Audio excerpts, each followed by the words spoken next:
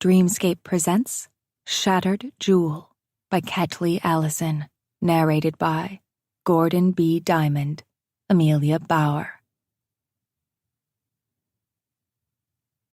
Chapter 1. Ilara. My legs tremble as I sink to the floor. The plush carpet scrapes my knees. Caspian reaches for his belt, the metallic clink punctuating my surrender. I keep my eyes downcast as he frees his cock, already hard and leaking at the tip. He fists a hand in my hair, yanking my head back. Open. I relax my jaw and he thrusts forward, filling my mouth. I gag as he hits the back of my throat, but he doesn't relent, fucking my face with ruthless strokes. Tears leak from the corners of my eyes.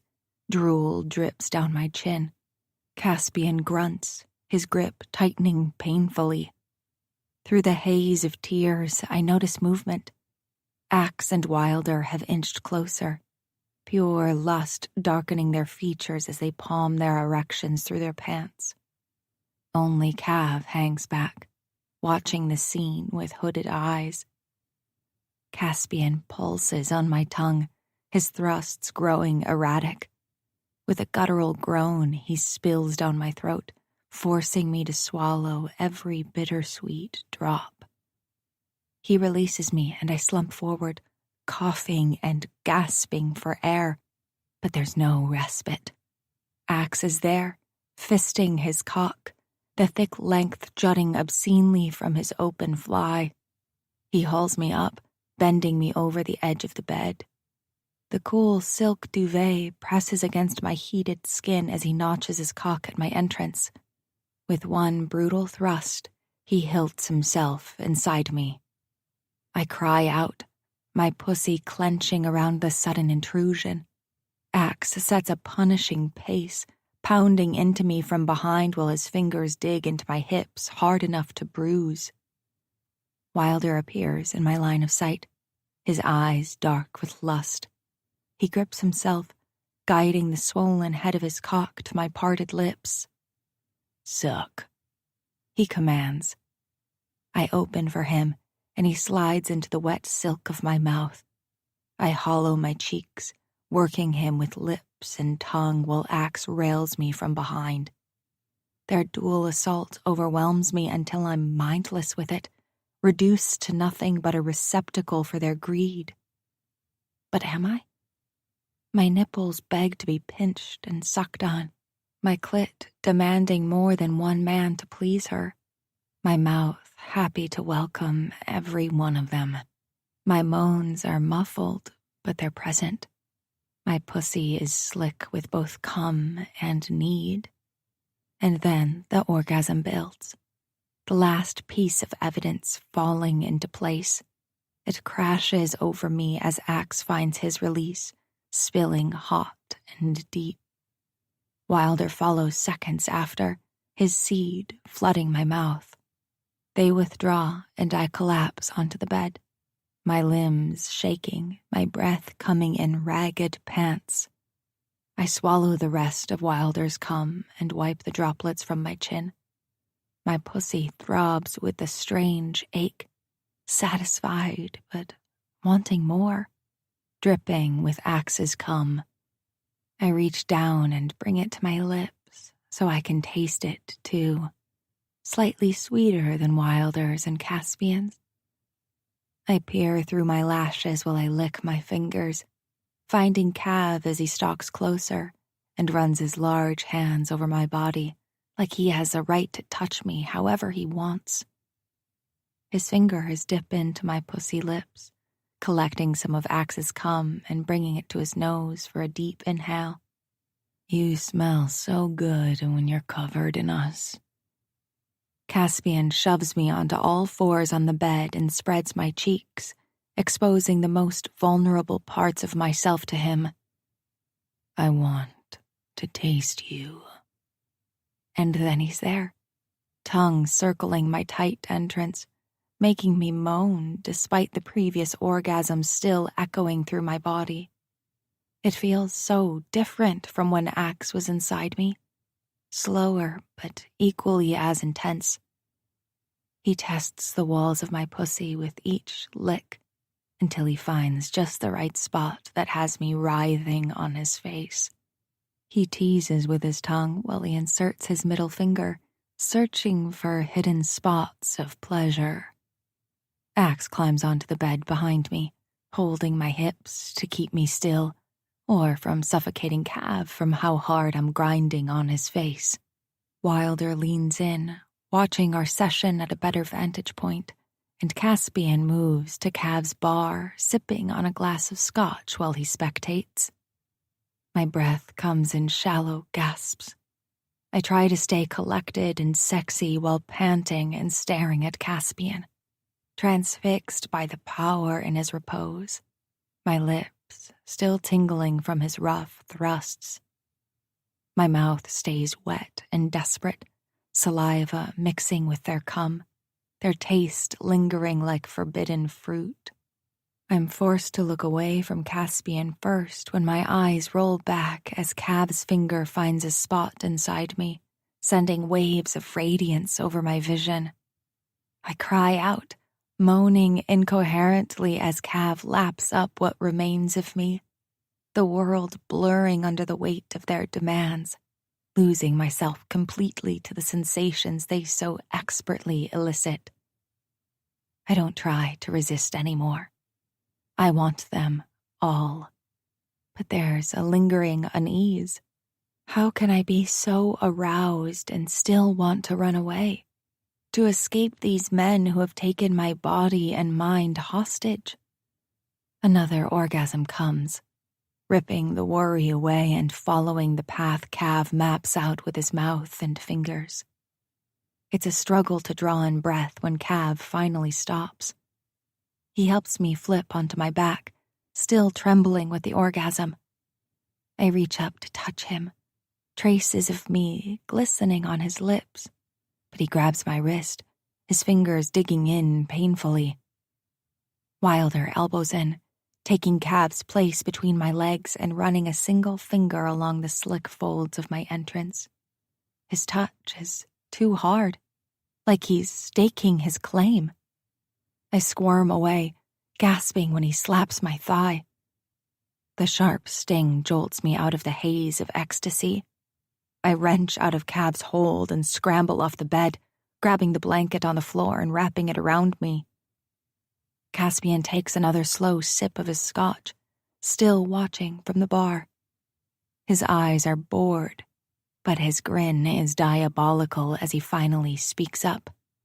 Do you think we're little boy virgins in cloaks, chanting with our candles and Ouija boards in our mother's basements and singing devil's hymns?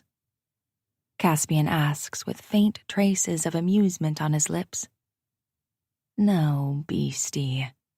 We are from the underworld, honed to inflict pain, trained to torment anyone deemed an enemy by the sovereigns. And for our failures, we suffer punishments equal to our transgressions, which we've now passed on to you. In a simple blink, these men can turn into executioners, uncaring of whose head is on their block, even if it's mine. You've never truly seen us at work, Cav adds, his mouth and chin sheening with my arousal. He hasn't bothered to wipe it away. All you know is our talents and pleasure. We possess pain in equal measure, and you've been deliberately separated from it.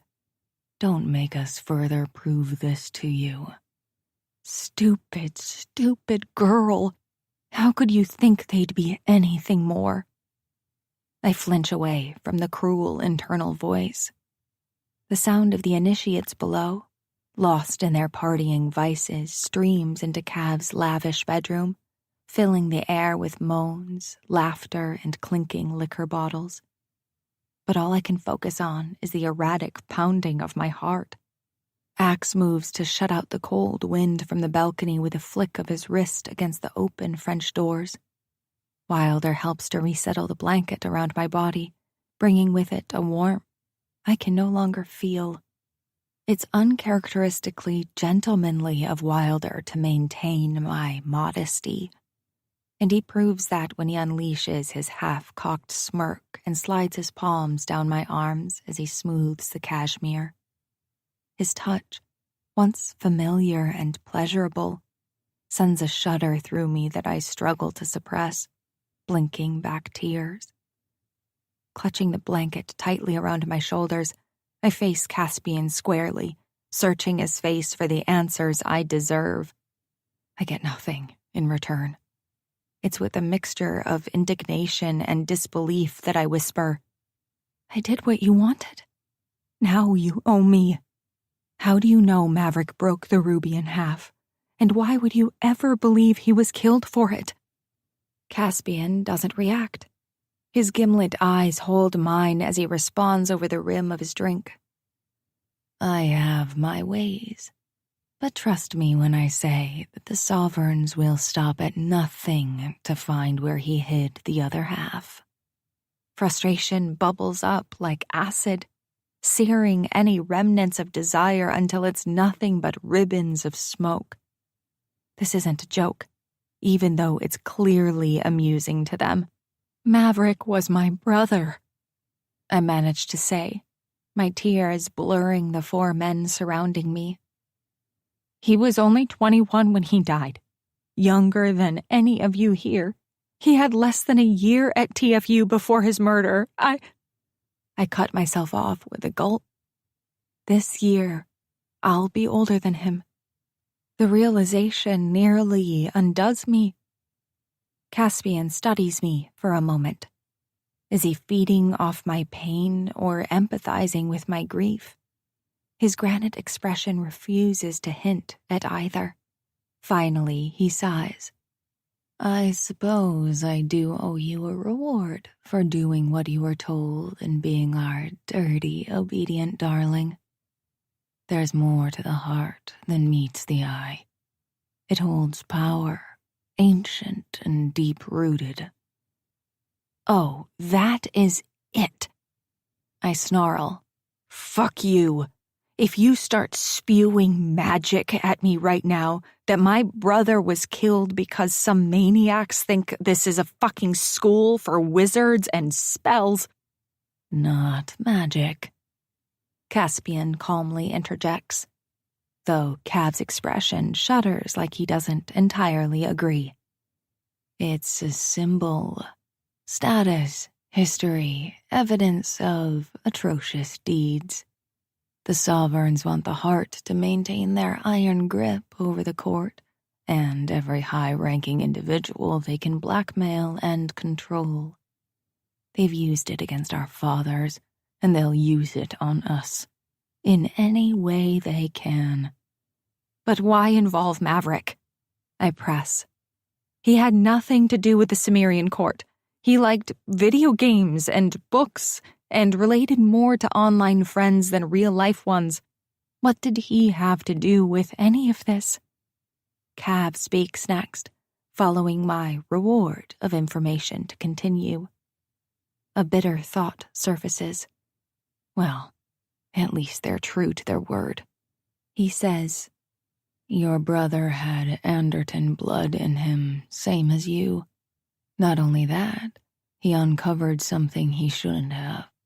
Combine those two things, and you will get some very vengeful sovereigns. Something made him break that ruby and prevent the court from possessing its full value or even their ability to prove it's the lost heart.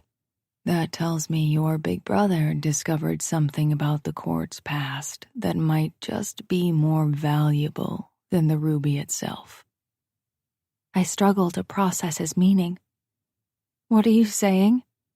This is a gemstone, a piece of jewelry.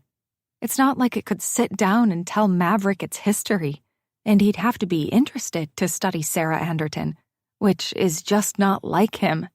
He wasn't passionate about the history of Titan Falls. We had enough going on at home." I avert my eyes after the confession. Heat moving from my neck to my cheeks, I've never admitted the state of my home life to anyone except Sasha. But even without looking at them, I'm incredibly aware of their unblinking study.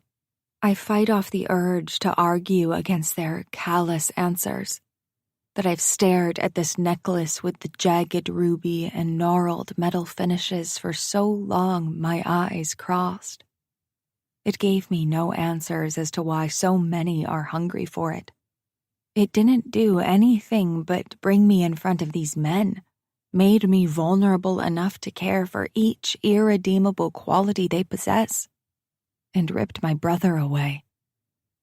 If Maverick was involved with the court, with these corrupted men and a poisoned secret society operating around campus and spreading their erosion across the globe, no, not him. Not my sweet, quiet older brother. The heart isn't just some sparkly rock. Cav continues over my internal agony. It carries its weight in blood. If Maverick was after it and broke it, then there's something either he or the court is desperate to keep hidden. My mind starts to form a complete picture. One I really don't like. Why would the court kill my brother before getting an answer on where he put the other half? And if they knew my family had it, why all the smoke and mirrors with the four of you? Why not just kill me? Don't say it. Axe growls. I jolt, so intensely focused on the two men giving me answers that I failed to remember the predator at my back. Silently observing until he prowls to the forefront. And Wilder. His arms crossed as his hunter's eyes assess Cav's and Caspian's responses. Don't finish that sentence. Axe adds, half his profile bathed in columns of moonlight streaming through the panels of the balcony doors. The court isn't going to kill you too, or get anywhere near you. Cav nods, ceding Axe's point. His stare scrapes over me with invisible claws. Moments ago, our real nails were doing just that, memorizing skin, gouging our claim into one another. Yet so much has changed in such a small amount of time. Minutes separating our pleasure far from my grief. I blink out of it, out of falling for them. Wilder's opinion rumbles to life. We may never know why Maverick died when he did, but that's how our sovereigns operate. Riddles, shadiness, lies, manipulations. I refuse to let that be the answer, I say. We find it. We find the other half of the heart and expose the sovereigns for who they truly are. Even though I still have no idea how a ruby will do that. The continued chill in the room, despite being cut off from the rest of the cavernous manor, seeps into my bones. Goosebumps rising on my exposed skin. The blanket around my shoulders does little to shield me from the drop in temperature, or these men. But I forge on, because the only softness in this room is the cashmere. Wilder, you lost someone too. How would you feel if this were you, being told Maverick was killed because of mind games but never getting to the bottom of it, never getting your revenge? Careful, sweet witch. Your mouth is way too innocent for that word, Wilder murmurs. And you don't want to know the kind of revenge I seek. His words are firm, but his eyes betray all the past horrors he's endured. Clinging ghosts I'm starting to recognize all too well. I imagine what he must have endured that night. The mania and anguish that would have coursed through him when his friend Tegan was shot and killed. He tried so desperately to save her. But sometimes even the most tenacious efforts fall short. But even as I sympathize with Wilder's loss, my anger at his inaction surpasses it. How long will you bide your time? I ask him then, motioning to include the other three. How long will all of you keep enduring their punishments and their orders and their torture? I hone in on Axe, the one who carries the most physical evidence of the Sovereign's wrath. His unreadable gray eyes carefully hold mine, sensing my hyper-awareness of every brutal slash made on his skin.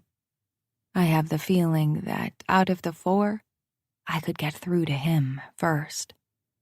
Stepping toward him, I ask, "How many more scars will you carry until it's too much?" The room, deliberately quiet before, falls into deathly silence. Axe flinches under my scrutiny, his throat bobbing as he struggles to find the right words. "Finding the ruby. It's our only chance to gain the Sovereign's favor," he says hesitantly, avoiding my question. "Enough with the vague answers," I press. "What are you afraid of if we fail?" A long pause fills the air before Axe continues, his tone gravelly and barely audible. "I'm torn between my loyalty to the court and my growing distrust of the Sovereigns. I always will be." I stare at him, trying to comprehend. The man who had saved my life in the forest, who had touched me with a tenderness men like him shouldn't possess, would still serve the very organization responsible for my brother's death? How can you say that? I demand, my voice rising with each word. After everything they've done, after what they did to Maverick, to you, how can you even consider remaining loyal to them? Axe's jaw works, his expression hardening. "It's not that simple. The court, the Sovereigns, they brought me out of hell." "And dropped you into another one," I silently retort, but wisely keep my mouth shut. Even when Axe infuriates me, I don't want to hurt him. I don't know if I ever could. "Turning my back on them," he continues, "is not something I can do lightly." I shake my head in disbelief. "But they're murderers, Axe." "We all are." I pivot, confronted by Caspian's unsettling smile after that confession. "So that's it then?" I ask with a tremble. "You'll just keep following their orders, no matter how many people get hurt? No matter how many lives are destroyed?" With deliberate slowness, Axe advances, his hand outstretched. "Elora, it's not that simple." I recoil from his touch. Don't try to justify this. There's no excuse for what you're choosing, for what the Sovereigns have done." Wilder sighs, running a hand through his thick chestnut hair. "We're not asking for forgiveness, Sweet Witch." Their indifference carves a hollow space beneath my ribs, eating away at my hope that I meant something to them. You thought revealing Maverick's fate would break me. You're wrong, all of you. Instead, you've armed me with a fury that will turn your world to dust. I look at each of them in turn, my heart breaking with the realization of just how deep the Sovereign's corruption runs. These men, once proud and strong boys, reduced to mere puppets, dancing on the strings of their masters. "I can't do this," I whisper, backing away toward the door. "I won't be here anymore." Caspian intercepts me, his eyelids fluttering once, twice, like a chameleon sensing the need to reveal his true self. "You can't go rogue on us, beastie. You'll fail." I glare at him, my hands clenching into fists and tangling with the blanket. "Watch me." I shove past him, ignoring the pitying looks on the others' faces as I storm toward the door. I wrench it open, the sounds of the debauchery below flooding the room. I'll find out the truth about Maverick's death, with or without your help. And when I do, the Sovereigns will pay for what they've done. To him, to all of you. The door slams behind me, the sound fading as fast as it came. I've just lit the fuse.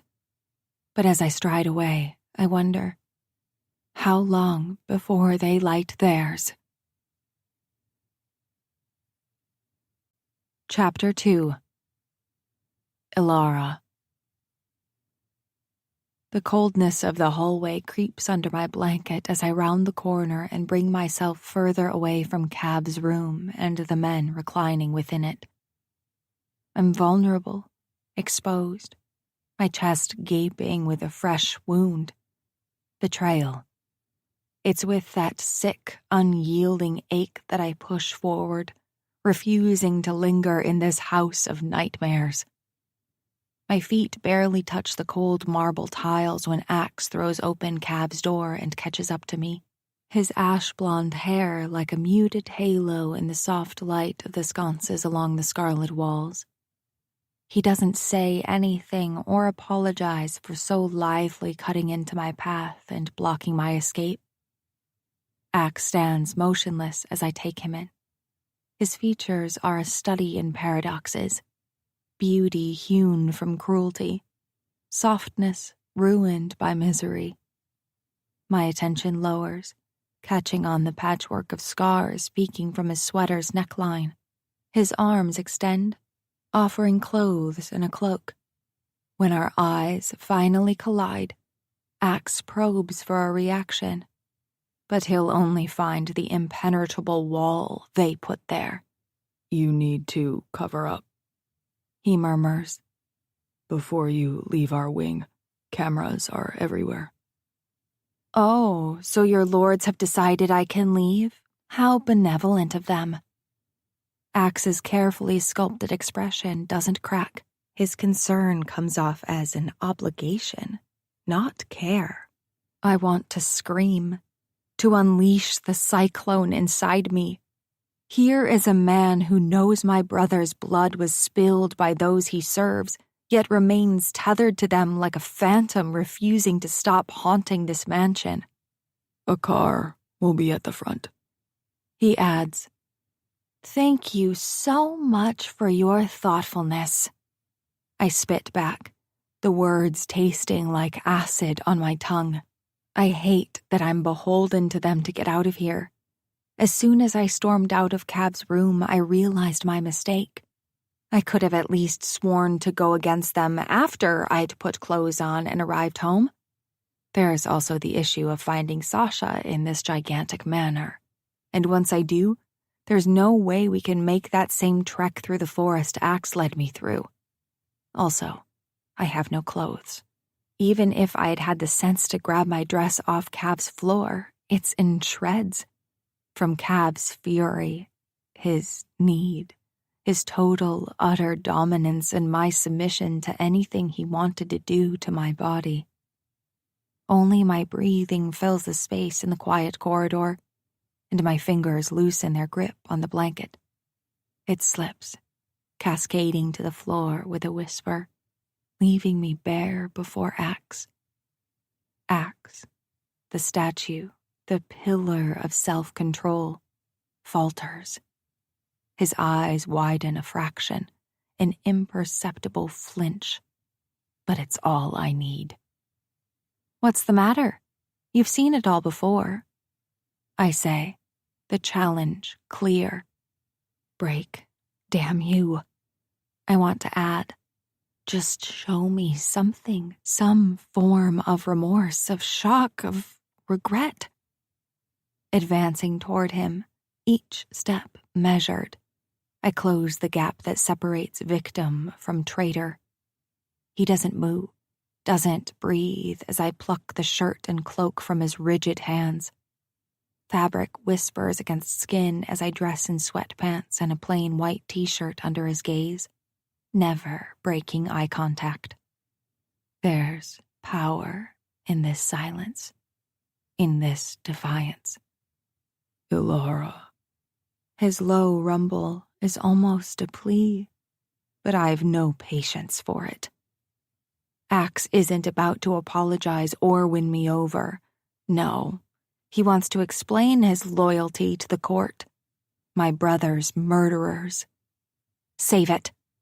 I interrupt.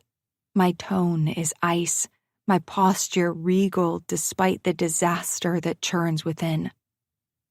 The cloak settles around my shoulders, a black velvet shield against the scrutiny of sovereign gods and men alike. Without another word, I pull the hood over my head. For one painful second, Axe looks like he might say something, but his mouth tightens and he turns away from me instead. I do the same, the cloak billowing behind me like dark wings. The grand staircase unfurls before me as I move downward, my focus split between stealth and tracking the never-ending initiate party moving from room to room in between selecting blindfolded girls to play with. The cloak's fabric brushes over me like a protective shroud, but it does little to stifle the heat of anger coursing through my veins. When I spot Sasha standing at the base of the staircase, relief surges, quick and sweet. She's safe, her warm brown eyes meeting mine with an expression that mirrors my own. "Elle," she says with a big smile, and there's a universe in that single word. Her familiar features are balm to the raw edges of my soul.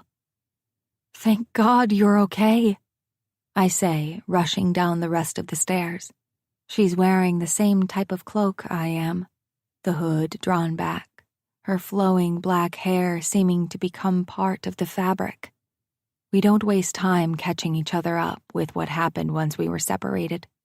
Sasha falls into step beside me as we navigate the maze of hallways leading to the main entrance. It won't hit me until later, but it eventually will. The ease with which Sasha turns through each hallway, her chin up and her attention directly ahead. Like she knows exactly where she's going because she's done it plenty of times before. As promised, a black car idles in the circular driveway outside, its sleek form barely visible through the stained glass of the manor's doors. We slip into the back seat, the heavy door closing with a definitive thud that seems to seal my exit from this world. Their world. "Hey," Sasha begins, her voice soft and tentative so the driver doesn't overhear. "What happened in there?" I glance at her, registering her earnestness. Sasha's been here before. She's comfortable in this world of sexual decadence. Yet I'm reeling from the fact that she's known about these secret gatherings and tasted their forbidden fruit, without ever whispering a word to me. How do I even begin to unravel the night's events? The touch of Caspian's goading, Axe's corrupted loyalty, Wilder's deliberate ignorance, my brother's murder. I bear scars that mar more than just flesh. They etch deep into the fabric of my being. It's not just about the ruby heart anymore. It's about revenge and justice for Maverick. "Ilara?" She presses gently, her hand finding mine in the darkened space between us. I should feel repulsed, disgusted perhaps, at the thought of Sasha reveling in such anonymous, high-risk escapades. But the emotion doesn't come, smothered by the weight of horror I bear, by the black tar that clings to my heart. So I squeeze her hand, seeking solace in the familiarity of her touch. "Let's just go home," I say, my voice barely above a whisper. "Home," Sasha echoes, her smile a tiny flicker of what it usually is. The car's engine purrs, a soothing undertone to the chaos spinning in my head. Outside, the estate fades into a blur of stone and wrought iron as we drive far away. "Hey," Sasha teases, nudging my arm. "You're getting that face again, where you look like you're plotting world domination." A laugh escapes me, bitter and short. Feels more like the world is dominating me right now. Sasha leans closer, her brown eyes glowing bronze under the passing streetlights. "Want to talk about it?" I turn my gaze out the window, watching the stars flicker in a black sky. How do I voice the tangle of hurt and anger, the sting of betrayal that lingers like Maverick's ghost on my skin? It's all just a lot, I admit. Sasha releases a sob. The driver glances in the rear view, then dutifully away when Sasha buries her face in her hands and sobs again. "I'm sorry." "Sasha?" I lean forward, clasping her forearms. "Sash, talk to me." "It's because of me," she says, her voice escaping through the gaps between her fingers. "I shouldn't have just thrown you in there like that, but I've been so lonely. It's like this giant secret I've kept, going to their parties, participating in anonymous hookups. With your history with Caspian or maybe Axe, I thought you'd be open to coming along and seeing what it's like, but then I couldn't find you. God, what was I thinking by bringing you? You must hate me now." I absorb Sasha's confession, the weight of her loneliness and desperation settling like a stone on my chest. The car hums, engine vibrations thrumming through the seats as he takes the narrow, winding roads back to campus. Sasha's face remains buried, her shoulders shaking. I grip her forearms tighter. "Sasha, look at me." She raises her head, tears streaking her cheeks, eyes glistening in the passing white glow of the moon. My gaze doesn't waver as she searches my face. "I could never hate you. You're my best friend." Sasha's bottom lip trembles.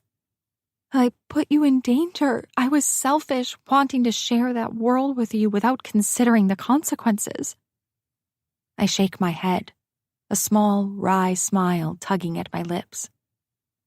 "Danger seems to find me regardless. It's not your fault, Sash. None of it is." She releases a shuddering breath, leaning into my side. The car swerves, tires screeching against the asphalt. We lurch sideways, Sasha's shoulder slamming into mine. The driver curses, maintaining a white-knuckle grip on the wheel as he rights our course. "What the hell was that?" I ask, heart pounding against my ribs. The driver meets my eyes in the rear view, his expression grim. "Something in the road. An animal, I think." Unease coils in my gut, a serpentine whisper of intuition. I twist in my seat, peering out the back window. The road stretches behind us, a ribbon of black fragmented by the red glow of our taillights. And there, just at the edge of the illumination, a figure stands motionless, watching, waiting. Recognition slams into me, stealing the air from my lungs.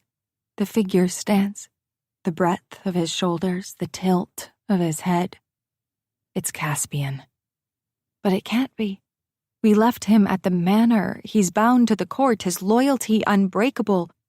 He's a proud killer. "Elle?" Sasha's voice cuts through my thoughts, her hand gripping mine. "What is it? What do you see?" I blink, and the figure is gone, swallowed by the night. A trick of the light, a manifestation of my frayed nerves. It has to be. "Nothing," I say, tearing my gaze away from the window. "Just nocturnal animals, like the driver said." Sasha's brow furrows, but she doesn't argue. We settle back into our seats, our mutual silence broken only by the engine's hum and the rush of tires on the pavement. But as the car speeds onward, carrying us closer to the illusion of safety, I can't shake the feeling that the shadows are watching, waiting, biding their time until they can drag me back into their depths. The key clicks in the lock, and Sasha swings our dorm room door open with a familiar creak. The smell of our mixing perfumes is so comforting. I nearly collapse with gratitude as we step inside our messy, mostly pink room, the exact opposite of the court's Gothic grandeur. I kick off my shoes near the foot of my twin bed. "Elle?" Sasha says, her voice quiet. "You're shaking." I look down. My hands are indeed trembling. Sasha's eyes, those warm coffee pools, reflect an array of emotions. Concern, affection, but also anticipation. An odd sense of distrust ripples through me. How much can I trust her now that I know she's been sneaking off to a place where I'm 100% certain there are stone tables, iron chains, and electric clamps in their basement? How much can I trust myself after willingly enduring it? Or rather, how much can she trust herself before she ends up down there too? It wouldn't be Axe, Wilder, Cav, or Caspian tying her down. Men who put my pleasure above theirs. It would be the initiates. The ones with no limits on what they can get away with when they lock the door behind them. My voice barely rises above a murmur as I tackle the topic we've been tiptoeing around. This mansion you're going to for the anonymous sex. Sasha doesn't flinch at my open reference to her secret indulgence. Instead, her chin juts out slightly, a stance that bespeaks pride rather than shame. The hint of a smile tugs at my lips in silent respect. I'm not about to shame her. It's not for me to judge what avenue she chooses to explore in her pursuit of pleasure. All I want is for her, us, to stay safe during our uncommon pursuits. Thornhaven Manor isn't filled with rich playboys looking for a bit of fun, Sasha. My confession comes as a faint whisper, low enough not to shatter our cocoon of faux normalcy within these four walls. There's something far more evil about them. It's not just hedonism, but something perverse. You've realized that, right? Sasha's gaze lingers on mine, her expression unreadable. One I've never seen before on her open, cheerful face, always behind a strumming guitar or crunching on cheese puffs after a particularly bad day, or offering a pep talk when I tell her about hellish exams. Do I know this person? Does she know me? I know something about them is off, she eventually admits. But that's part of the allure, isn't it? The risk, the forbidden thrill of it all. I search her face, trying to understand the emotions swirling beneath the surface. There's a hunger in her eyes, a longing for something more than the mundane existence of college life. But there's also a flicker of dread, a recognition of the chances she's taking. Sasha, you can't keep going back there. You don't know what they're capable of, what they might do to you. She shakes her head, a rueful smile playing at the corners of her lips. I can take care of myself, Elle. I've been doing this for a while now. I want to argue, to make her see the folly of her actions, but the words die on my tongue. Who am I to judge her choices when I've been drawn into the same web? The truth is, I'm just as lost as she is, just as trapped by their allure. Sasha crosses her arms, her gaze dropping to the floor as she starts to turn away. Before I can second-guess myself, I blurt. Maverick was involved with them, apparently. and his murder, it might be connected to that house or some of the people in it. That gets her attention. I knew there was more to them than just wealth and good looks. I've seen glimpses of it in the way they move, the way they speak. Sasha's throat bobs. But I never imagined murder. And there she is. My friend, who I feel like I've known forever and believes me without a second thought. My shoulders relax at the recognition, though my answering nod is stiff. They killed him. Caspian, Cav, Wilder, Axe, they're sure of it. Sasha's expression softens, and she reaches out, taking my hand. Her touch is grounding. Who are they? Tell me everything, she urges, guiding me to sit on my bed. We sink into my familiar comforter, the scent of my laundry detergent adding to the calm, centering me. Breathing out, I start from the beginning. The moment in class when I became the center of the court's attention. Cav Nightshade with his cruel smirk. Caspian Valenti with his green eyes full of cruelty and arrogance. Axe Devereaux with his silent intensity and insatiable need. And Wilder with his possessive, rough touch. Once I start, the truth is a spool of thread unwinding from my lips. Their ruthless quest for the Ruby Heart, the Cimmerian Court, secret society, and the three sovereigns. Sasha listens carefully, her eyes growing wide at times, slanting at others. The old-fashioned cat clock on our wall ticks by unnoticed as I tell her about Maverick's alleged involvement with the court, and how this ruby necklace seems to connect all the dots. How he found the ruby heart and split it in half. How one piece ended up in a necklace and was put in my hands by Graham on the day of his funeral. And how I suspect the other half is still out there somewhere, possibly even within my reach, as well as the court's. By the end of it, I'm curled up at the head of my bed, knees drawn to my chest as Sasha paces the room. The glow of our desk lamps throws her shadow against the walls, elongated and fluttering. So you're saying... Sasha knits her brows together. These men, Cav, Caspian, Axe, and Wilder, are after the Ruby Heart. That they want to find the other half, and if they don't, they're toast. Nodding, I watch as she stares off into space. She looks back at me suddenly, her face ashen. What are you going to do? I don't know. I admit, my voice is hoarse from all the talking and the growing trepidation, but I can't just stand by and do nothing. Sasha studies me for a long moment, her gaze probing. Then she nods. We'll figure this out. We've faced worse before. I chuckle softly at that, the sound devoid of true mirth. Have we? Have we really? She gives me a pointed look.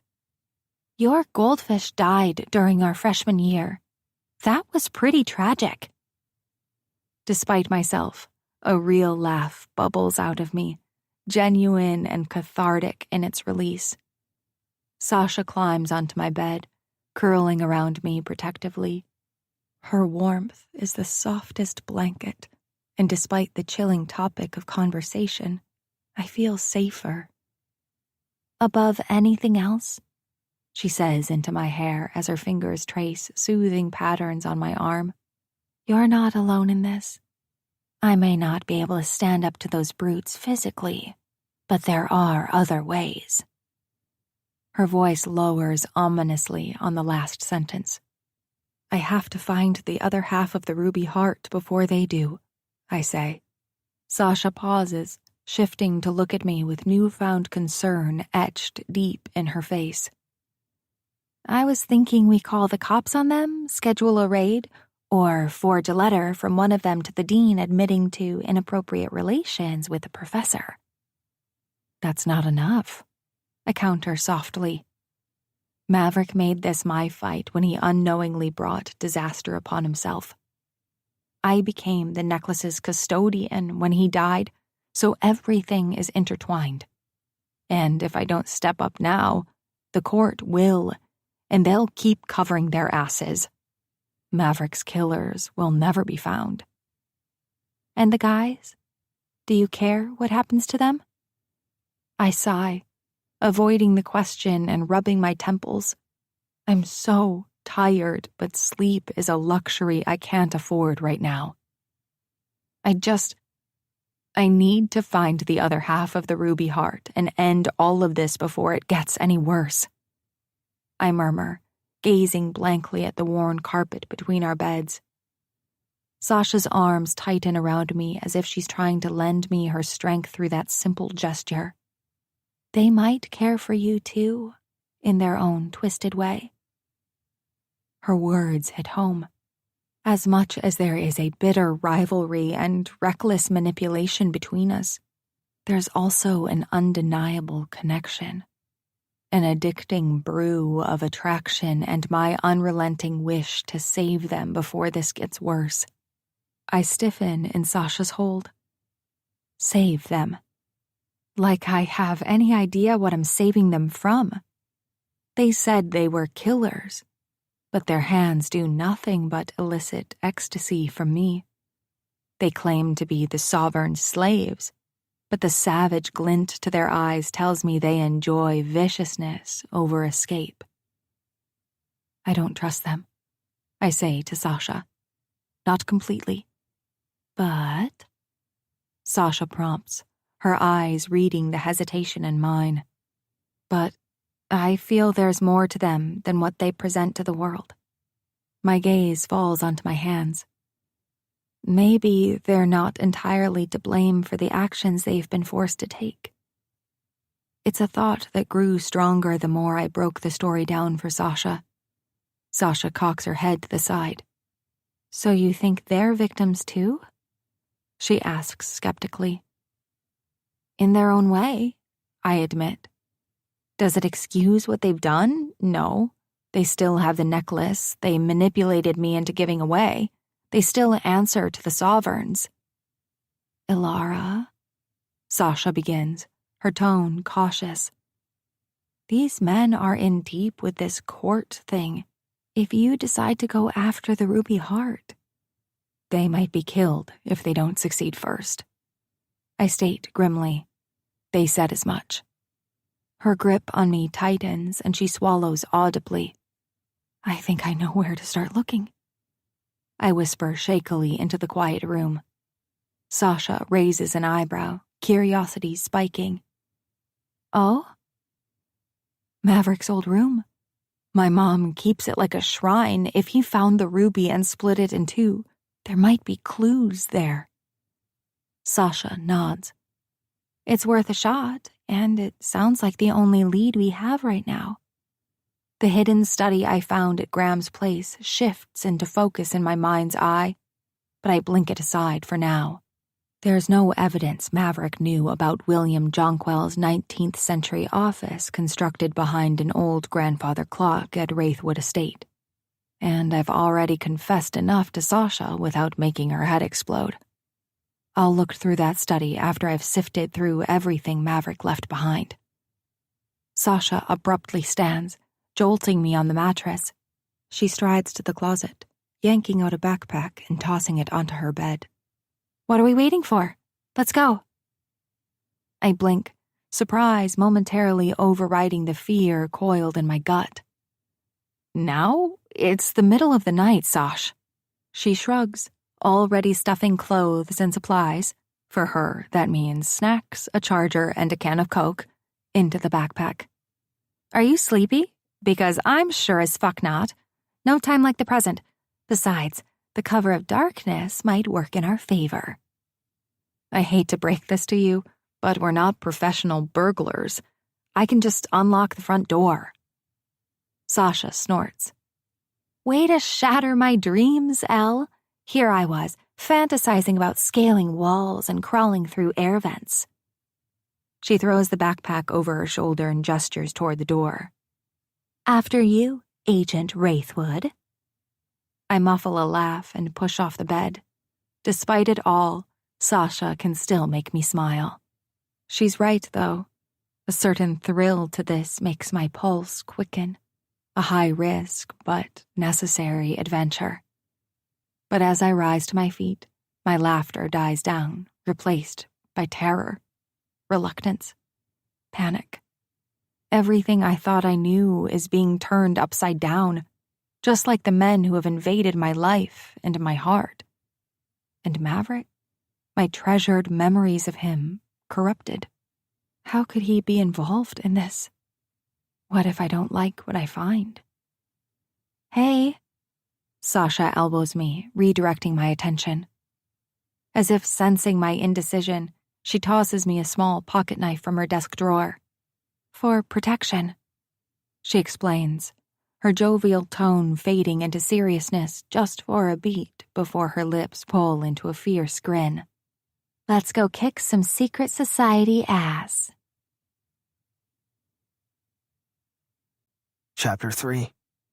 Cav, the puppeteer. The summons is expected. A heavy thud, thud, thud against my door has all our heads turning. We know that knock. Dawn slides through the cracks in my blackout curtains like a goddess's fingers, determined to illuminate her enemy's crypt.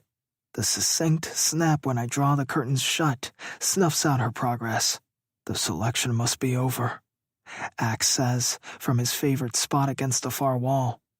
Caspian frowns at the small licks of fire struggling for survival in the hearth. You'd think the sovereigns would have stretched out their time with their own selections. Those fuckers are so ancient, they fart bone dust. Wilder bites out, capping the crystal stopper of my Scotch decanter with a sharp clink. No way could they get through one thrust in sweet young pussy before drowning the poor girl in a cloud of spores. Now there's a vision I didn't need behind my eyes. Caspian lowers his head and pinches the bridge of his nose. 3 knocks come again, the space between them shorter. Messenger boy grows impatient. Wilder croons, swirling the ice in his 3rd, maybe 5th drink.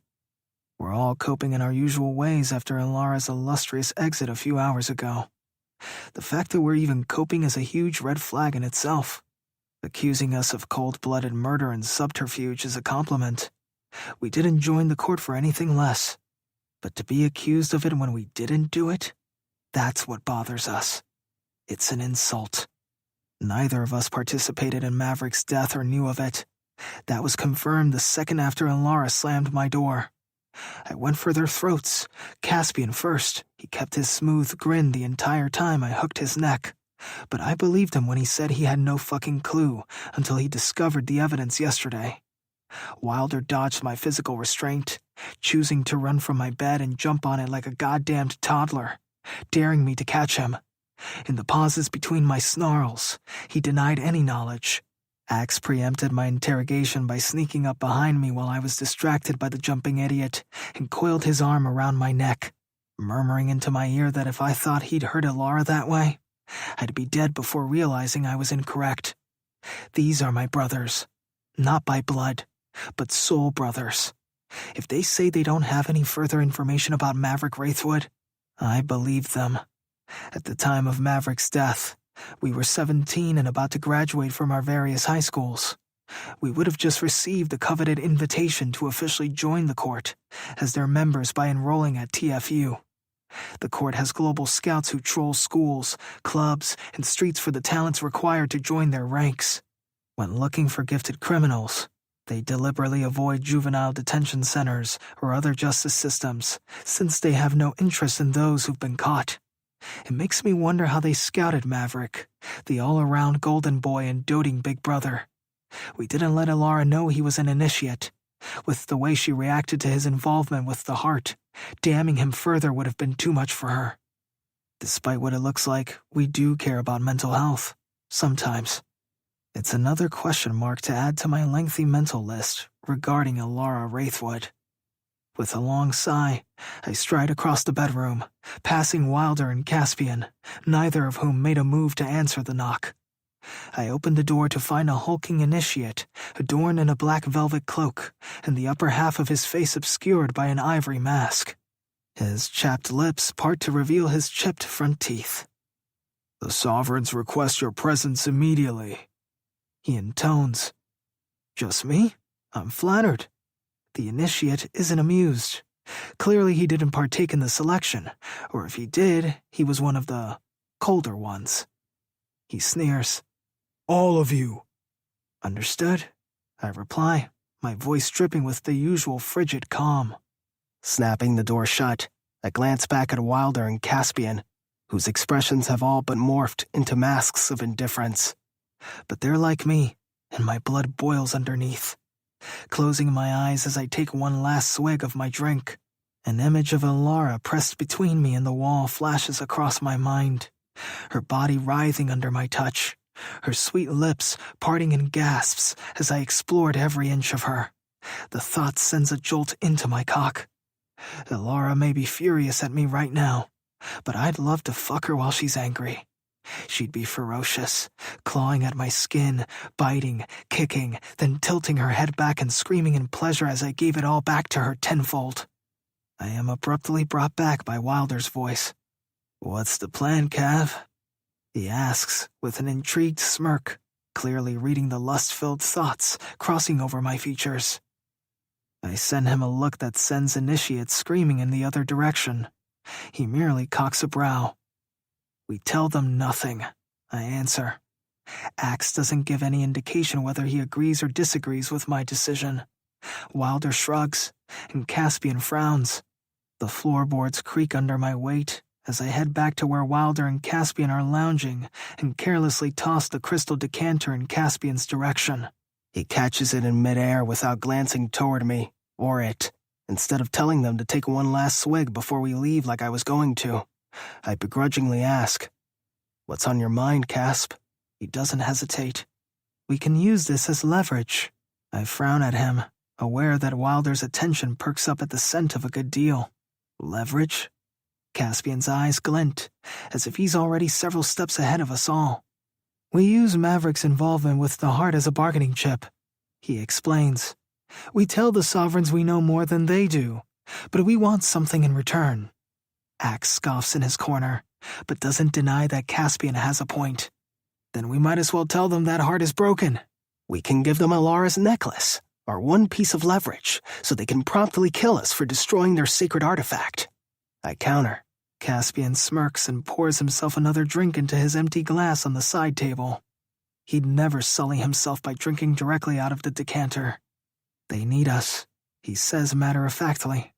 "They need us until they don't," I say as Wilder plucks the decanter from him and tips it to his mouth. "They seek every opportunity to punish us.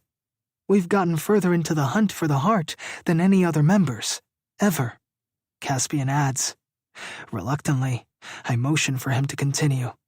I'm conscious of the Sovereigns waiting for us. "We've outsmarted even the vultures," Caspian says. "We have a piece of the heart. If the Sovereigns kill us, we can go no further, and that wouldn't bring them any closer to this ruby, now would it?" Telling them about Maverick and the heart, since clearly they weren't aware of his possession when they had him killed, as well as some of what I've found, perhaps the encrypted files in Maverick's flash drive that the Sovereigns can't access immediately, could buy us more time to present the heart to them once it's whole. "They could still torture it out of us." Axe's voice, lower than hell itself, draws all of our attention, and our answering silence backs up his point. "It's nothing we haven't endured before," Caspian says while swirling his drink. He's right, damn him. We've all been on the receiving end of the Sovereign's brand of motivation. It's how we all ended up here in the first place. I'm saved by agreeing with Caspian, maybe even changing my plans, when Wilder throws back his head and laughs, coarse and hard. He says breathlessly between laughs, "You've got to be fucking kidding me. You want to blackmail them?" Caspian sets down his glass and rises, straightening the lapels of his blazer. "Do you have a better idea?" No. Go ahead. Use that as your bargaining chip. They own everything we have and everyone we've ever known. But sure, give the court the one thing we've kept for ourselves. Make sure to spread our legs for them too so they can fuck us fully." "Wilder," I start to say. but his laughter cuts off, and he looks directly at me, his gaze fierce. But the flint in his eyes is fueled by something else entirely. Ilara's introduction into our lives has brought his loss of Tegan back to the forefront. Through finding the same person, one he can't save. It's consuming him from the inside out, giving the Sovereigns Ilara's necklace, or exposing Maverick's brief possession of the whole heart, means leaving Ilara vulnerable, ensuring the Sovereign's continued interest in her, perhaps bringing her to their chambers and doing God knows what, until they discover what she knows. Even then, they might keep her out of pure vindictive enjoyment, exactly like we do, save for our willingness to keep her whole. My lips stiffen, twist, turn bloodless and feral. Wilder has a true and striking point. They can't have her. We hold on to all of our information for now. I say with surprising calm against the spreading wildfire in my head, including the necklace, until we're certain it won't backfire on us. Caspian doesn't look happy about it, but he nods, understanding the hierarchy and that I'm in charge, which is also shocking. I have to believe he's come to the same conclusion. Presenting Maverick on a silver platter means that Ilara will be the Sovereign's dessert. I can access Maverick's encrypted files, given some time. Caspian says. The bastard was good at tech. I'll give him that. Or he knew someone. But I guarantee you, they won't be as good as me. I say to Caspian, find more about what Maverick knew. Take us to where you discovered this flash drive, and we'll go from there. What are we supposed to do about the summons? At last, Axe creeps from the shadows after asking the question, his face pale and angular from the play of dark and light against his features. I set my jaw. Leave the Sovereigns to me. Exhaustion gnaws at my brain as I lurch down the underground tunnel leading to our ritual chambers. I need to rest, but the thought of Ilara fuels the thrashing tension within me. My body rebels against the distance from her, every muscle straining in her direction. But in order to return to her, the Sovereigns have to be satisfied in some way tonight. My gaze slants to Axe, his hulking frame mere inches from my right shoulder, a sentinel poised to intercept any threat. Wilder prowls to my left. His movements are fluid and predatory, a jungle cat stalking its prey. Caspian guards our rear, his keen eyes scanning for any anomaly. Our fighting circle was trained in us at a young age. Indeed, it was ingrained in us the instant we were torn from our beds after the court's invitation, which conveniently did not list a date or time to arrive. How old were we when we had to audition to become initiates? 13? It's a branding iron that has left an indelible mark on my psyche. Torn from our privileged homes, thrust into a world of violence and brutality, molded into the weapons the court desired. The training, the torture, the endless trials designed to break us, to reshape us into their twisted image. As legacies, our parents expected the abduction, but didn't warn us. They didn't get a heads up, so why should their offspring? We should be thankful we were legacies, which meant our invitations were inherited, but not our membership. Those scouted and chosen, the random selections around the globe, were taken with a lot less grandeur and much brutality. Those initiated with us died, ran, or were cut down by their own family for their cowardice. All for the promise of power, control, heedless and hedonistic for the rest of our lives. Yet we endure, we survive. We thrive. I will not falter. I cannot, not when Ilara's fate is woven with mine. The thought of her, ignorant and vulnerable because of her brother's deadly mistakes, causes my hands to clench into fists, the knuckles cracking like gunshots in the quiet underground of the tunnel. I will not let them have her. I will not let them break her as they broke us. The stone corridor winds directly under campus grounds, passing below the dorms, scholarly buildings, and recreation centers, with direct access points all if we choose to sneak in and alter papers, fuck co-eds, seduce professors, anything, really. We reach the end of the tunnel, the massive iron doors looming before us like the gates of hell itself. I square my shoulders, drawing in a deep breath that fills my lungs with the stale, musty air. With a nod to my brothers, I step forward, my hand reaching for the handle. The door swings open with a groan of protest, revealing the cavernous circular chamber beyond. The sovereigns sit upon their stone thrones, their faces obscured by the emotionless masks clinging to their faces. The air is thick with the stench of decay, the coppery tang of blood, and the incense meant to diffuse the stench. A miasma that burns the back of my throat with each inhalation. Black-robed figures ring the periphery, still as statues. In the center, atop a dais of obsidian, the three sovereigns await. I stride forward, my gaze unwavering as I move in front of the sovereigns. I've never seen their true features or called them anything but the three sovereigns, but I've always imagined them, behind their disguises, and how they likely regard me with a mixture of contempt and amusement, their lips curling into cruel smiles that promise only pain and suffering. I mount the steps, spine straight, shoulders back. Caspian, Axe, and Wilder flank me in a united front, and we kneel. The middle sovereign fixes his bottomless gaze upon me. Firelight dances across the porcelain mask. You took your time in answering our summons. I incline my head, finding the sovereign stare through the eye holes of his mask. We came as soon as we received your summons, my lord. The sovereign leans forward, his robes rustling. Yet you tarried. What pressing matters could possibly take precedence over our command? The undercurrent to his words runs deep. Someone will be punished for your tardiness. I fight not to look at Axe, and I refuse to tell them the information Caspian uncovered about Maverick, the files, this supposed hidden library underneath Thornhaven. Do the sovereigns know about this forgotten room? The question gives me pause. Everything I say must remain one step ahead. Half-truths, white lies, but never, ever complete deception.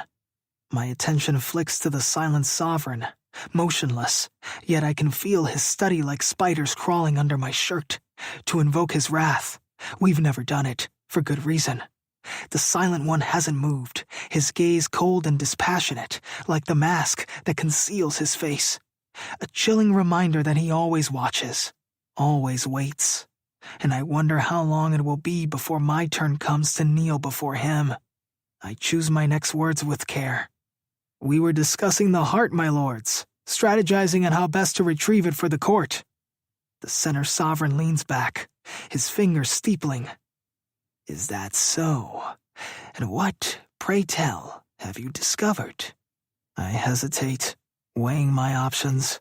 To reveal what we know about Maverick risks exposing Alara to their machinations, but to lie outright invites the creativity of the silent sovereign.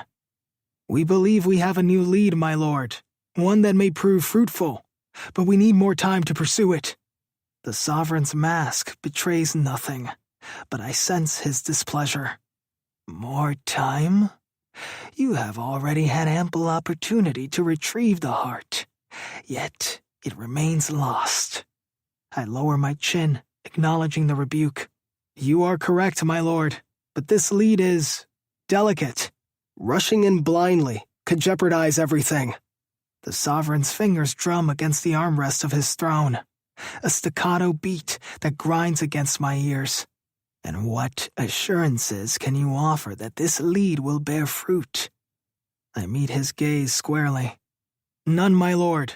Only my word that we will not rest until the heart is in your hands.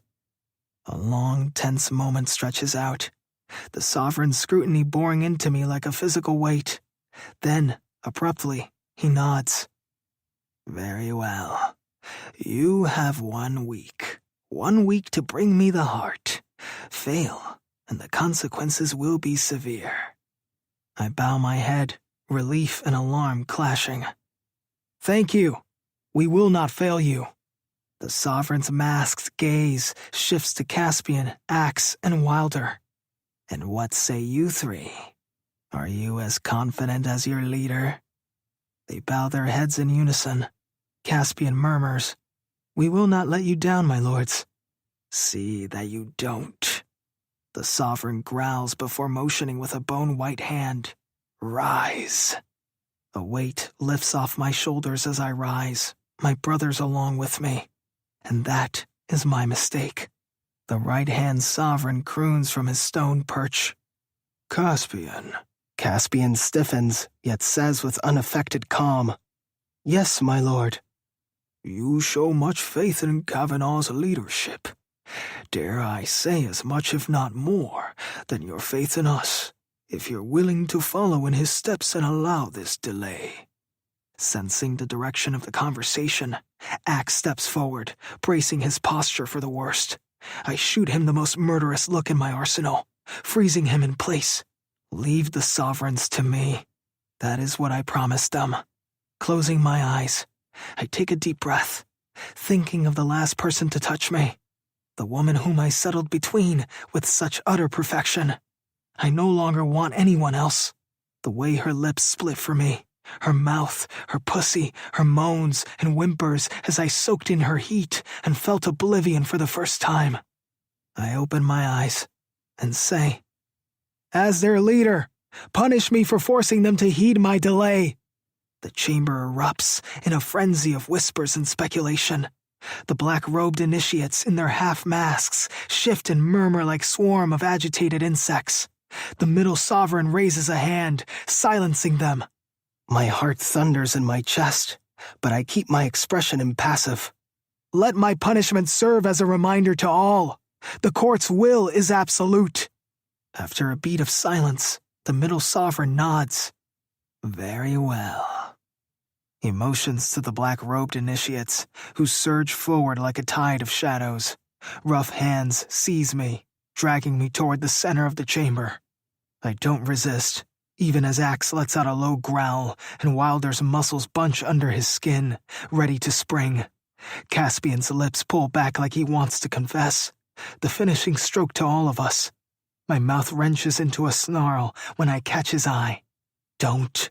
Each of them obeys, though I can see the fury in their eyes, the helpless rage at watching me suffer for their sake. I don't resist as I'm dragged toward the circular floor, its surface stained with the blood of countless punishments. They force me down, the cold stone biting into my back through my shirt. Rough rope binds my wrists and ankles, then are tied to 4 wooden pegs one initiate has happily shoved into designated holes, stretching me out like a sacrifice upon an altar. I stare up at the vaulted ceiling, picturing Alara in this position, envisioning nothing but her pleasure with my pain. The second sovereign, not the silent one, thank fuck, looms over me, his mask a death's head in the flickering torchlight. You will learn obedience, Kavanaugh, one way or another. He raises his hand, a glint of metal catching the light, a blade, its edge honed to razor sharpness. My teeth clench, a fortress holding back a flood of sound, bracing for the burn of fresh cuts. The knife descends, slicing through my black shirt, parting fabric and flesh with equal ease. Blood wells, a crimson tide spilling across my skin. I bite back a scream, my body fighting the restraints. Each cut is a masterpiece of agony. He peels back skin, exposing muscle and sinew. I writhe, swallowing my howls until I'm suffocating and unhinging my jaw to the point of dislocation. My world narrows to white-hot fire. Time loses meaning, reduced to an endless cycle of torment. The sovereign's blade dances, leaving ruin in its wake. My blood paints the ground, rivulets filling the symbols carved into the stone underneath me. Through the haze of pain, I cling to one thought, one image. Alara. I will endure. For her, for the chance to hold her again, to lose myself in her warmth. She hates me, but her body is made for me, as I might be made for her. An eternity passes before the sovereign retreats, admiring his handiwork. The lead sovereign begins chanting in a language I don't understand, part Latin, part guttural horror. The curse.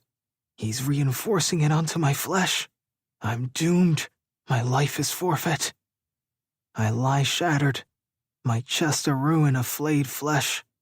Each breath is agony, my lungs straining against the ravaged cage of my ribs. Cross us again, and this suffering will seem a mercy. My depraved surgeon turns, his crimson robes swirling, and strides from the chamber. The lead sovereign finishes his chant.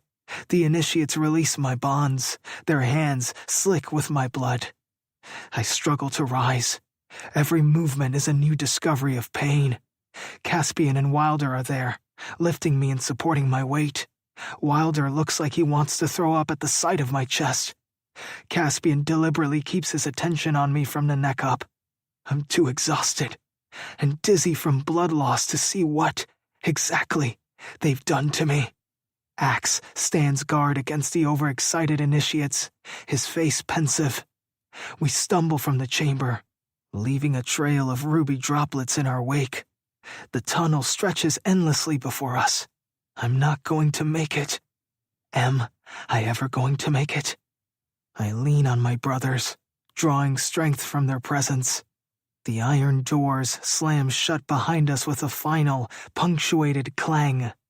We pass under the girls' dorms, where Ilara is likely sleeping, completely unaware of the eternal cruelty occurring beneath her feet, leaving nothing but blood beneath her dreams.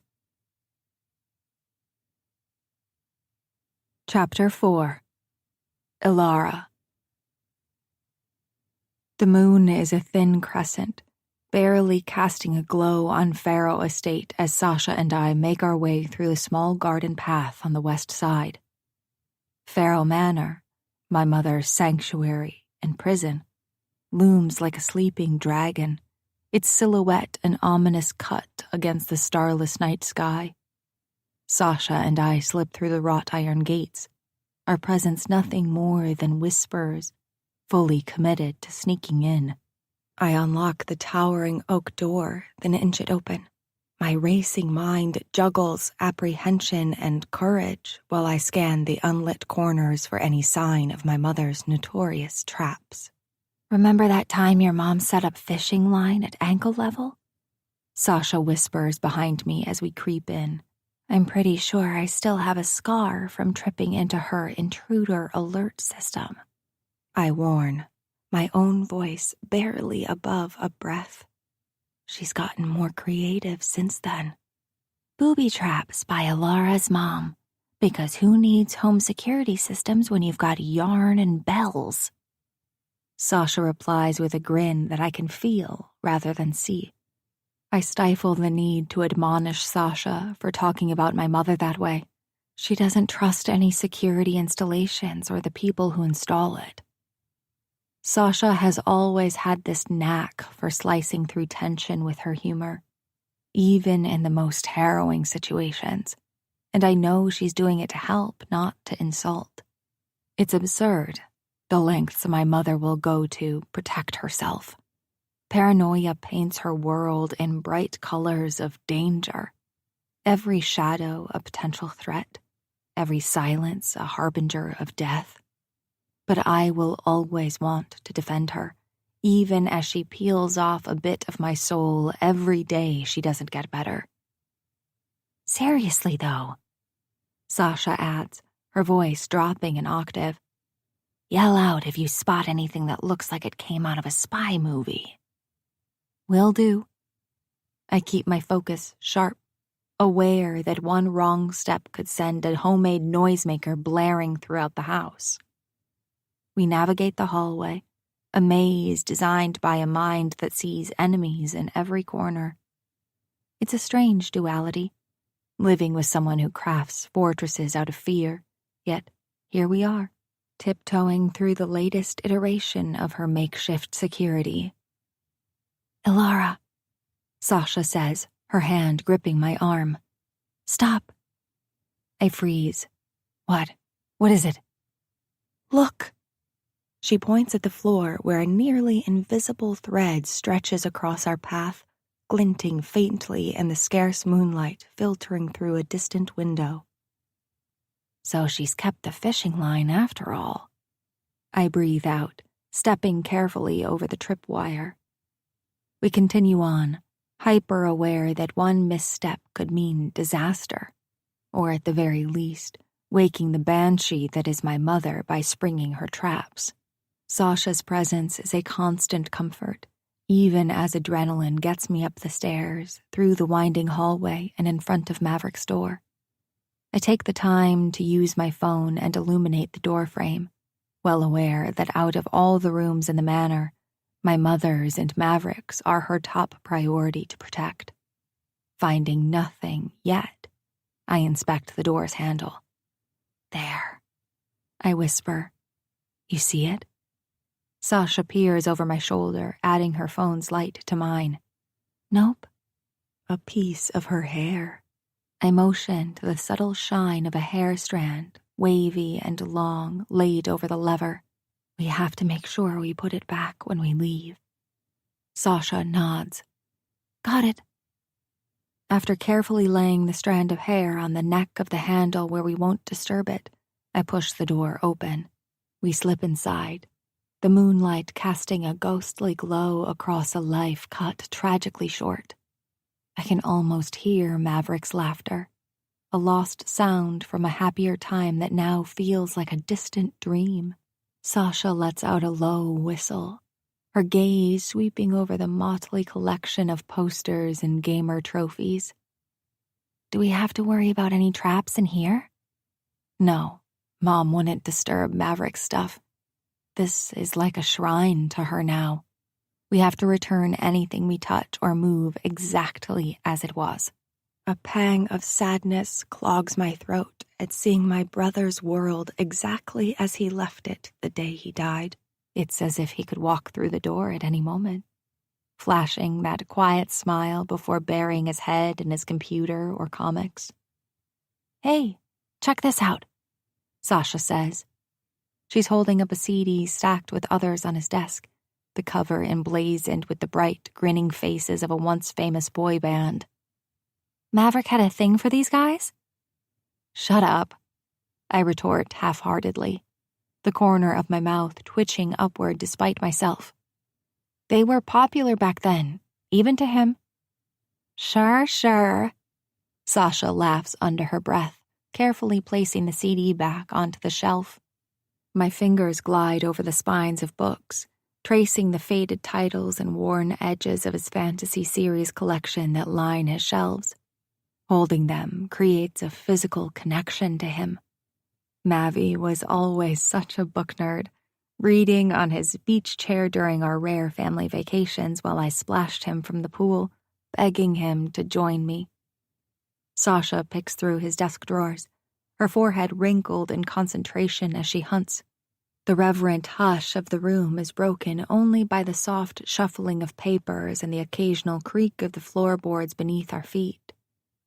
I slowly straighten the sheets of Maverick's mattress after checking under it, ensuring they're as crease-free as they were before. Glancing at his closed laptop, I remember Maverick's obsession with Warcraft and his deep involvement with the online gaming community. Maverick was smart, level-headed, and popular. He avoided trouble, yet attracted the most popular kids in school, who'd invite him to underage parties and offer him drugs, sex, and trips on their private jets.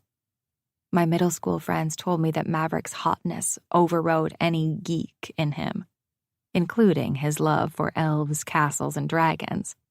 Girls found it adorable. Sasha and I search the room meticulously.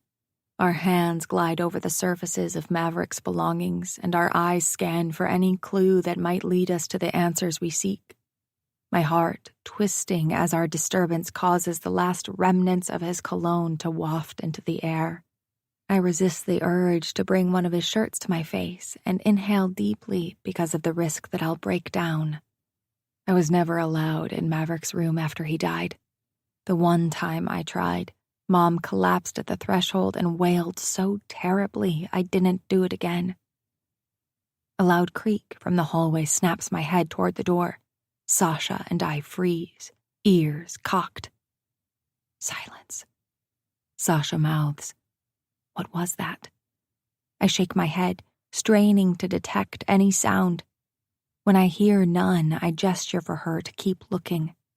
It's when I turn back to Maverick's bed, one side shoved up against the wall, that I see there, almost hidden in the everyday, is something odd. A pattern on the wallpaper that doesn't quite belong. Farrow Manor came to my mother in its original state when she inherited it from her parents, including the ancient yellowed wallpaper in almost all the rooms. Renovation was prohibited in both the wills and testaments of my ancestors and historical home laws unless necessary. Mavi and I tried to get around living like 15th century children by asking for modern items, but the clashing of state-of-the-art furniture against the traditional furnishings upset my mother so much that we took down our posters, matched our sheets to the wallpaper, and chose wooden bed sets. Maverick's room has arabesque wallpaper, and I only know that because it creeped me out so much I had to reverse image search it on the internet. It's a mixture of flowers, foliage, fruit, and animals coming together in intricate lines, almost appearing like lace from far away. The complicated pattern causes the eye to skim over small details until I catch the pen marks. "Look at this," I murmur to Sasha as I crawl onto the bed, my fingertips brushing over my brother's drawings. A series of dots and dashes, so small you'd miss them unless you knew where to look. Whoa. Sasha leans in beside me, squinting at the deliberate marks. Was Maverick known to doodle on his wallpaper before drifting off to sleep? Definitely not. I angle my phone to illuminate it better. Do you think he's trying to tell me something? Maverick knew how much I hated this wallpaper, which meant I had to learn everything about it to make sure it wasn't haunted. He laughed at me while I did it, but maybe he figured I'd notice the difference one day if something happened to him. Because the Maverick of my memories is no longer the brother I thought he was. Maverick got himself involved in something evil, a situation requiring coded messages and secret enclaves and death. I swallow. Do you think we can look it up? I ask Sasha, leaning away to give her space. Sasha whips out her phone, the screen flooding the dim room with bluish light. She snaps a picture, taps furiously, and waits. Whatever app she chose churns, grinding through possibilities until... Got something? Sasha exclaims. She holds the phone out to me, and I lean in to see the screen. It's Morse code. Sasha's app translated the code and spat out numbers and degrees. Coordinates, I murmur. Latitude and longitude. Yep. Sasha bites her lip as her thumbs fly across her screen. Whoa, look where it leads. I read the screen when she flips it my way. My chin jerks back in surprise. Graham's house? A headache blooms, my brain cramping with the possibilities. We played at Wraithwood Manor all the time, hide and seek being one of my favorites. And Maverick held parties to impress girls there whenever he could get away with it. We were both incredibly familiar with the layout, the best rooms to hide in, the places that... Oh shit, I whisper. What? I found a hidden room a few weeks ago. An old office, like old, from the 1700s. I figured I was the first person to find it in decades, hundreds of years even, but maybe Maverick found it first. My heart speeds up. That would be the perfect place to hide important evil things. Sasha slowly lowers her phone to her lap. You Wraithwoods are a weird-ass family, you know that? Lovable, but weird. Tell me about it. So I take it we're breaking in there next? I nod. I won't be able to sleep until we do. Sasha slips off Maverick's bed. Onward, Agent. We perfect Maverick's room, ensuring nothing is out of place or will disturb my mother when she visits next, until I open Maverick's door, the coordinates burning a hole in my head. Ready? Sasha says. I nod, tucking my phone into my back pocket. But before we could move, a creak echoes down the hallway like a warning shot. Instinctively, we stiffen, our eyes locking. Another step makes the wooden floorboards groan. Closer. Louder. Hide. Sasha hisses, and we shut Maverick's door and scramble for his closet, throwing ourselves inside just as the bedroom's door handle turns with an ominous click. The closet is cramped, the musky scent of leather and moth-bitten clothing wrapping around us. Sasha's hand finds mine in the dark, squeezing tight. It's just your mom, I'm sure. We have nothing to worry about. Through the narrow slits of the closet's panels, a black-clad figure, disguised from head to toe, tears through Maverick's things without any regard or respect. No. I don't realize I've stepped forward until Sasha jerks me back. His silhouette is jittery, movements erratic, like a marionette being yanked by unseen strings. I can tell it's a man from the broad set of shoulders, the tapered waist and thick thighs. He wears gloves and a ski mask, the eye holes flashing the whites of his eyes as he turns and walks through the slit of moonlight through the window. I don't recognize him. Come on, he mutters to himself, fingers combing through Maverick's desk drawers with frantic urgency. Papers rustle and objects clatter. He's searching for something, desperate, obsessed. Ilara. Sasha breathes, so quiet it's almost part of the stuffy closet. Shh. I press my finger to my lips, even though I know Sasha can't see it. My heart thuds against my ribs so loud I'm sure it's threatening to give us away. The man upends a vintage wooden box Maverick stuffed his knickknacks in, its contents spilling across the floor. A cascade of memories, trinkets, and pictures frozen in time. He moves to Maverick's bookshelf next, pulling out his beloved books, one by one, flipping through pages, then tossing them aside without care. The sight snares my breath and tears at my heart. These are sacred leftovers of my brother's life, treated as nothing more than obstacles in a frenzied quest. Please, he whispers to no one, or perhaps to Maverick himself. Where is it? His voice is too low. I can't link it to anyone I know. The air in the closet is getting thicker, heavier. I dare not blink, dare not breathe too loud. Beside me, Sasha's grip is a lifeline. The man pauses, his head cocked, listening for something we can't hear. For a moment, I think he sensed us. It's only a matter of time before he decides to search the closet. I wish I had picked up a weapon on my sprint here. Even Maverick's NYC snow globe from 2004 currently rolling across the floor would do. My pulse hammers in my ears, but he resumes his search, tearing through Maverick's belongings with renewed fervor. What is he looking for? Will he notice the wallpaper? The message hidden in plain sight?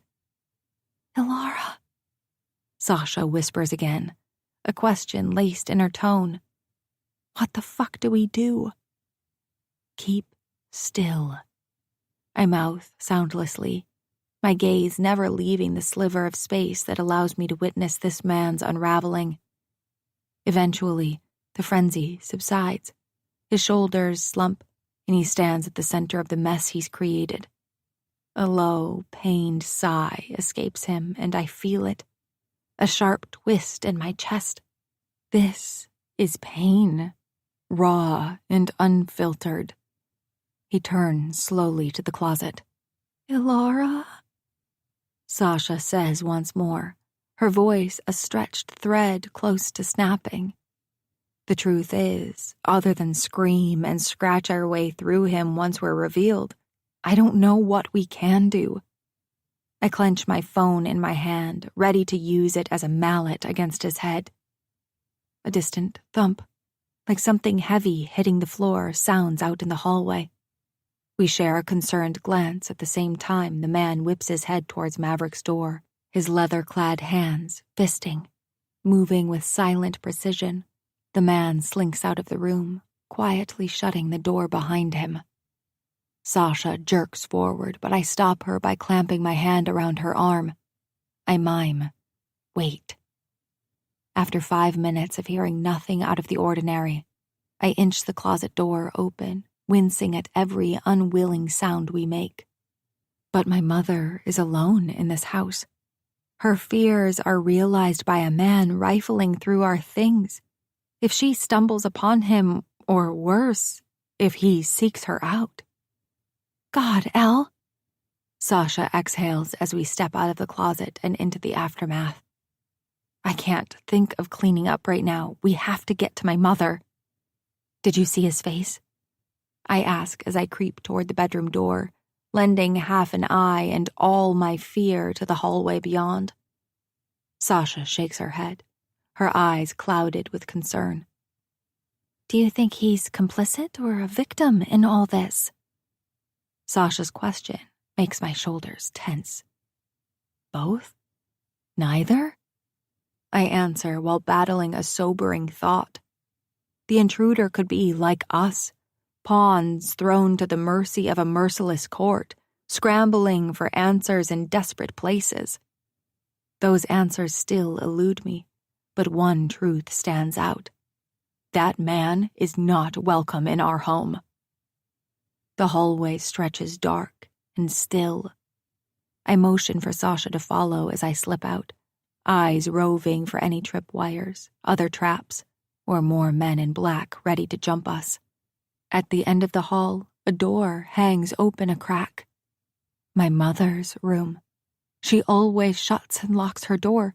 I dart forward, the dread of something happening to her thick in my mind. Sasha's hand finds my arm, pulling me back.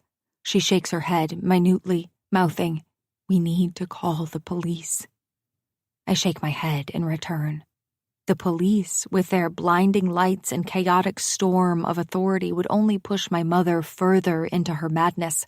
The man wasn't after her. He was looking for something. Sasha hisses a warning breath as I near Mom's door, where a faint rustling becomes audible. I grip the door handle, heart thundering in my ears. With a deep inhalation to steady myself, I push it all the way open. My mother cowers in a corner. She's tangled in bedsheets she tore off her bed and muttering unintelligibly. Bottles of medication and supplies litter the floor around her. She doesn't seem to register our presence. I carefully enter the room, sidestepping the debris. "Mom, it's just me, Ilara. We need to get you to safety." Mom's eyes, lost and feverish, clash against mine. "Stay back!" she shrieks. "You're not real. You're not my daughter." Sasha moves to my side, hands raised in calming gesture. "Hi, Mrs. Wraithwood. Remember me? I'm Sasha, Ilara's roommate. We're not going to hurt you." "Lies, liar. You're shapeshifters. You can't fool me." The accusation flies from her lips with venomous certainty. Mom grabs blindly at the clutter around her, seizing an antiquated revolver. "Fuck, fuck, fuck!" Sasha's panicked whisper hisses through her clenched teeth. Mom levels it at us with trembling hands and a deranged look in her eyes. Chapter 5. Ilara. "Is that thing loaded?" Sasha asks in a wet whisper. The truth is, I have no idea. My mother is paranoid enough to ensure the gun's chamber is filled with bullets, but she's also scared enough to leave it empty in case it's ever used against her.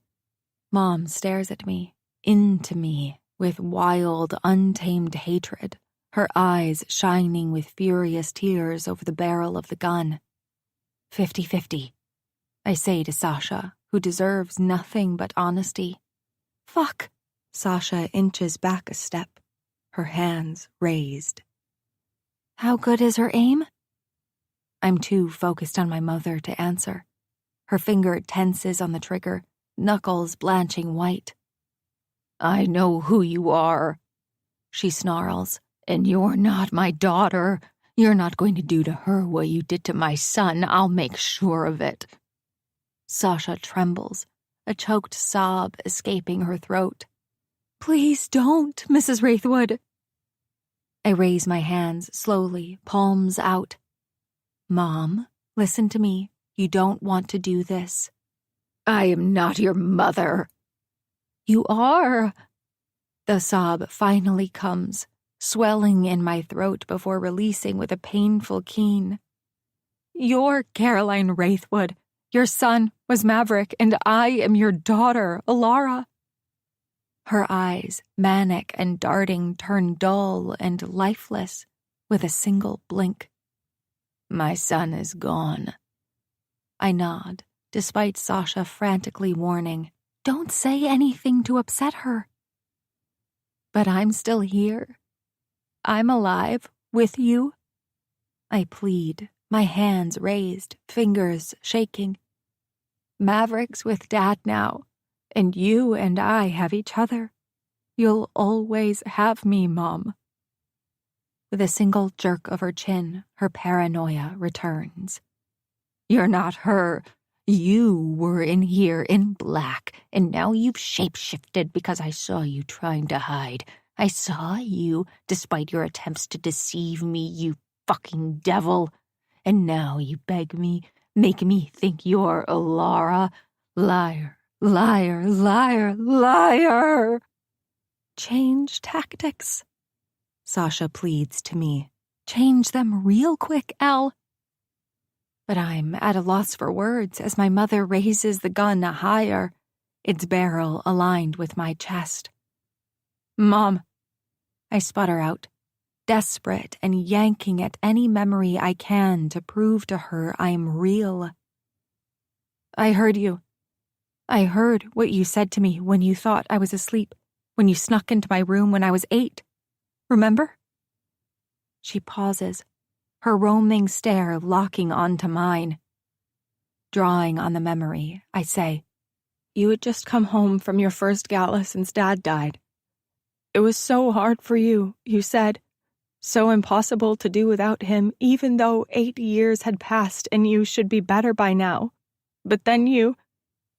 I swallow against the swelling in my throat. You said how you remembered who was waiting for you at home. Your reason for surviving, for enduring for as long as you have. Me. I was your last piece of Darian Wraithwood, and I was so small, your baby. His baby. And I needed you.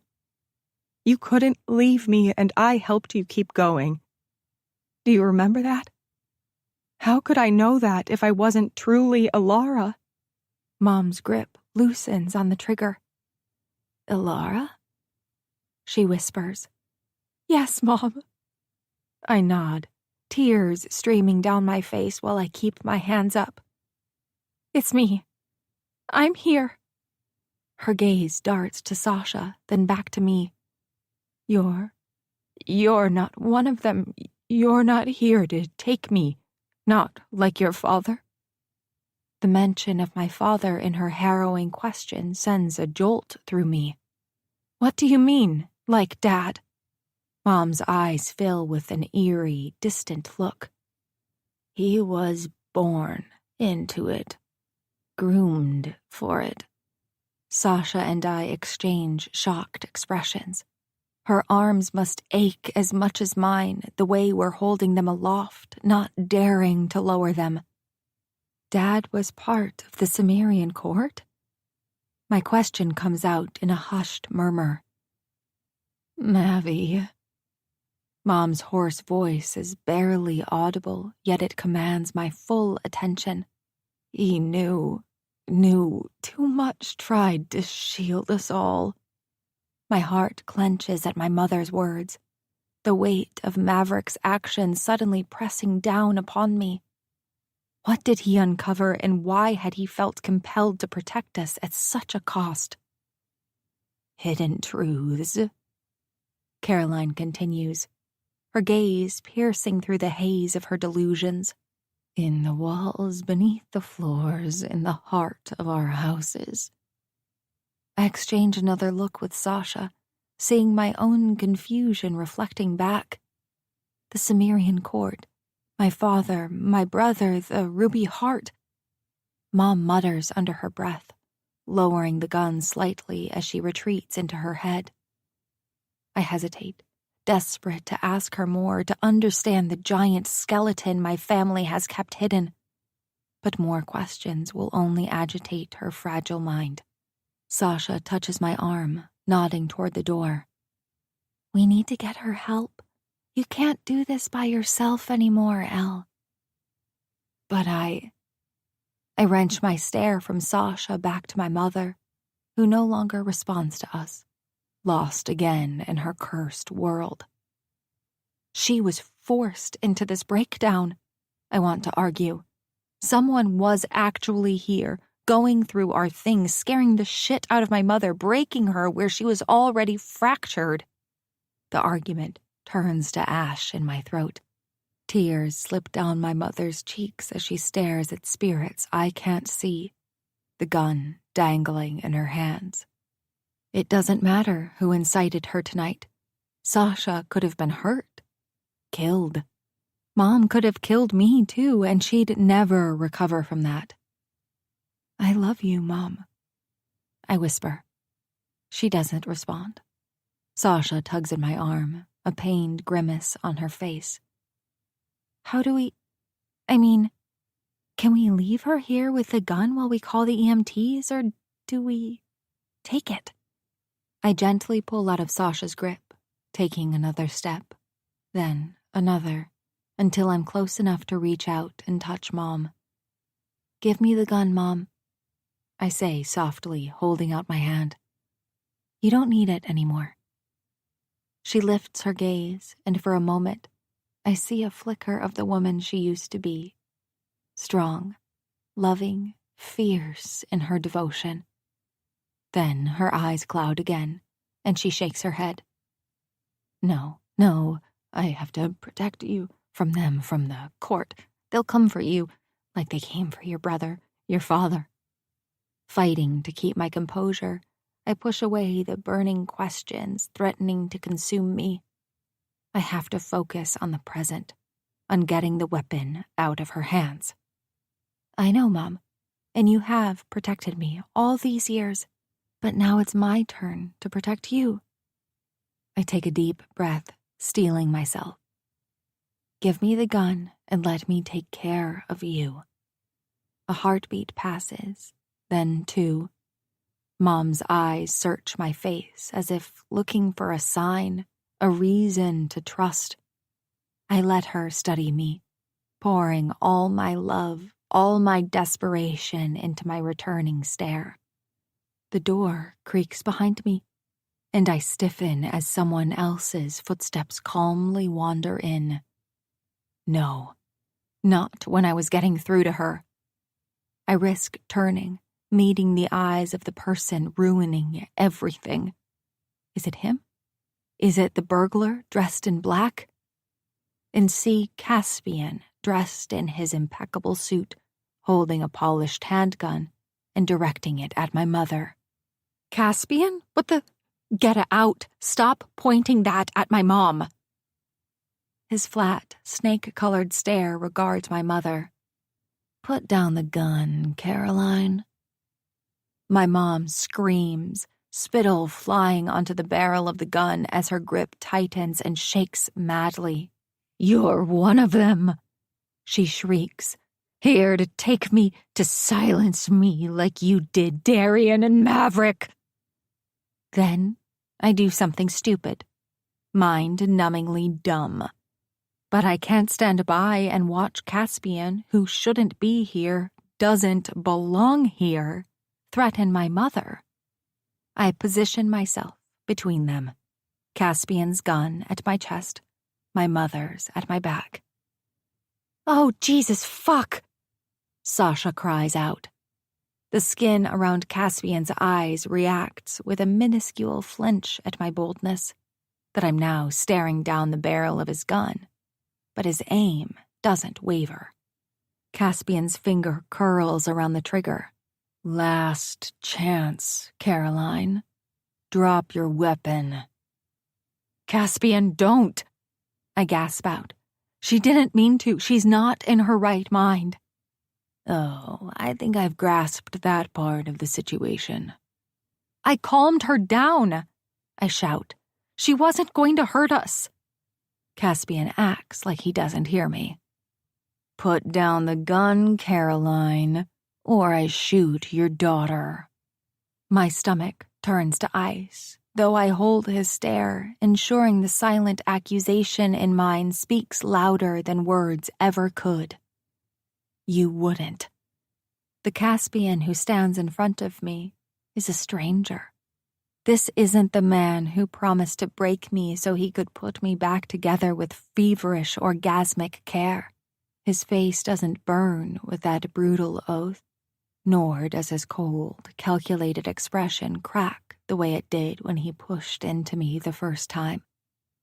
No, I'm looking at the face of a killer, a trained, brutalized assassin who follows orders, not pleas. I'm not here to debate, beastie. Your mother is unstable and a threat. Mom's shrill voice pierces the air behind me. You won't take my daughter. I won't let you. I raise my hands, palms out, my heart thundering. Please, both of you, just stop. Caspian, leave. Why did you even come? His heartless expression doesn't shift. There was a situation with Cav that led me to believe something might happen to you, too. I tracked you here.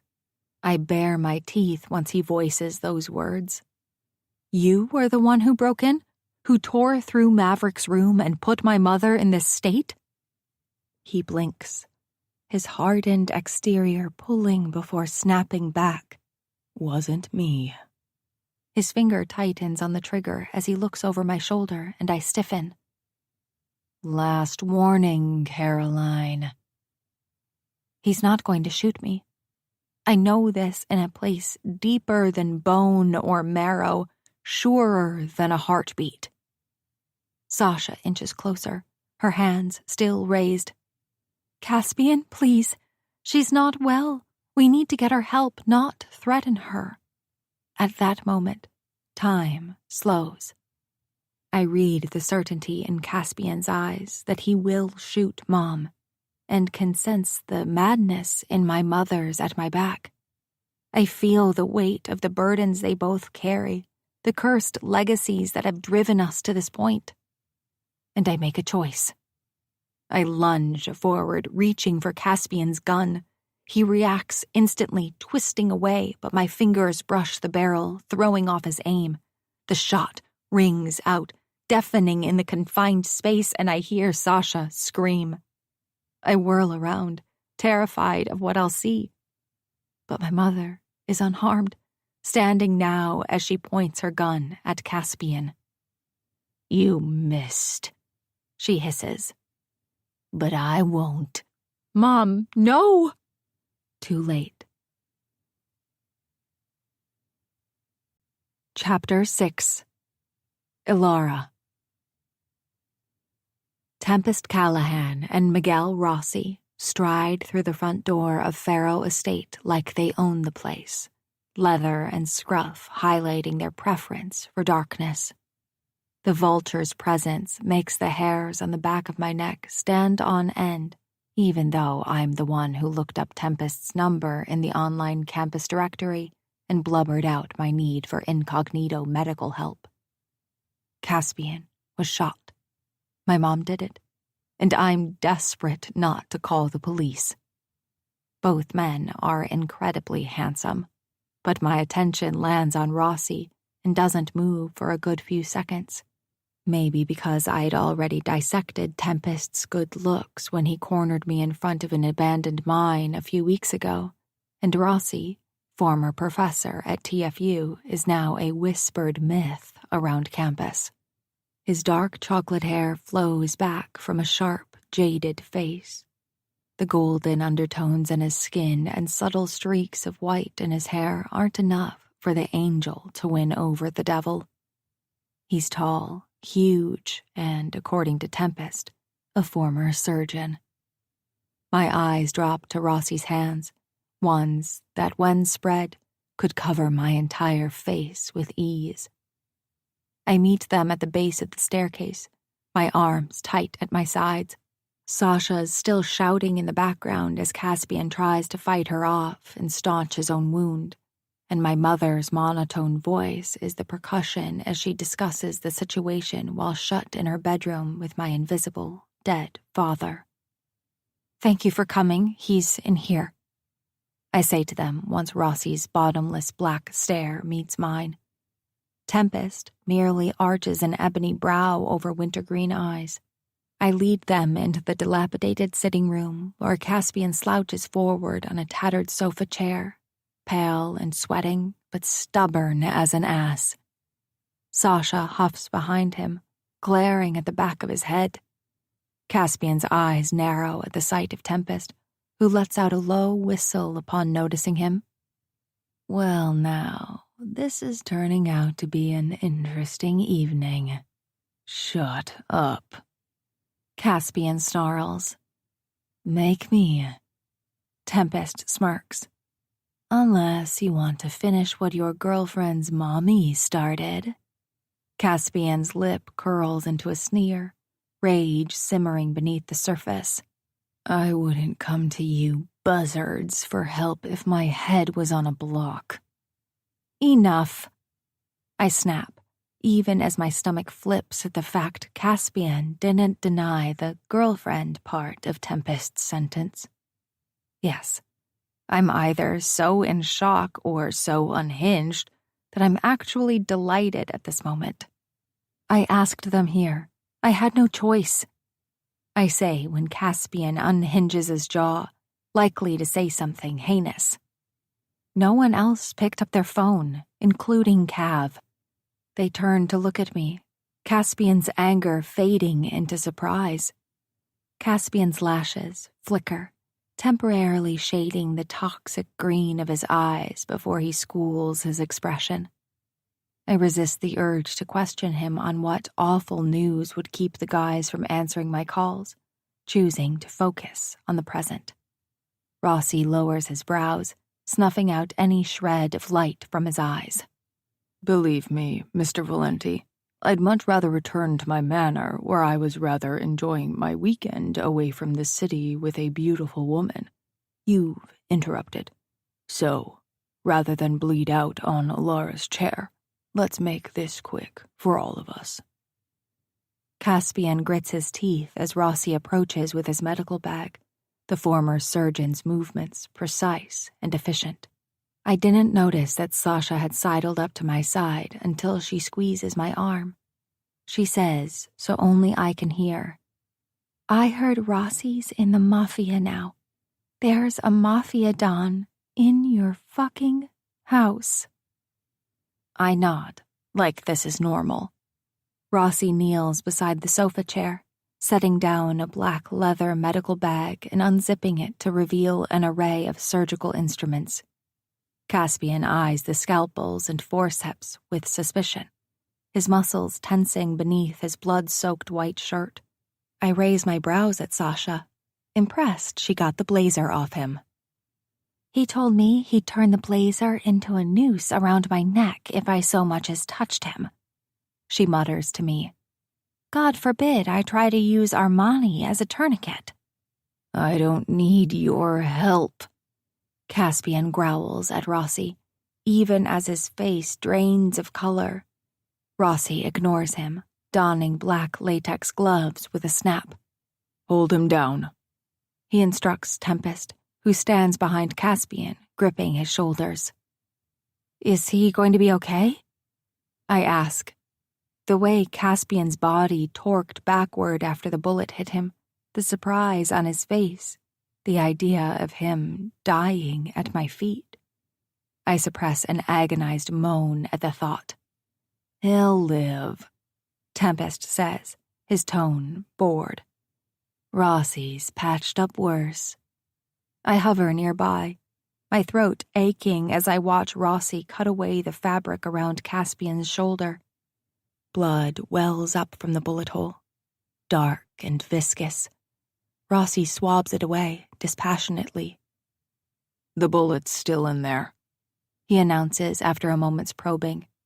I'll need to extract it before I can close the wound. Caspian blanches but remains silent, his jaw clenched so tightly I fear his teeth might shatter.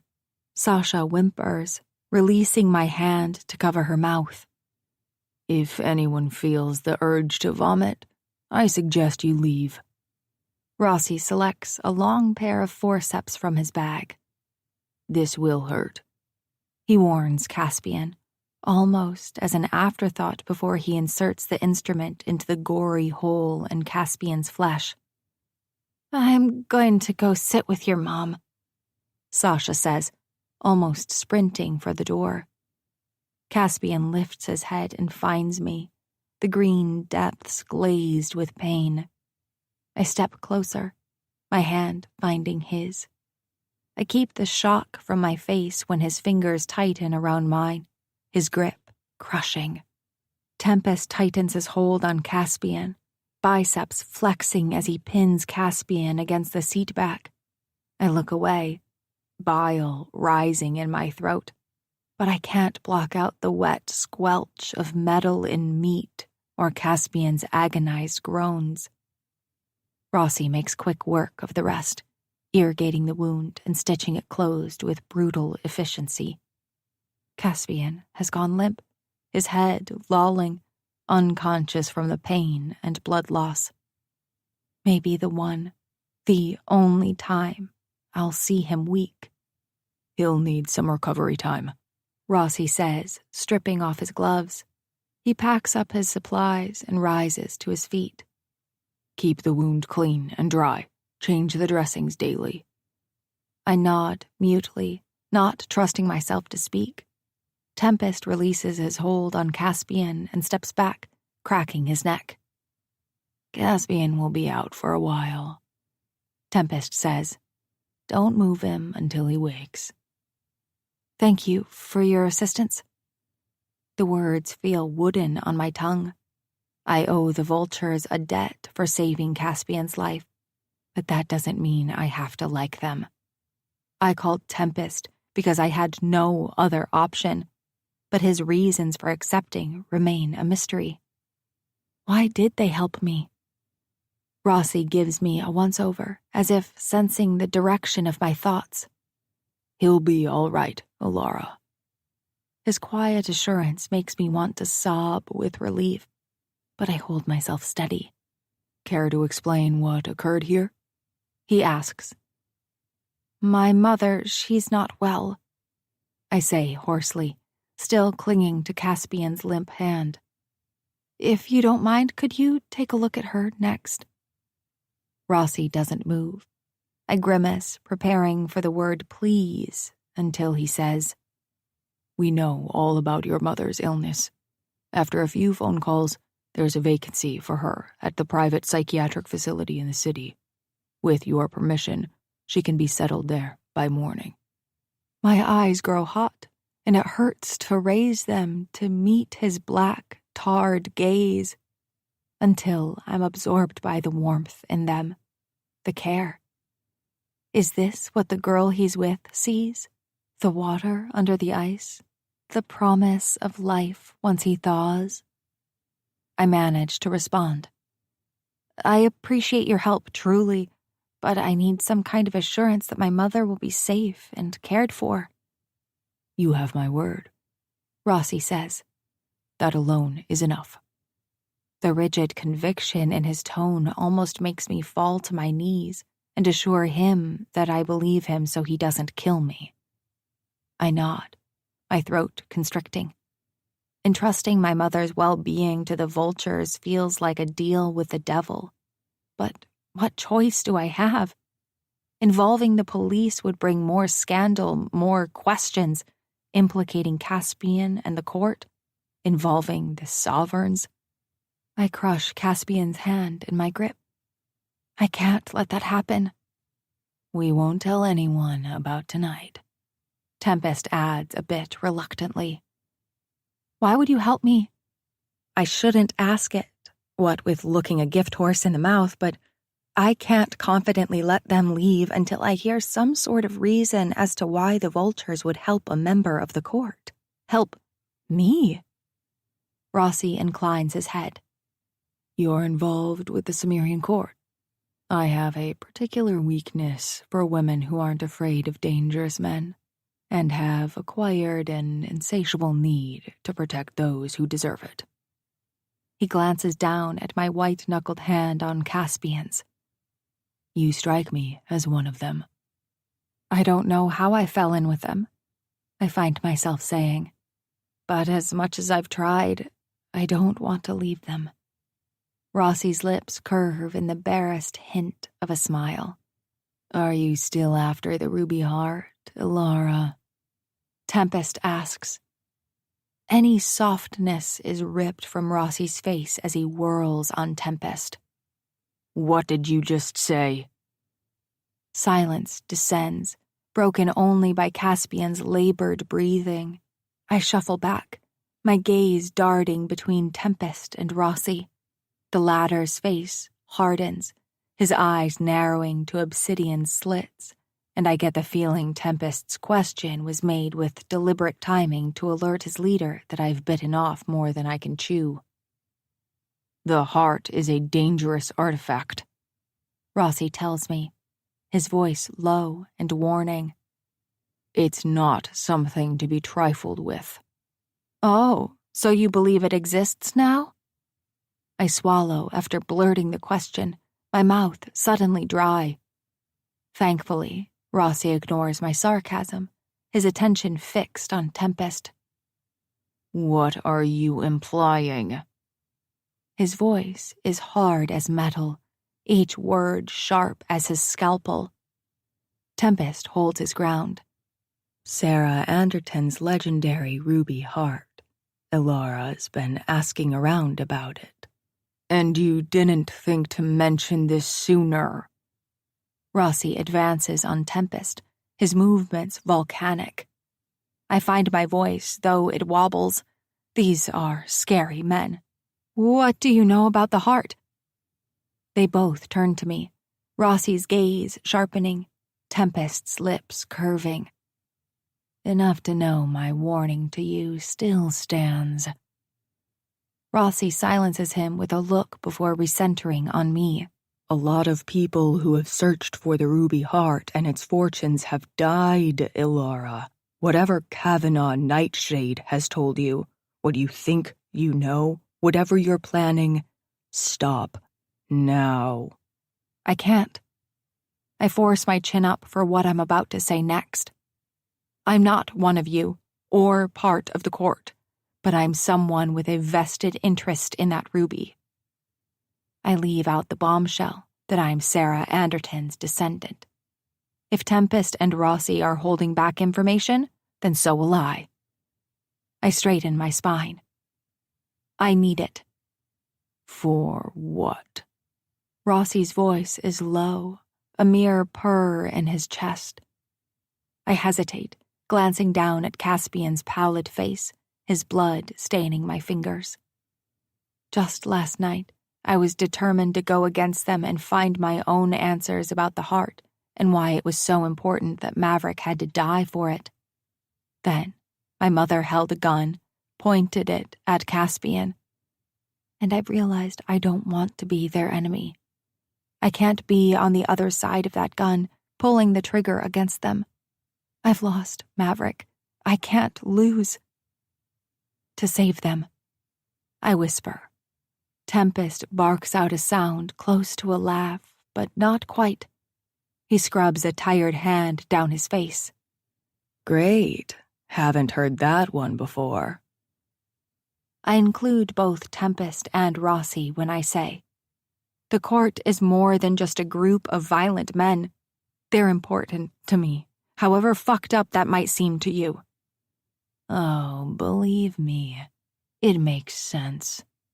Tempest replies dryly. I have a sister just like you. Then Tempest shrugs. But in defending them, you side with the court. Caspian and his brothers are slaves, exactly the way we were, and they do their court's bidding. At Rossi's sharp look, Tempest doesn't explain further, but works his jaw as if he doesn't enjoy being silenced. I don't know what to say to that, so I just nod, my attention drifting back to Caspian's unconscious form. His chest rises and falls with steady breaths, but his face is still pale, his features drawn. Are you sure you know what you're doing? Tempest asks at his lowest decibel. That's a dangerous fucker who would sooner bite your hand off than cling to it for help. You don't know what Caspian's been through, I retort, but my voice cracks, desperation leaking through. Or what I've been through. This jewel killed my brother. I have to know why. Rossi closes in. I fight the urge to back away and put distance between us. Your brother is dead, Ilara. If it is indeed real, the heart can't change that. Yes, but it can give me answers. For so long, too long, I accepted his death as cruel and terrible bad luck. I was willing to live with that open wound and just cover it with a bandage, but now? When the answers are so close, and 4 incredibly skilled men want to find the heart as much as I do, how can I say no? Why would I ever stop? You don't know what finding the heart could do. I know enough. A muscle knots in Rossi's cheek. I know the price of involving yourself in Sarah Anderton's lost treasure. I know the destruction the search for it leaves in its wake. And I know that no one, not even you, should unearth what she was willing to die for to keep hidden. What her daughter was willing to die for. Tears burn my eyes, blurring my vision. I blink them away, refusing to let them fall. I have to try. I can't just let his death go. For a brief instant, the hard lines of Rossi's face relax. I understand your grief, but this isn't the way. Searching for the heart will only bring you more pain, more loss. Let the treasure stay buried. Let your brother rest. A sob catches in my throat, my chest aching with the weight of it. I want to scream, to rage against the unfairness of it all, but I push it down. Caspian's hand, my anchor. I can't. I whisper, I'm sorry. Rossi sighs, rubbing a hand against the stubble on his jaw. Then I'm sorry too. He looks at Tempest, and a silent communication passes between them. We can't let you do this, Ilara. Sarah's treasure is too dangerous in anyone's hands. Our job is to keep it from ever coming to light. Fear prickles my skin. What is that supposed to mean? Tempest draws closer, reaching into his jacket. If I knew him better, maybe I'd believe the line between his brows means he feels somewhat regretful when he says, what we have to, so we can keep our loved ones safe. I stumble against the sofa chair, Caspian's dead weight nearly toppling us both over. No, wait! Tempest draws a gun from his coat, its muzzle gleaming in the dim light. Rossi moves to block the door, his broad shoulders filling the frame. Chapter 7. Caspian, the Boogeyman. Through a wasteland of black and white noise and nothingness all at once, the voice I would never choose to hear first says, "Don't make this harder than it needs to be, Miss Wraithwood." Rossi. Fucking Miguel Rossi.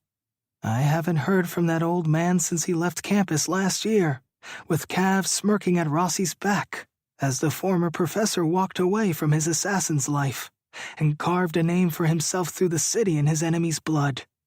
I opened my mouth to welcome him back to my turf and then promptly stab him, consequences be damned, until two things hit me at once. One, my tongue is too big for my mouth, and it's sticking to the roof, brushing along my gums like a dehydrated mewling street cat, and my throat pulses with swelling irritation, like I've been screaming.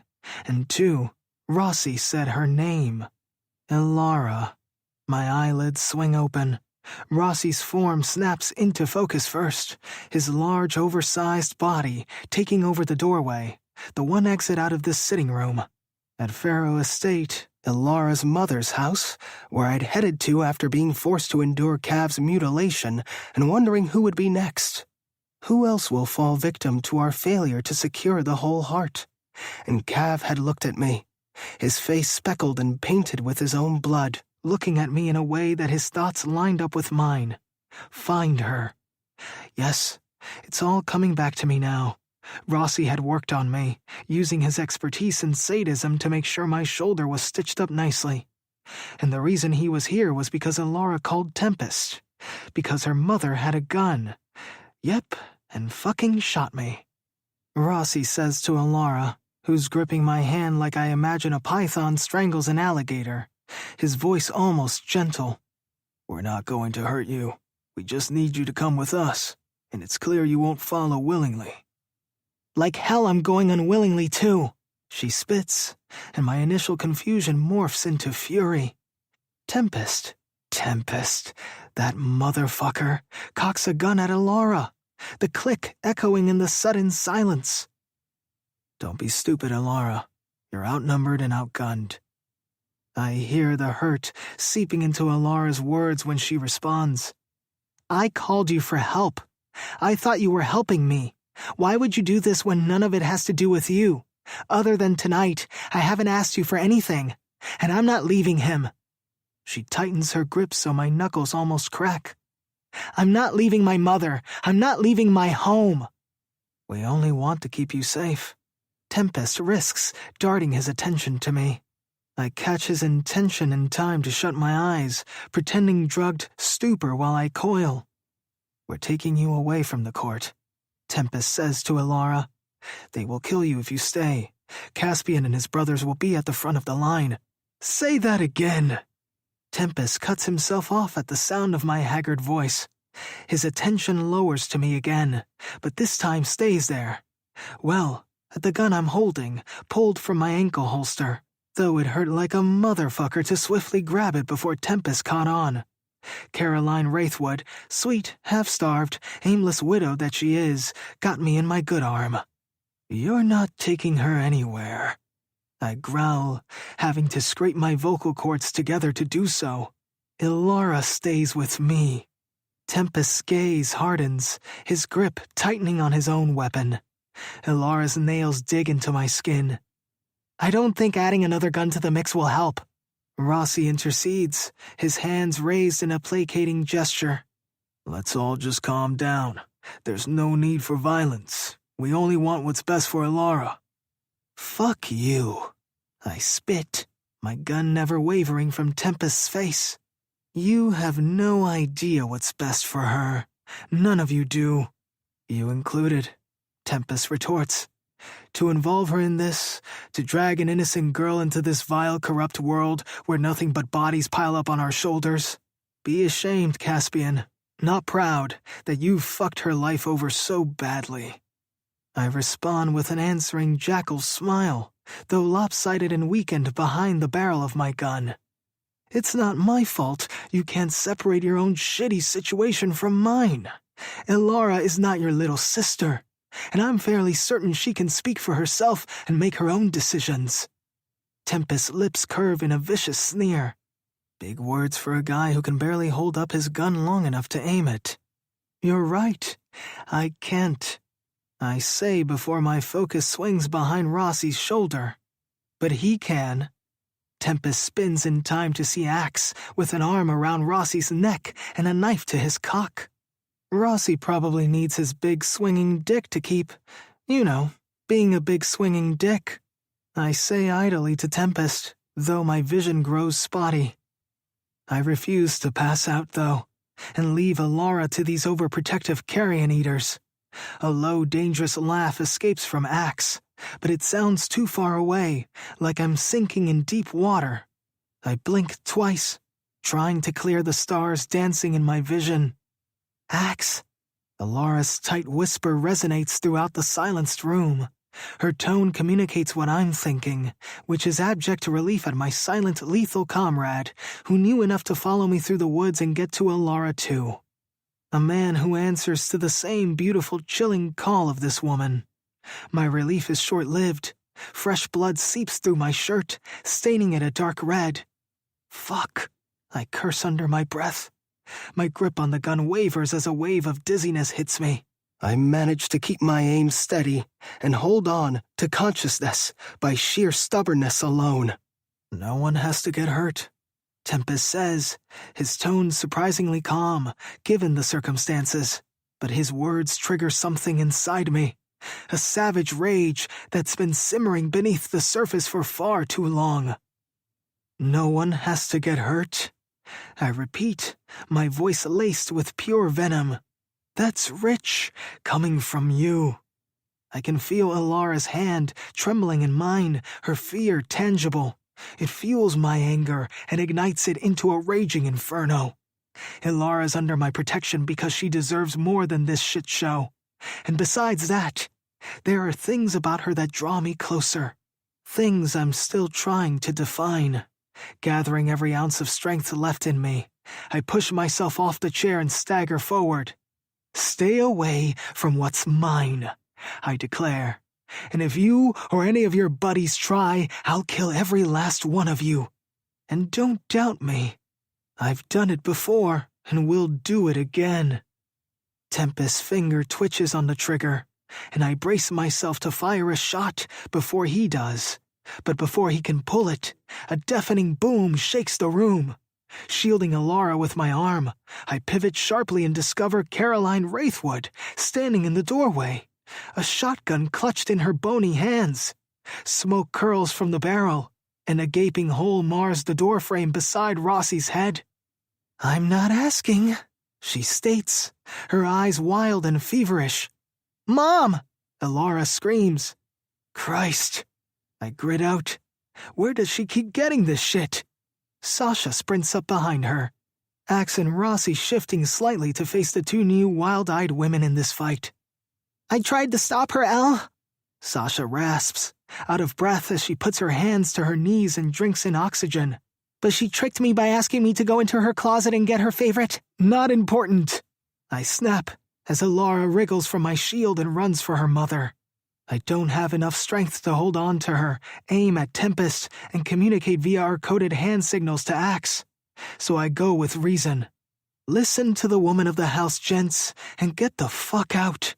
Alara darts between Tempest, Rossi, and Axe, none of whom attempts to detain her. That would have been the perfect moment to grab Alara, or strip Caroline of her shotgun, or twist out of Axe's delicate hold on Rossi's balls. I glance at Caroline, who remains in the doorway, though the shotgun now hangs limply at her side. She senses my study, turning to me, her eyes hollow. "She's all I have left. I won't lose her too." Rossi is the first to respond.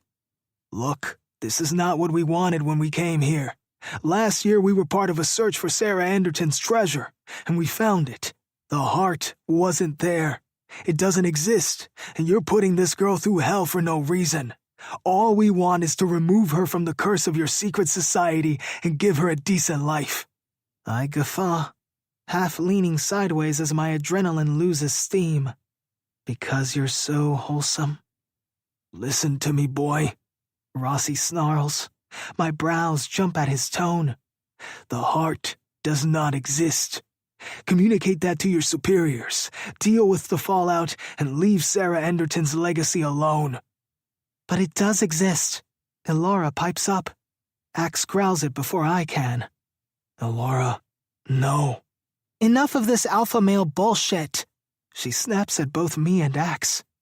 At the entire room, really. Everyone put down your guns. You too, Mom. Give it to Sasha, please.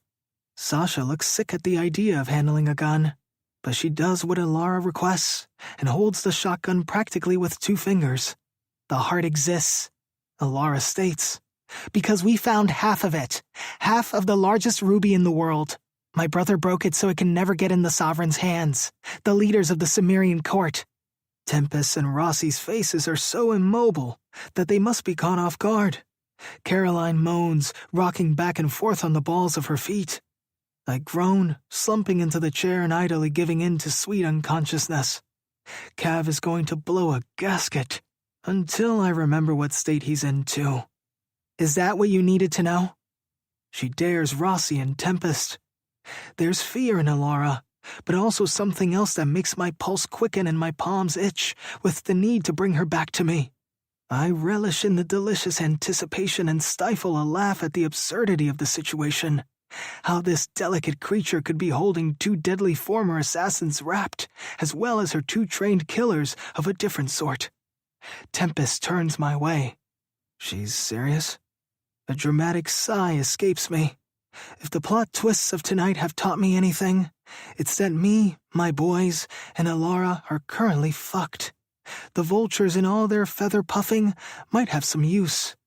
In for a penny, in for another mic drop. You're looking at Sarah Anderton's descendant, so yes, she speaks the truth. Tempest sputters. I'm sorry, what the fuck? Rossi remains ominously still. Axe shifts, knife still poised at Rossi's groin. Time for you to fly away home, birdies. Rossi extricates himself from Axe's grip with exaggerated care, hands raised but expression menacing. This changes things. You think? Sasha shrieks, still holding the shotgun like it'll randomly shoot her. You have your answer. I say on an exhale, my voice strained but steady. Now leave. Tempest hesitates, his fingers still poised on the trigger, for a tense heartbeat. No one moves. Then slowly, deliberately, he lowers the gun. This isn't over, he says. I bare my teeth in a lopsided feral grin. For you it is. We'll schedule another time to discuss this. Rossi adds, you may not see it this way, but we're trying to help.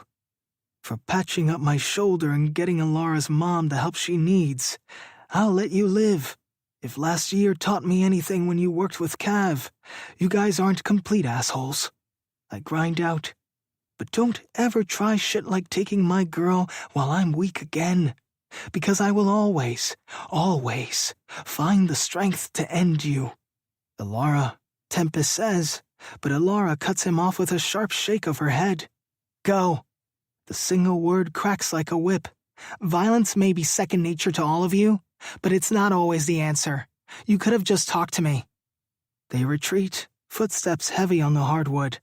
The door slams behind them with a resounding finality.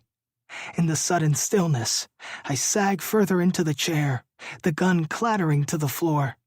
Black spots dance across my vision as the adrenaline drains away, leaving only wretchedness and exhaustion in its wake. Alara rushes to my side, a shuddering breath escaping her. I inhale her scent, letting it, even though I shouldn't, letting it ground me. Cool air hits my face as she retreats, possibly fighting the same emotions I am and not letting them win. Around us, the others mobilize. Axe secures the perimeter. Sasha sets down the shotgun and moves to comfort a weeping Caroline while they wait for a private ambulance to escort her to a secure facility. But at this moment, in this single suspended heartbeat, there is only Alara and the promise I made her. The promise I will keep, even if it kills me. I will scorch this earth before I let anyone take her from me. Chapter 8. Cav, the puppeteer. Blood. So much blood. It coats my skin, the sheets, the air, a metallic perfume I can't escape. I suck in oxygen, pain ripping through my body with each choked breath. What happened to me? Who did this? I blink, struggling to focus. 3 shadowy figures hover nearby, their hushed voices urgent. My brothers. They did their best to patch me up, but this is beyond them. We're in danger. All of us. I have to remember what happened, who attacked me, why. The room spins slightly as I try to piece together the fractured memories of what brought me here. Sovereigns. The knife plunges into my flesh, carving agonizing sigils of worship meant for the sovereigns, not me. Do the sovereigns' talons now have a permanent grip on my soul? I trace the fresh cuts, hot and swollen under the bandages, the ridges forming a map of ancient insignia across my chest that seem to dance and shift under my touch. I've been here before, trapped in this cycle of torment. How much more can I endure before their perverse faith consumes me completely? The sovereign's monotonous chant during our constant rituals creeps into my thoughts, rhymes uttered by candlelight, marks that bind, and curses that follow bloodlines. My eyes sting with a mercurial rage I can't quell. What have they done to me? My voice sounds foreign, clogged with the dust of defeat. But the pain is almost welcome in its intensity. It's a reminder that I'm still here, still fighting, even when my soul screams for surrender. The boys may not believe in the dark magic the sovereigns like to tease, or the ravenous beings the sovereigns are beginning to serve and covet, but I do. They've made me believe in dark things, writhing things, terrible creatures that will hunt and send you to madness if you don't fulfill their orders. I groan, wincing as my fervor tightens my body, tensing the sliced muscles and prodding me to beg for mercy. How does one fight an enemy that brands your flesh and leaves you destroyed in the darkness of your room? How do you combat a curse that has torn through generations, leaving nothing but ruin in its wake? The symbols on my chest throb in response, sinister heartbeats mimicking my own. The moment dawn peeks through the gap in my curtains, I push myself up, ignoring the protest of my battered body. The ruby heart, this is the key. It has to be. Sarah Anderton's legacy, this curse, has clung to the nightshades through centuries. But now, with each throb of the symbols etched into my flesh, I feel it, an urgency that borders on madness. To find the heart is to break these chains. The door swings open, followed by several pairs of skilled, stealthy footsteps, as well as a singular lighter pair, darting in the lead. Ilara's hooded face appears in my vision, her amber in her eyes piercing through the gloom coating her face. She pushes back the hood of the cloak and presses a hand to my forehead. How long has he been like this? He's feverish. She doesn't falter at the sight of me, half naked and wounded. Her attention rakes over my bandaged chest, blood leaking through where the marks cut the deepest, the sovereign's symbols seeming to glow beneath her gaze. They want to hurt her. The sovereigns want her. Damn, Cav, you look like hell. Caspian quips as he slinks to the foot of the bed, clutching his left shoulder tenderly while his left arm is in a sling, his posture stooped. No worse than you, I slur, pushing to rest higher against the pillows. But my eyes are on her, capturing every detail. The way her chest rises with each breath, the honeyed fire in her gaze that burns brighter than any ire within me. Sit down, you stubborn ass. Wilder chides Caspian as he wanders in last, pointing at an armchair near the fireplace, but still where I can see them. Ilara, I murmur. Come here. She huffs like she's reached her limit on taking orders tonight, but obediently perches on the edge of the bed, close enough for me to feel the warmth radiating off her. My eyes roam over her appreciatively, before returning to hers. A villainous grin tugs at my lips. She slants her eyes at my study. What? I want you. The words slip out effortlessly, and a startled silence blankets the room. Her eyes widen slightly, then quickly harden again. Ilara's lips part to say something, but I beat her to it. I mean it. I want to fuck you right here, right now. My hand shoots out to grip her wrist, my fingers curling around the fragile bones there. She makes an annoyed sound in her throat, but doesn't yank herself free from my grasp. Instead, she asks the room, "When was the last time he's had his fever treated? Or drugs?" Drugs and partying and fucking. That's what I like to hear. I purr back at her, staring deep into those fiery orbs, as if they hold all answers to this fucked up world. That's what normal college assholes do. Let's do that instead of... The memory of what happened, what I endured, starts to leach into the edges of my vision. "Axe," Wilder says sharply from across the room. "Grab some ice water in case we need to cool him down." Axe's mouth tenses grimly, but he leaves the room without protest, leaving the four of us remaining in uneasy, I dare say, worried, quiet. Well, if I'm good at one thing, it's breaking the silence. I glance over at Alara again. My smirk deepens. God, how I long to trace every inch of her skin with my fingertips. "Now," I murmur, my thumb gently stroking her wrist. "Let's deal with this fever the right way." My attention shifts from her flushed face to my own aching body. The pain is a distant, dull throb as I guide her hand past my angry chest to the large tent of my cock beneath it. Ilara's gentle hand on mine pulls her wrist away, her fingers tracing lightly over the blood-soaked bandages.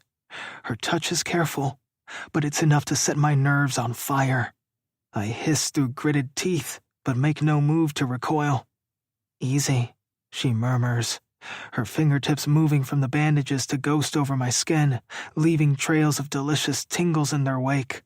My vision tunnels with need as I watch her every movement. The way her lips part slightly as she concentrates on refreshing my bandages and treating my wounds under Wilder's guidance, and how her strawberry lips purse with concentration. It's fucking thrilling. Wilder clears his throat, shifting his attention from my cock to my face with a look that says he's seen far too much for one evening. Caspian merely smirks from his spot by the fire, his eyes flicking between Alara and me with the kind of amusement that tells me he was recently in a similar situation with her. Axe returns with a pitcher of water, refreshing the untouched room temperature one on my bedside table. He takes in the sexual tension in the room with suspicious eyes, keeping the pitcher aloft like he's willing to douse me in it should I get too out of control. I beam at his discomfort before returning my attention to Alara. "Did you miss me while I was cooped up in the basement?" I ask her, my voice dropping lower, something ominous lurking beneath my tone. Alara rolls her eyes, but not fast enough. I catch the lash of pain my question causes her as she comes face to face with my mutilated chest before she retorts. "You wish?" Ignoring the twinge of my consciousness at the utterly destroyed look in her eye, I return my focus to Alara's touch as she applies the ointment to my wounds. Her hands are cold against the fevered skin of my chest, but they bring relief, a sweet torture I can't get enough of. I lean in closer, ignoring the sharp stab of pain that shoots through my ribs from my wounds. "I want to make you blush so hard, your pussy turns a different color too." My voice is barely a vibration, but she hears me. Her fingers hover for a moment over my body before her defiance comes back in full force. "You'd have to try harder than that in the state you're in." "A challenge? Fuck how I love a good challenge." I don't try. I point out, noting her shiver. I conquer. "All right, that's enough, big guy," Wilder says, approaching my other side. He holds up a bottle of pills and shakes it. "Time to go night-night." I wince as Wilder shakes the pill bottle, the rattle piercing my skull. Alara resumes her ministrations, applying salve to my wounds with a gentleness I don't deserve. The sensation unravels throughout my body like satin ribbons, desire and pain intertwining until I can barely distinguish one from the other. "Open up," Wilder commands, holding out 2 white pills. I glare at him, rebellion at the forefront, but Alara's touch on my jaw draws my attention back to her. "Take them," she murmurs. "I'm worried about you. You need to heal." I want to refuse, to pull her down onto the bed and lose myself in her, but the throbbing ache in my chest reminds me of my limits. I open my mouth, but snarl until it's only Alara who can place the pills on my tongue.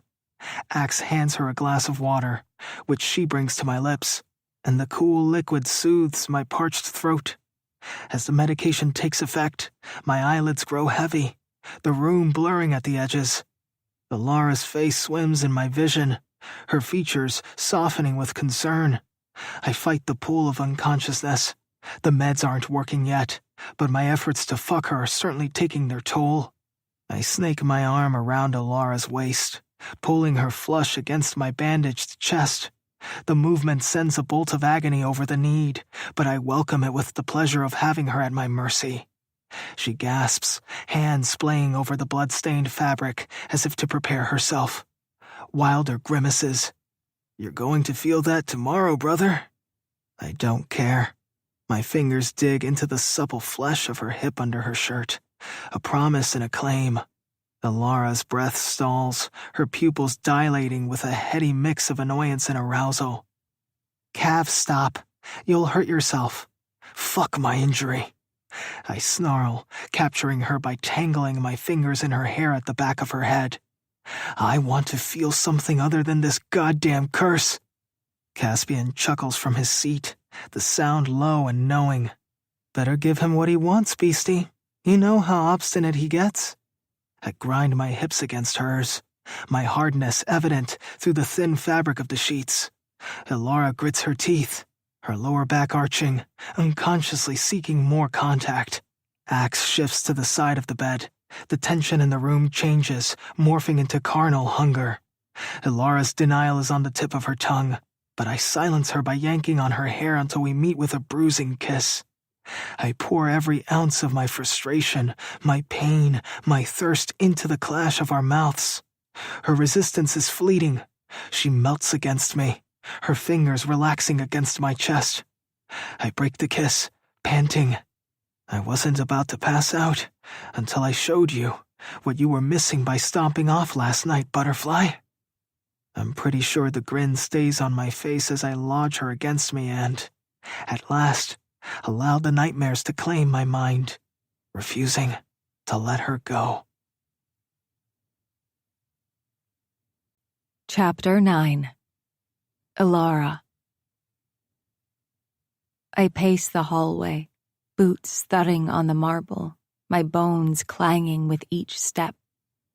Cab's bedroom door creaks open and Axe emerges, his storm-gray eyes finding mine, turbulent and clouded. Caspian and Wilder trail him, faces grim, Caspian wincing as he adjusts his injured shoulder. It took mere minutes for Cav to surrender to the pain medication and fall asleep. I slipped out of his unconscious arm lock with more flexibility than I thought I possessed, Wilder promising to explain everything after we made Cav comfortable. I thought my mother shooting Caspian was bad. Now, after tending to Cav and pulling away the thick bandages on his chest to reveal that horror, I rushed to them, questions spilling out. Is he going to be all right? What did they do to him? Axe drapes a muscular arm across my shoulders, pulling me close while maneuvering me away from Cav's room. No doubt sensing my urge to lock Caspian in there with Cav to keep both of them from further death-defying injuries. "He'll heal, Alara." Axe's assurance rings hollow. I twist under his arm to stare at Cav's door, fighting the impulse to charge in and demand answers. The fever, hallucinations about a curse. Cav needs more than ointment and pills. I glance at Caspian, but his jaw only clenches, refusing to meet my stare. We need to get you both to a hospital, I insist, my voice rising with each word. Whatever they did to Cav, it's beyond our ability to treat. And you, Caspian, can we really trust how Rossi treated you after what happened? For that reason, Sasha stayed behind with Mom after we both verified with the EMTs of the private ambulance who they were associated with, confirmed where they were going, and force them to link our phones so we could track their movements. Sasha climbed into the ambulance with my mother the minute Axe muttered into Caspian's ear, and Caspian turned pale. I had spent enough time desperately trying to read my mother's lips while she silently chanted, worried that she might be planning to hurt herself, that I read Axe as saying, "Cav's getting worse." It didn't take me long to convince them to take me, considering both were reluctant to let me go after the vultures recently tried to take me away. Now, Axe tenses into living stone. Wilder vocalizes Axe's concern, asking Caspian in a low, menacing undertone, "Explain what went on with you and Alara. I didn't press you in front of Cav and politely refrained from interrogating you the instant you smuggled Alara in. But Casp, you vanished after the blood ritual." Blood ritual? My mind instantly flashes back to the angry slashes across Cav's chest, sigils carved into his flesh, carrying some terrible meaning. Caspian dismisses Wilder's questions with a weary shake of his head. He says to me, eyes hooded and bleak, "Hospitals are too risky." I start to argue, but Axe interrupts. "Trust us, Alara. We handle this regularly." His arm constricts around me, meant to comfort but only stoking my frustration. I shrug him off and plant myself in their path, halting our progress.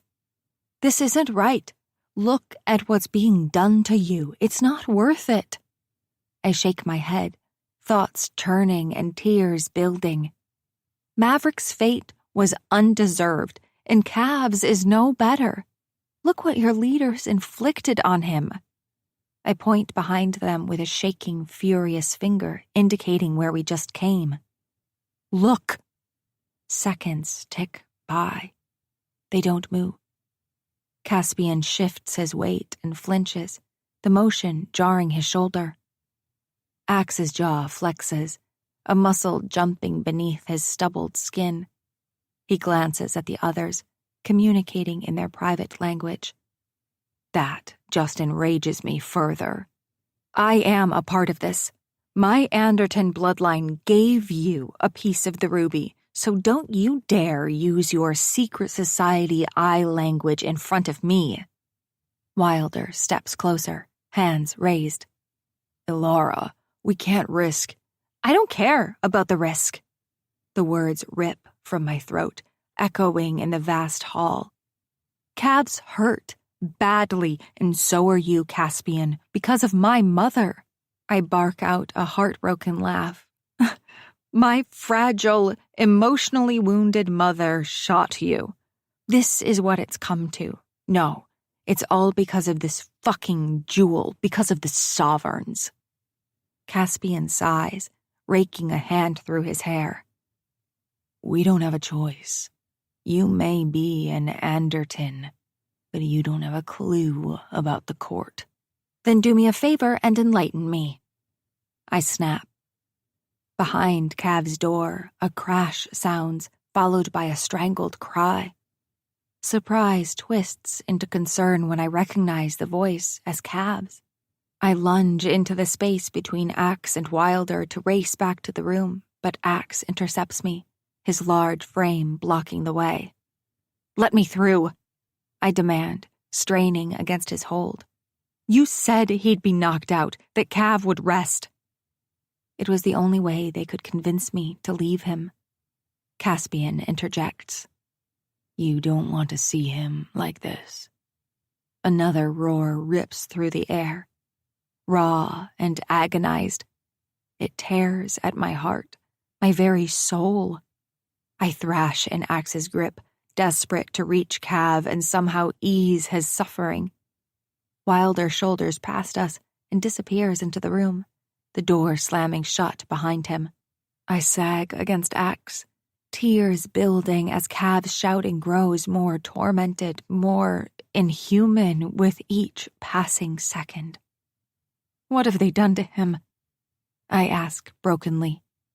Caspian's gaze darkens, his hand tightening into a fist. He says in a tone edged with hunger. If they've crushed him beyond repair, I'll tear them apart myself and happily suffer the consequences. The violence frightens me, but I understand the sentiment. Ever since I've learned about the Sovereigns, I've entertained similar thoughts. Come on, Axe says, moving me along with little effort. There's nothing more we can do here. We'll wait for Wilder in the kitchen. I somehow let him guide me down the hallway as Cav's howls chase us. Each one pierces me, a blade twisting in my gut. But these guys have been with each other for years. Wilder would know what to do to calm him. I'm tainted. It's inside me now. The curse melts my bones, tars my blood. You can't stop it. You can't stop it. Wilder's deep, soothing voice follows the screams.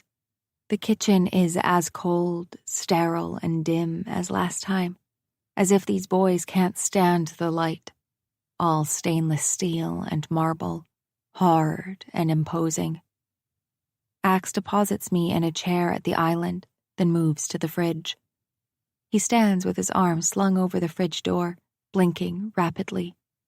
He gives a rough jerk of his head with a furrowed brow, mumbling something close to, I'm getting your food. Before his confusion clears and he glances over. You want anything? He asks, his voice gruff. I shake my head, not trusting myself to speak. My hands tremble where they rest on the cool countertop. Caspian comes in and collapses onto a stool with a groan, his face ashen. He fumbles in his pocket and withdraws an orange pill bottle, shaking out 2 capsules. He tosses them back, dry. What are those? I ask. Antibiotics, painkillers. He shrugs with his good shoulder. Whatever Rossi gave me. And you trust them? I ask again. After what he tried to do? Caspian levels me with a look. No, but I don't have much choice, do I? Their private chef silently walks through the doors, setting down green tea before he disappears from wherever he came from. I stare down at it, not seeing hot tea, but steaming guilt. I forced Rossi on Caspian, asked for the vulture's help when I knew full well they're the enemy. And it's not just college fraternity-level dislike. The animosity between these 2 groups runs deeper, closer to warring factions who deal in death than campus rivalries. I didn't have a choice. I say more to myself than to Caspian.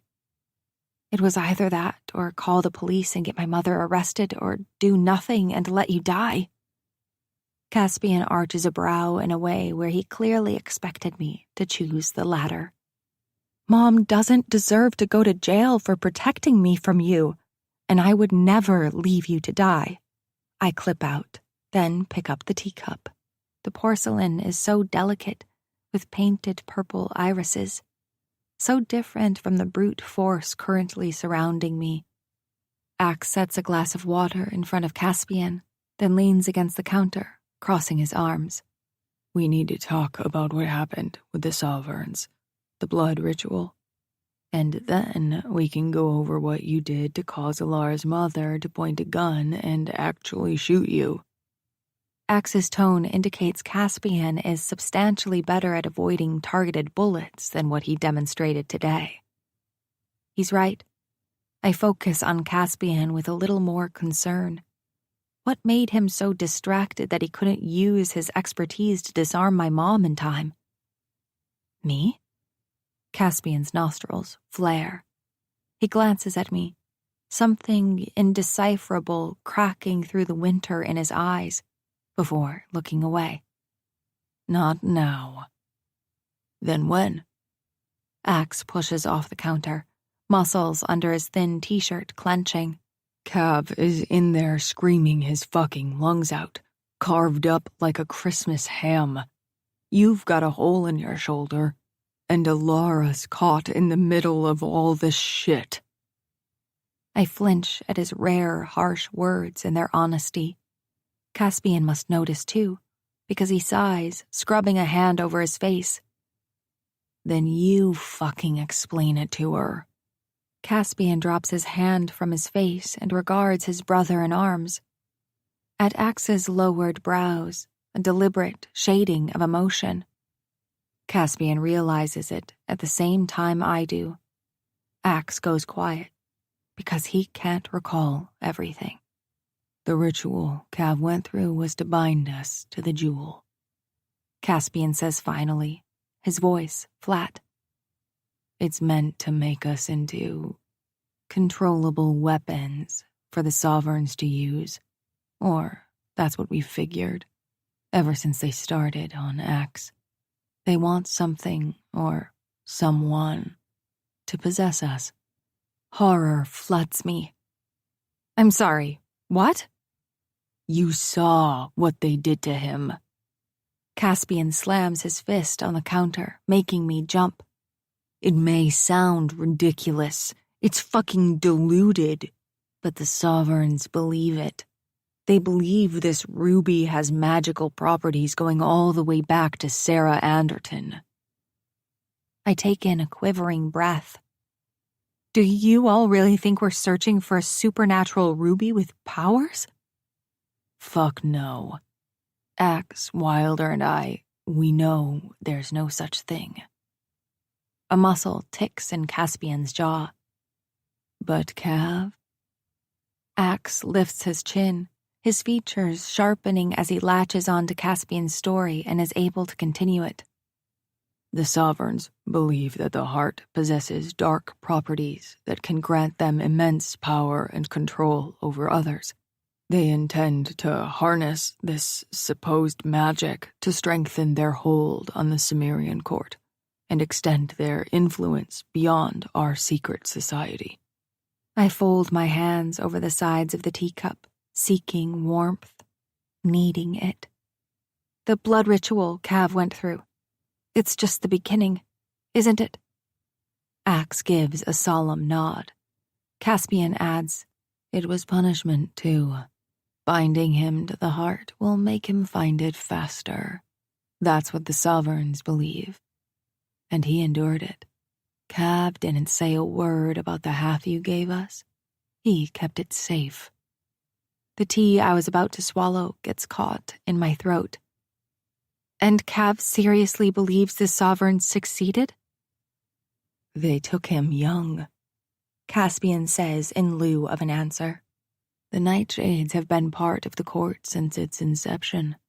Cav's father wanted him involved as soon as he knew he was having a boy.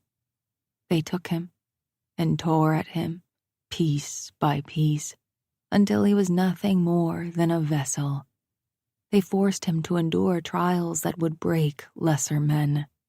The small sips of tea I managed burn in my stomach, then reaches up as if to burn my heart, too. How did he survive?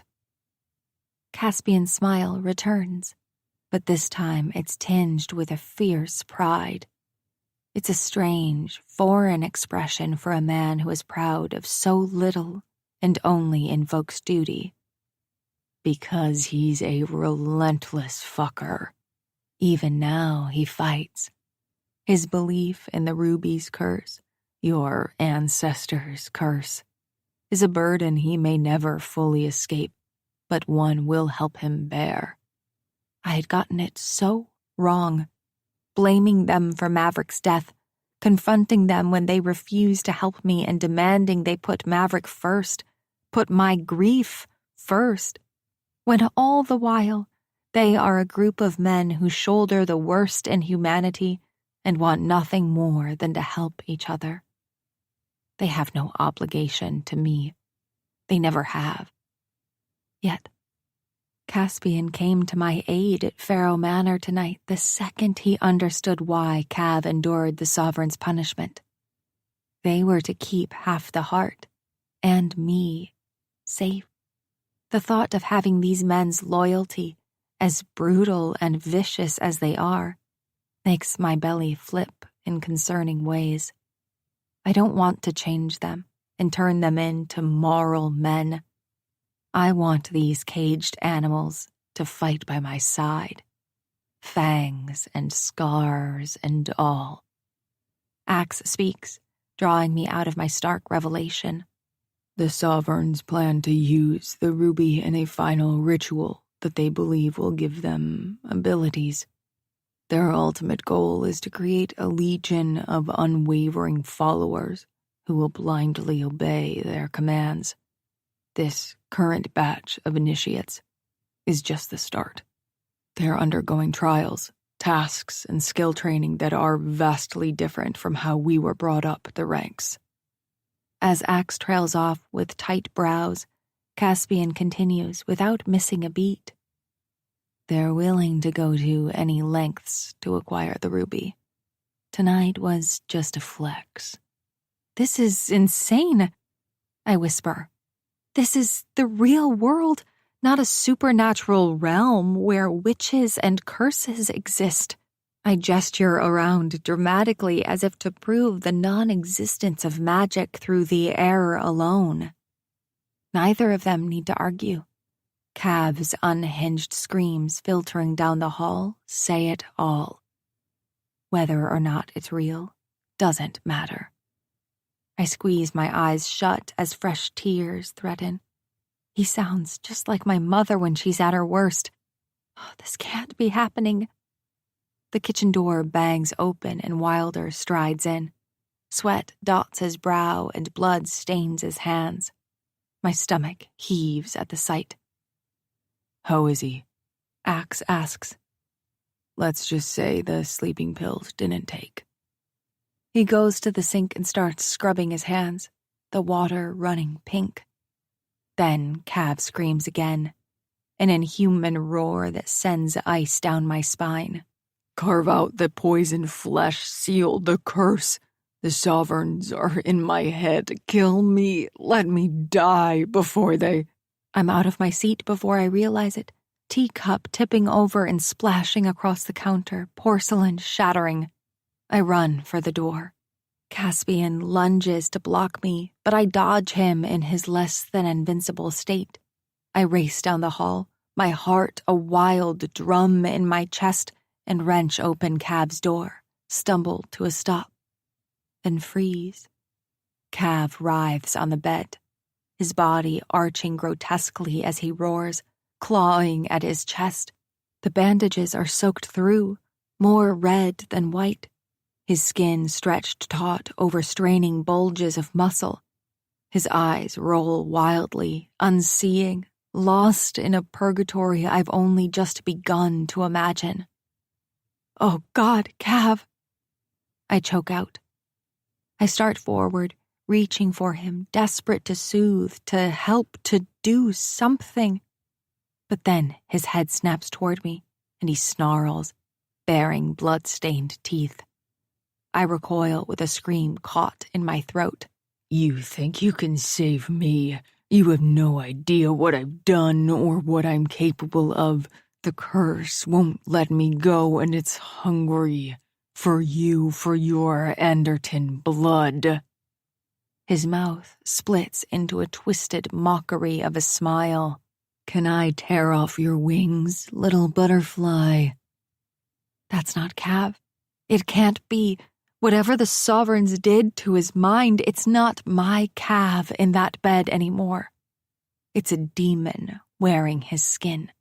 The instinct to give in and run, flee from this nightmarish scene is all too real. But my feet remain rooted to the spot. Behind me, I hear the thundering footsteps of Axe, Wilder, and Caspian.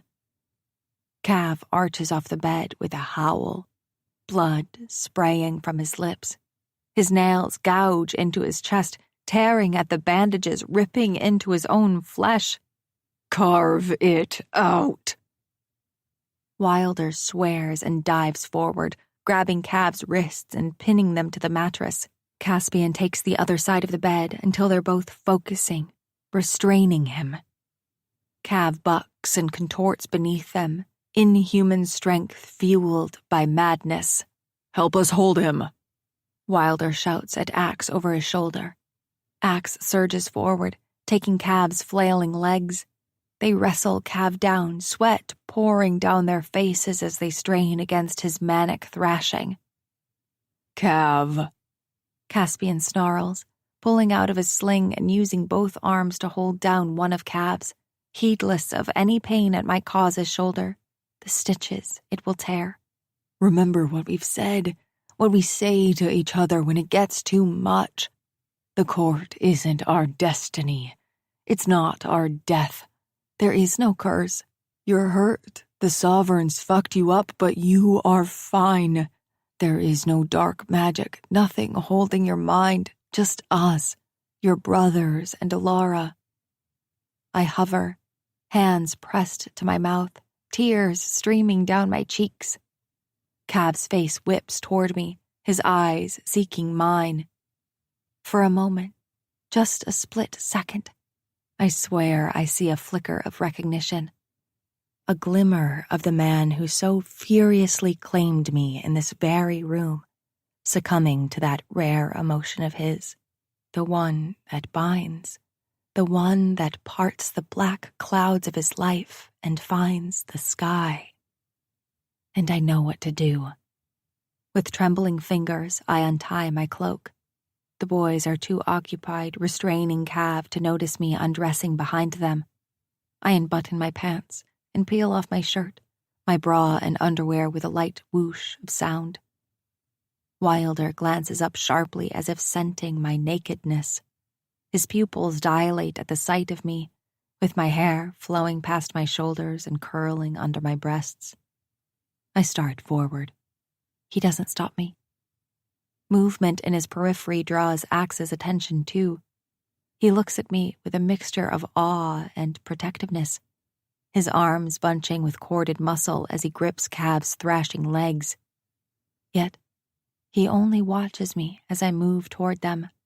Caspian's focus is on Cav, trying to get him to calm down, but it's like as soon as I get too close, his head snaps up and his snake-green eyes center on me.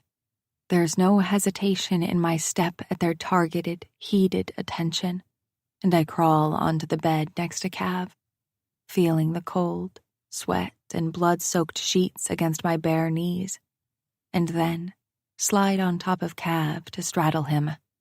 Careful, beastie, Caspian warns. I run my shaking fingers over Cav's bloody cheekbones. He's now watching me carefully, his teeth poised to snap. Leashing my own terror, I try to reclaim his attention. Slowly, so slowly, I lean down and press my lips to his blood-stained mouth, tasting the saltiness of his sweat and the metallic tang of his ichor. Cav stiffens, and then something shifts. His arms relax against Wilder and Caspian just a fraction. His body goes slack for one sweet moment before he bucks again. But there's less violence in it this time, less anger, and it's mainly in his hips, directly below my parted folds. Caspian meets my gaze over Cav's twitching form and nods once, sharp enough that I understand that he's curious enough to allow me to tread carefully. I reach down and grasp Cav's hand in mine, while Wilder holds his wrist, pressing our palms together. My heart hammers out a rhythm only heard by him now. Breathe with me, I say against his ear as I match his shallow breaths with mine. Cav's hips arch again, his cock twitching under me. Only a single sheet separates us from each other. Caspian moves to capture his arm again, but I stop him with a hooded look before turning my focus back on Cav. Look at me, I murmur to Cav, my chest rising and falling with his. Cav struggles for a moment before his gaze clashes with mine, a battle of wills. His hand flexes under my palm in a desperate plea, breaking my heart and turning me on all at once. Wilder rumbles low in his throat, his gaze rapacious as he takes in the scene. Fuck. He mutters under his breath. I want her to. Get in line. Caspian murmurs, his eyes as vulturine as Wilder's. A rush of warmth drenches my pussy at the sight of the three of them staring at me like I'm better than dinner. Like I'm the whole damned 5-course meal. I can't see Axe, but I sense his utter stillness behind me and have no doubt where his attention lingers while he gets a perfect view of my backside. Boldly, I reach down and stroke along the length of Cav's cock, another form of soothing, of complete and utter distraction from agony. Feel me. I breathe. Cav's bloodied, chapped lips part, his mouth finally relaxing. Wilder grabs my hair roughly and yanks my head back, forcing our eyes to meet. His grip on my hair is painful, but it only adds to the growing ache between my legs. Fuck her, Cav, he says through clenched teeth, without taking his eyes off me. Fuck her until you come back to us. Cav doesn't need further instruction. He thrusts into me slowly, letting his hips choose the rhythm as he moves in and out. The feel of him filling me up makes me moan softly. Yes, I whisper, arching my back slightly to take all of him. Axe's hands press against my ass cheeks as he watches Cav fuck me from behind. I can feel the heat emanating from him, making my pussy clench around Cav's cock even tighter. In response, Cav picks up the pace, slamming into me harder and deeper with each thrust. She's so tight. Cav groans between breaths, his hips moving steadily as he takes control of our connection. That's the first logical thing you've said all night, Caspian says, his tone wicked with sexual approval. Caspian's mere voice, velvet and grit and arrogance, soaks my pussy further. Wilder keeps his grip on the back of my head, holding my gaze captive as Cav's movements grow furious. Suddenly, Axe grabs both my hips and pushes down, roughly, forcing Cav deeper. Caspian watches us intently from the other side of the bed, his eyes shrouded with lust as he runs a hand through his usually well-groomed hair. She's ours, Cav, Caspian says. My pussy clenches around Cav's cock in response. Your only curse is that you have to share her with us, because I'm not fucking letting you have her all to yourself. With Axe now in control of my hips and Cav's arms free, Cav threads his fingers around the back of my neck, pulling on it gently as he drives himself deeper. His rhythm matches Axe's guidance, making every stroke feel like an electrical current coursing through the three of us.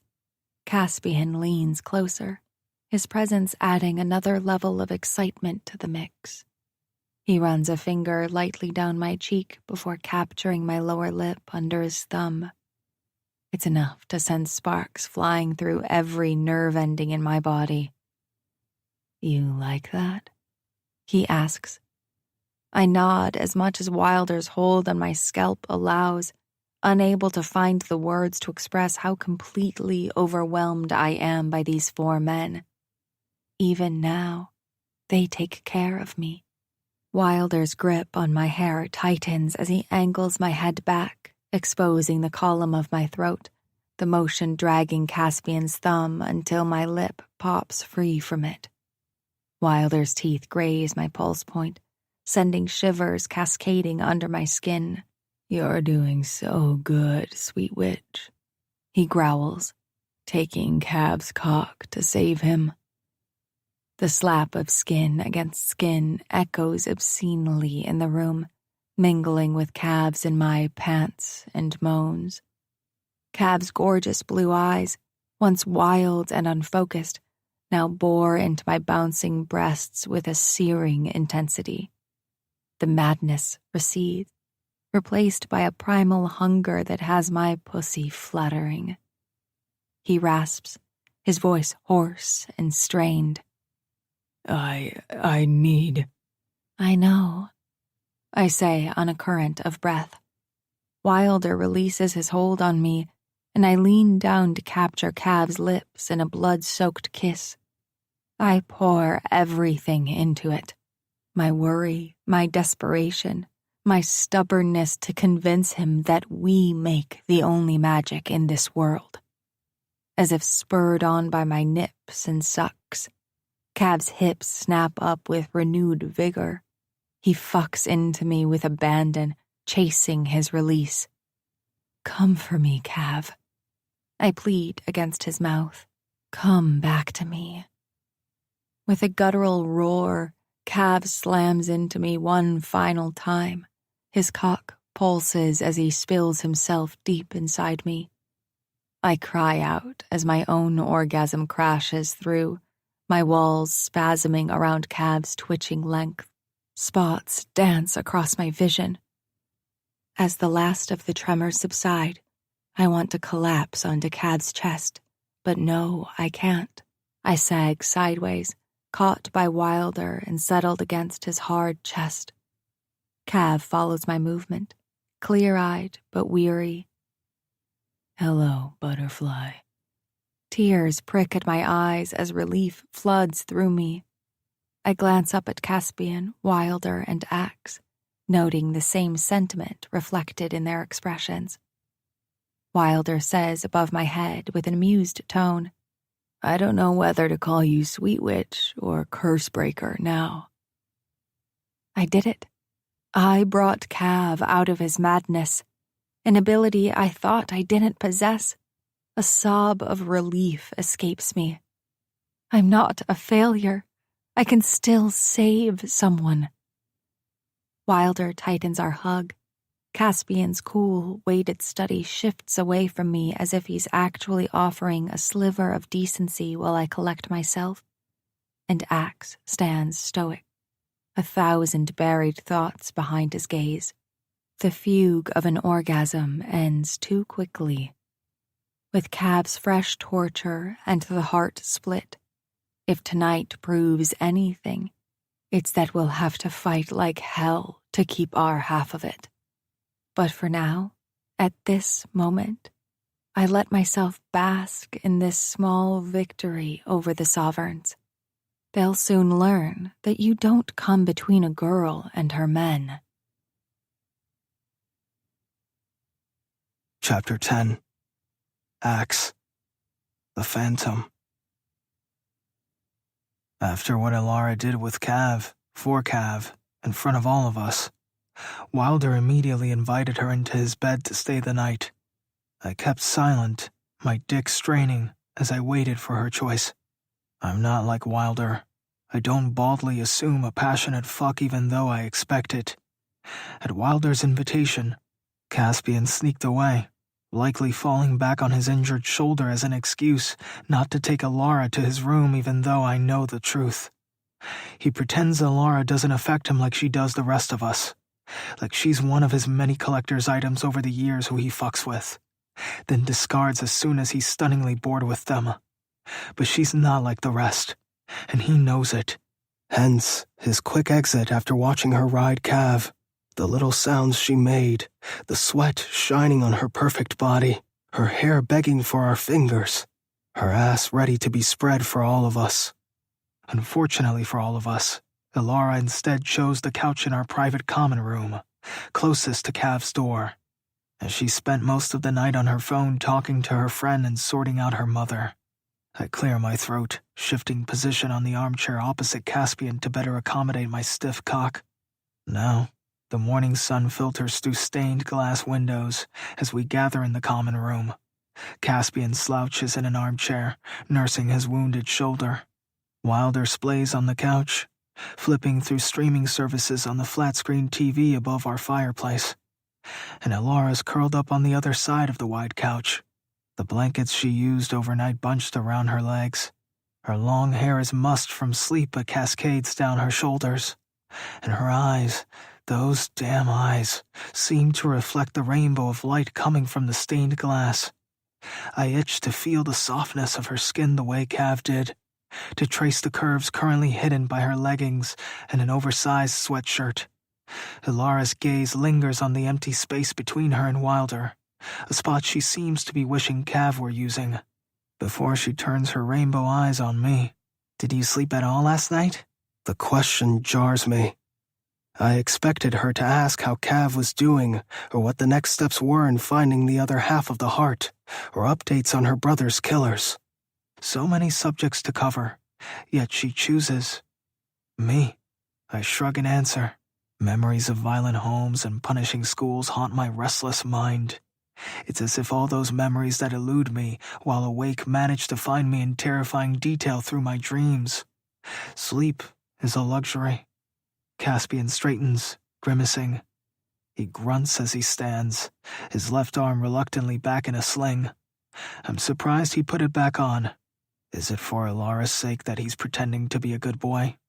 Or is he using it as a distraction while he compiles all kinds of horrendous shit in his head to use against the Sovereigns? My vote's on the latter. Caspian pushes to his feet, stalking over to the bar and pouring himself a drink. The amber liquid sloshes against the sides of the glass as he knocks it back in one gulp. Ilara's brows knit together, her lips parting as if to caution him against drinking first thing in the morning, but he prevents it by saying, I'm off the pain pills. It makes me too vulnerable, so a shot of bourbon it is. I lean forward, resting my elbows on my knees, asking her, how did you sleep? Ilara wraps her arms around her shins, curling her legs in close. Okay. She didn't choose Wilder, or me, nor did she sleep beside Cav or dare to knock on Caspian's door. She wanted to sleep out here, in our common room, perhaps embarrassed at how she revealed herself to us last night, or struggling with the implications of it. If she thought we wanted her before. Therefore, Wilder and I slept in here too, both taking armchairs and watching Ilara more than we chased sleep. Ilara shifts, the blankets falling away as she plants her feet on the floor. I want to help with whatever you guys are doing today. Tell me what I need to do. My gaze rakes over her, from the wild tumble of her hair to the hard set of her jaw. Even now, with everything at stake, I can't ignore the obsession that churns in my gut at the sight of her. Caspian slams his glass down on the bar, the sound ricocheting through the room like the very gunshot that ravaged his shoulder. Ilara jumps, likely remembering the same thing. You've done enough already. Caspian snarls with his back to us. We don't need your help. Yep, Caspian is exceptionally unhappy about his current state. Ilara flinches as if he'd struck her, hurt flickering across her face before she smooths it away. She stands, squaring her shoulders as she faces him. I'm not going anywhere. Didn't last night show you anything? You need me. You wouldn't have half the heart if not for me. I am a part of this now, whether you like it or not. Wilder whistles low under his breath, his gaze darting between them. I watch the scene unfold, tension crackling in the atmosphere, lightning readying to strike. Caspian's hand flexes at his side, his fingers curling into a fist. For a moment I think he might lash out. His anger is so palpable. I rise from my armchair, my erection straining against my jeans. I cross the room in a few strides and take the bottle from Caspian's hand and pour him 2 more fingers. You're cranky. Drink. I don't need a fucking nursemaid. I shoved the drink into his hand. You're a genius and we wouldn't be where we are without you. But when you're wounded, you're fucking intolerable. So drink. Caspian grunts, but tosses the liquor back, swallowing in one gulp. Ilara stands by, her cautious attention switching between Caspian and me. And, appearing to have discovered our weakness, she stretches her arms high above her head as she gives herself a full body stretch. Her sweatshirt rides up, revealing a strip of smooth skin above the waistband of her leggings. My cock throbs at the sight. I want to cross the room, yank those leggings down her legs, and bury my face in her. I want to feel her clench around my tongue, hear her moan my name when I make her come. But I don't move. I can't. It wouldn't be right, not after what I've been forced to do, to her, to my brothers. If she knew, Ilara's sweet expression would turn to hate. I never want her to look at me that way. It'd be the one time I'm thankful for my memory lapses. Wilder sits up on the couch, tossing the remote onto the coffee table and saying out of the side of his mouth, "Shit, Ilara's as ruthless as you, Casp." His focus doesn't stray from Ilara's belly button. "Where's that bourbon? I suddenly want to do body shots this morning." Ilara drops her arms to her sides and pads across the room, her bare feet silent on the hardwood. She stops in front of Caspian and reaches up to brush a strand of hair from his forehead, revealing those disturbing eyes of his at their full charge. "How's the shoulder?" I struggle not to gape, though she's essentially just booped a shark on the nose and called it cute. Caspian answers through a barely controlled voice. "It's fine." "Liar." Ilara's voice is soft, almost tender. She traces her fingertips along his jaw and down his neck before retreating. "I'm sorry my mom did this to you." "I don't need any apologies." There's the snarl. "True. But you do need an extra set of hands." Ilara shrugs, with both shoulders. Caspian glares at her. I step between them, placing a hand on Caspian's chest and reminding him, "We're down a man. We can't lose you too." Caspian's nostrils flare. For a moment, I think he might punch me, and I prepare for a fight. But then he barks out a laugh, the sound harsh and bitter. "Fine, but she stays out of my way." Ilara's eyes grow small with indignation, her lips pressing into a thin line, but she doesn't argue. Wilder pushes himself off the couch, stretching his arms above his head and ensuring Ilara gets her karma by showing a slice of toned abs. "I'll start digging through the Initiate's archives downstairs, see if there's any mention of Maverick." Caspian smirks at Ilara, fully aware that she can't go with Wilder and reveal herself to the rest of the court, not without raising questions and snagging the Sovereign's attention. I turn to Caspian. "Ilara can help you on the tech side. You're not leaving our wing and you can't properly type with your arm in a sling." Caspian looks like he wants to eat me whole. "Dictation, asshole. It's a thing." I counter in a low voice. "Then why don't you tell her about the hidden library in the manor that hasn't been seen for hundreds of years until it was discovered by Maverick and he hid his flash drive confessing to breaking the heart there?" Wilder pauses with his coffee mug halfway to his lips. Ilara's jaw falls to the floor. "What?" Caspian now wants to turn me into a slow-cooked meal. "That was not your find to reveal." "Clearly," I say with an innocent expression. Caspian informed me of his discovery shortly before we all met up in Cav's room, while the selection continued downstairs. With the Sovereigns at our heels and the danger posed to Ilara, he hadn't yet revealed it to anyone else, and I was beginning to wonder when he would. Thankfully, I typed his words into my reminder app as soon as I got the chance, and had a lot of time to read last night. Ilara moves nearer, her eyes wide with a mix of shock, hurt at being left out, and excitement. "A hidden library? Containing evidence of what my brother did? Take me there right now." Wilder sets his mug down with a thud, coffee sloshing over the rim and ready to move onward. He wipes his mouth with the back of his hand. "Lead the way, brother." Caspian pushes off the bar. He presses close to me until we're nearly nose to nose. "After this, we're going to have a long talk about when and who to reveal crucial intel to." I don't flinch, holding his gaze steady.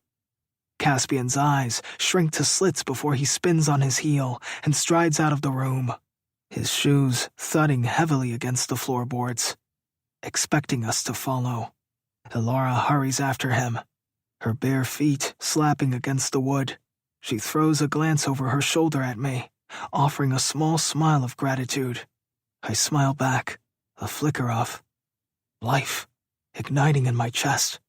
Before she disappears into the hallway, Wilder charges after Caspian and Alara, but I hang back a moment, surveying our common room, the discarded blankets on the couch, the half-empty bottle of bourbon on the bar, evidence of the unrest that's entered our lives. I stride into the hallway. Ahead, Caspian leads the way, his injured arm tucked close to his body. Alara keeps pace beside him, her hair remaining a wild tumble down her back. Wilder brings up the rear. What does Wilder see when he looks at Caspian and Alara together? Is he envisioning Tegan and himself, the girl who died on his watch? I pull out my phone, typing this down as a question to ponder later. We wind through the manor, taking turns and climbing staircases I've never explored until we're in the attic. The air grows musty, thick with the scent of leather, tobacco, old books, and dust. So much fucking dust. Finally, Caspian stops in the middle of a cobwebbed corridor, in front of a large painting. He flicks on the flashlight of his phone, spotlighting the painting in full detail. "It's Thornhaven Manor," Alara says. "And the gold star goes to Miss Wraithwood," Caspian drawls. Alara appears ready to dig her finger into the bullet hole on his shoulder. I incline my head, drawing closer to the painting and studying the manor as it would have been in the late 1600s. The gardens surrounding the gray stone, the pristine turrets and spires, the widow's walk, the unmarred west wing. I glance between the silhouette in the garden, painted in shadow despite the sun shining down on him, and the west wing that no longer exists. Caspian's hand darts in front of my vision, preventing what I'm certain I was about to figure out.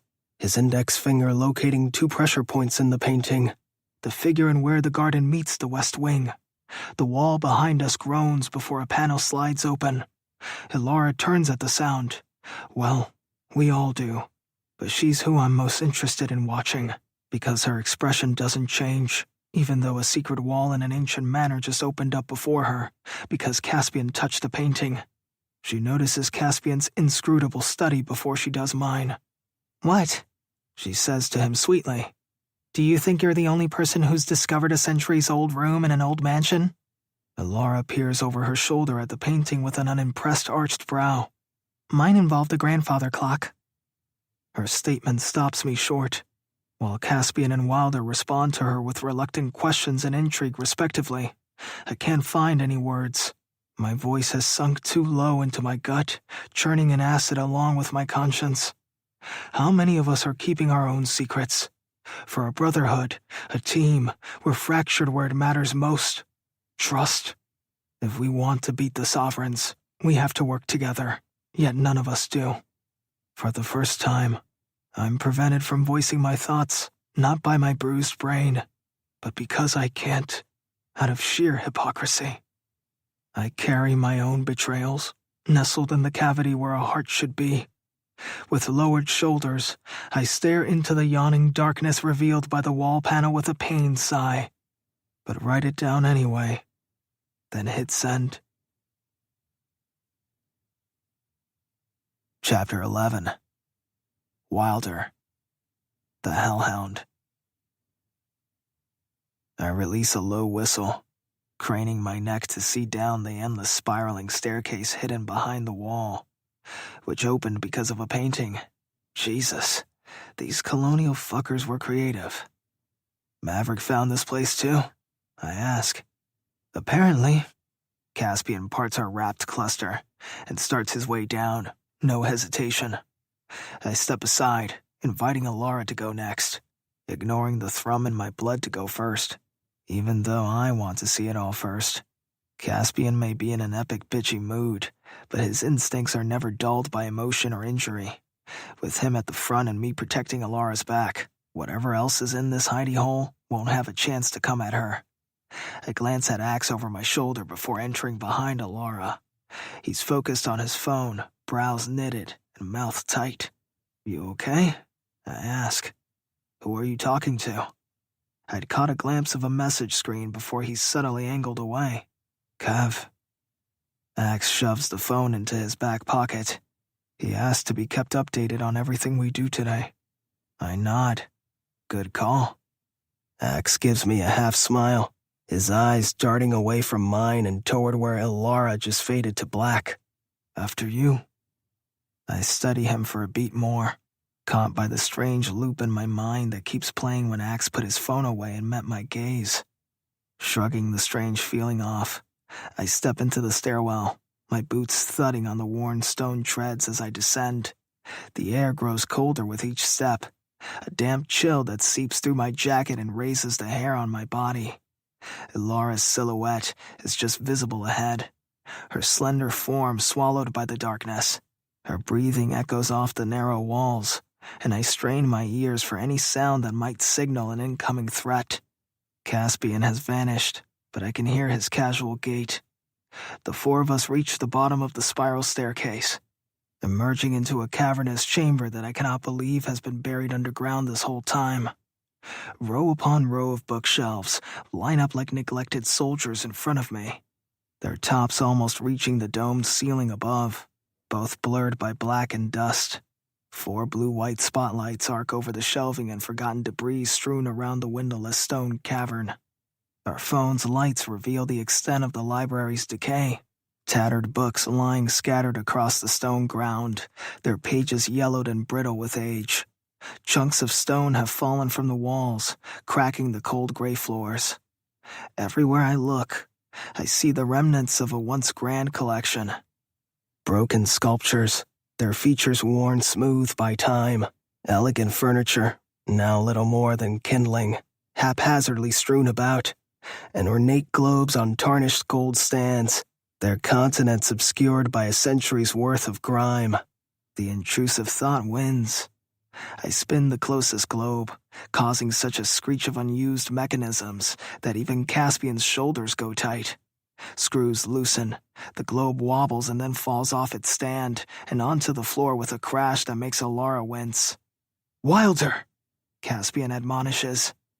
I slowly step away, hands up, and I don't hide my amusement when Ilara gives me an embarrassed glance before heading to the row Caspian walked into. Fuck, she's cute when she's flustered.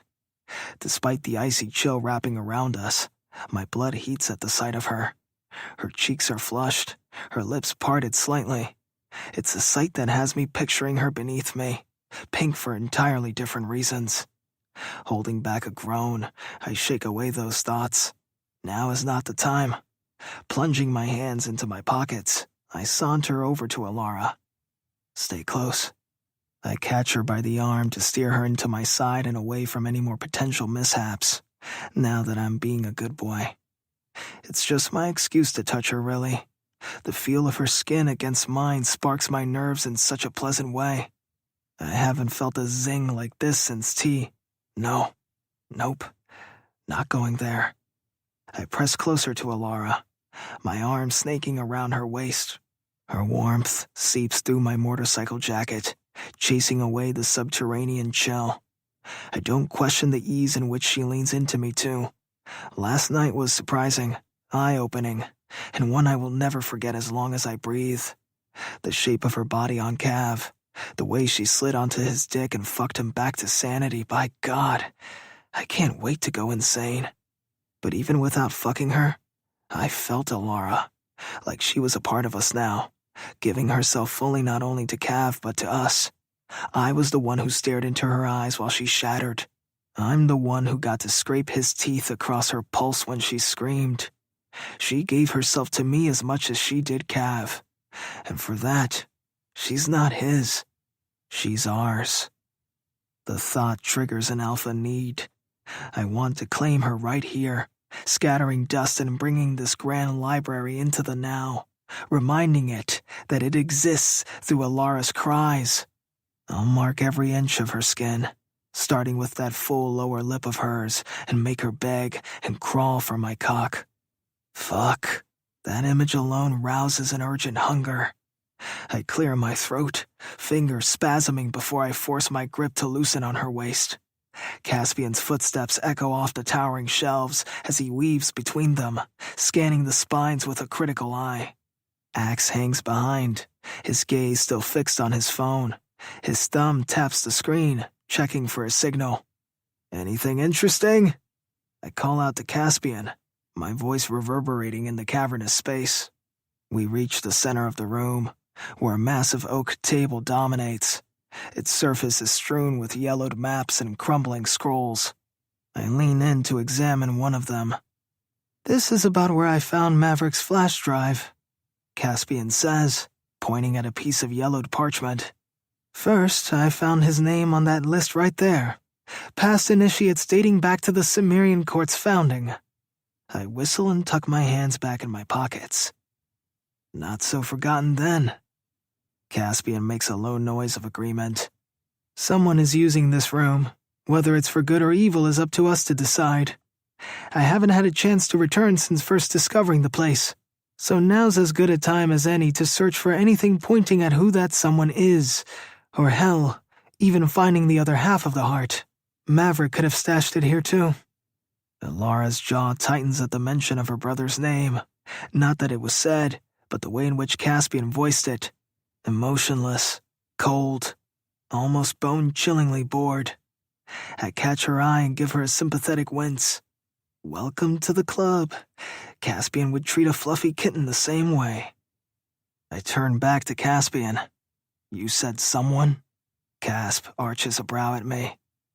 "And? Why not someone's? How are you so certain it's only one person?" It's for an eighth of a second, but a muscle in Caspian's jaw pops out at the question. Then his face smooths, and he quickly answers. "You're right. It could be multiple people." "Like the three sovereigns?" Lara asks, oblivious to Caspian's almost imperceptible tells. Caspian indicates that it's possible by waving a hand. Lara launches into further questions, focusing on where Caspian found the flash drive, under a hideous golden raven statue, and what it contained. While Caspian deigns to answer, I scrutinize him closer. That's two brothers now who I think are holding something back. Because I can bet you that Axe is up to something, and also wager that for whatever reason, Caspian is keeping his certainty that only one person has breached this room close to his chest. I can't remember the last time I was suspicious of one of my brothers. We've gone through hell together, through fire so hot that our souls were forged into molten metal, and we didn't emerge until every last one of us was out. I search Caspian's gaze for any hint of deception, but he remains impassive, a mask of cool indifference. Lara purses her lips at Caspian's non-answers to her questions. I can't blame her. We're three predators in one room, and she's the delicate deer caught in between. She asks, "Could it be the same person who killed my brother?" I catch her chin gently between my fingers. She looks up at me with those fearfully innocent eyes, so poignant and irresistible. I also see the hope burning there. It's then I know I'll rip this library to shreds if it means finding her brother's killer for her. I have to rein in the surprising emotion by blinking it back. There's no room for softness in this body. Squeezing her jaw tighter, I grin. Only one way to find out. Lara sucks in a breath when I release her as fast as I caught her, snatching up a large square of yellowed parchment from the table and filled with symbols and diagrams, ignoring Caspian's hiss of protest. Dust billows as I shake it out, ancient grit raining down. I pull it closer, scrutinizing the faded lines. Something clicks in my mind. That's the original sigil of the Cimmerian Court. Lara, recovering faster than I gave her credit for, peers around my arm. A flower? A nightshade, specifically. Lara's brows come together at the same time Axe pockets his phone, joining us at the table. He says, "Cav's family helped start this society. It was small then, limited to 4 original families of Titan Falls. When it grew, gaining power, influence, and reach outside this town, the founding families lost their iron grip on the court and its rules. The sigil was changed to what it is now, the profile of a skull facing left with a celestial crown formed by 2 crescent moons in the 1950s. To Nightshade's credit, they held on to it like a lady clutching her pearls for a good 100 years, I add. Lara thinks this over, her nose scrunching and bringing her freckles closer together as she thinks. Are you saying the Cimmerian Court started out nice? Caspian barks out a laugh, jarring in such a stifled room, but no less disturbing. No, we were always ruthless and chose violence over friendly negotiation. It just became more brutal. That's what happens when you breed your own manner of beasts, Axe murmurs. We fall into contemplative silence. I flatten the map on the table, redirecting everyone's attention to our very pressing issue in the present, not the past. Look at these markings. I think this is the layout of the library itself. Caspian is the first to snap to attention. He races a fingertip over a series of interconnected circles. Then this must represent hidden chambers, rooms we haven't found yet. Interesting, considering the last person rifling through these maps was Maverick and he left this on top. Excitement sizzles through my veins, hot and electric. The promise of more answers to uncover, of lost knowledge waiting to be rediscovered. My fingers twitch with the urge to pick this place apart stone by stone. Axe shakes his head. Either Maverick or whoever else uses this place. Caspian is right. We can't assume we're the only ones who have access. Lara glances up at me, her eyes almost golden in the gloom. Then we have to find the other half of the heart first. Maverick could have put it in one of these rooms and left this as a clue. Or a trap, Caspian points out. I shrug. Does it matter? We're trampling through anyway. Jerking my chin at a towering bookcase along the far wall, I add. According to this map, one entrance is behind that bookshelf. Help me move it. Axe and I throw our weight against the shelf, muscles straining as we inch it aside. Stone grinds against stone, a teeth-rattling screech that pierces through my skin and ricochets off my bones. As the bookcase scrapes out of the way, stale air gusts out of a person-sized hole in the wall, reeking of mold and decay. Caspian produces a flashlight and aims it into the opening. The beam illuminates a narrow passageway, the walls glistening with moisture and crawling with pale roots. I shoot Lara a shameless grin over my shoulder. Ladies first. She pulls her lips in, gnawing on them before she squeezes past me, her hips grazing mine in a way that sends fire licking at my dick. I bite back a groan at the same time Axe sends me a damning look. Fuck. I was too distracted by her ass to realize. I didn't expect her to actually go first.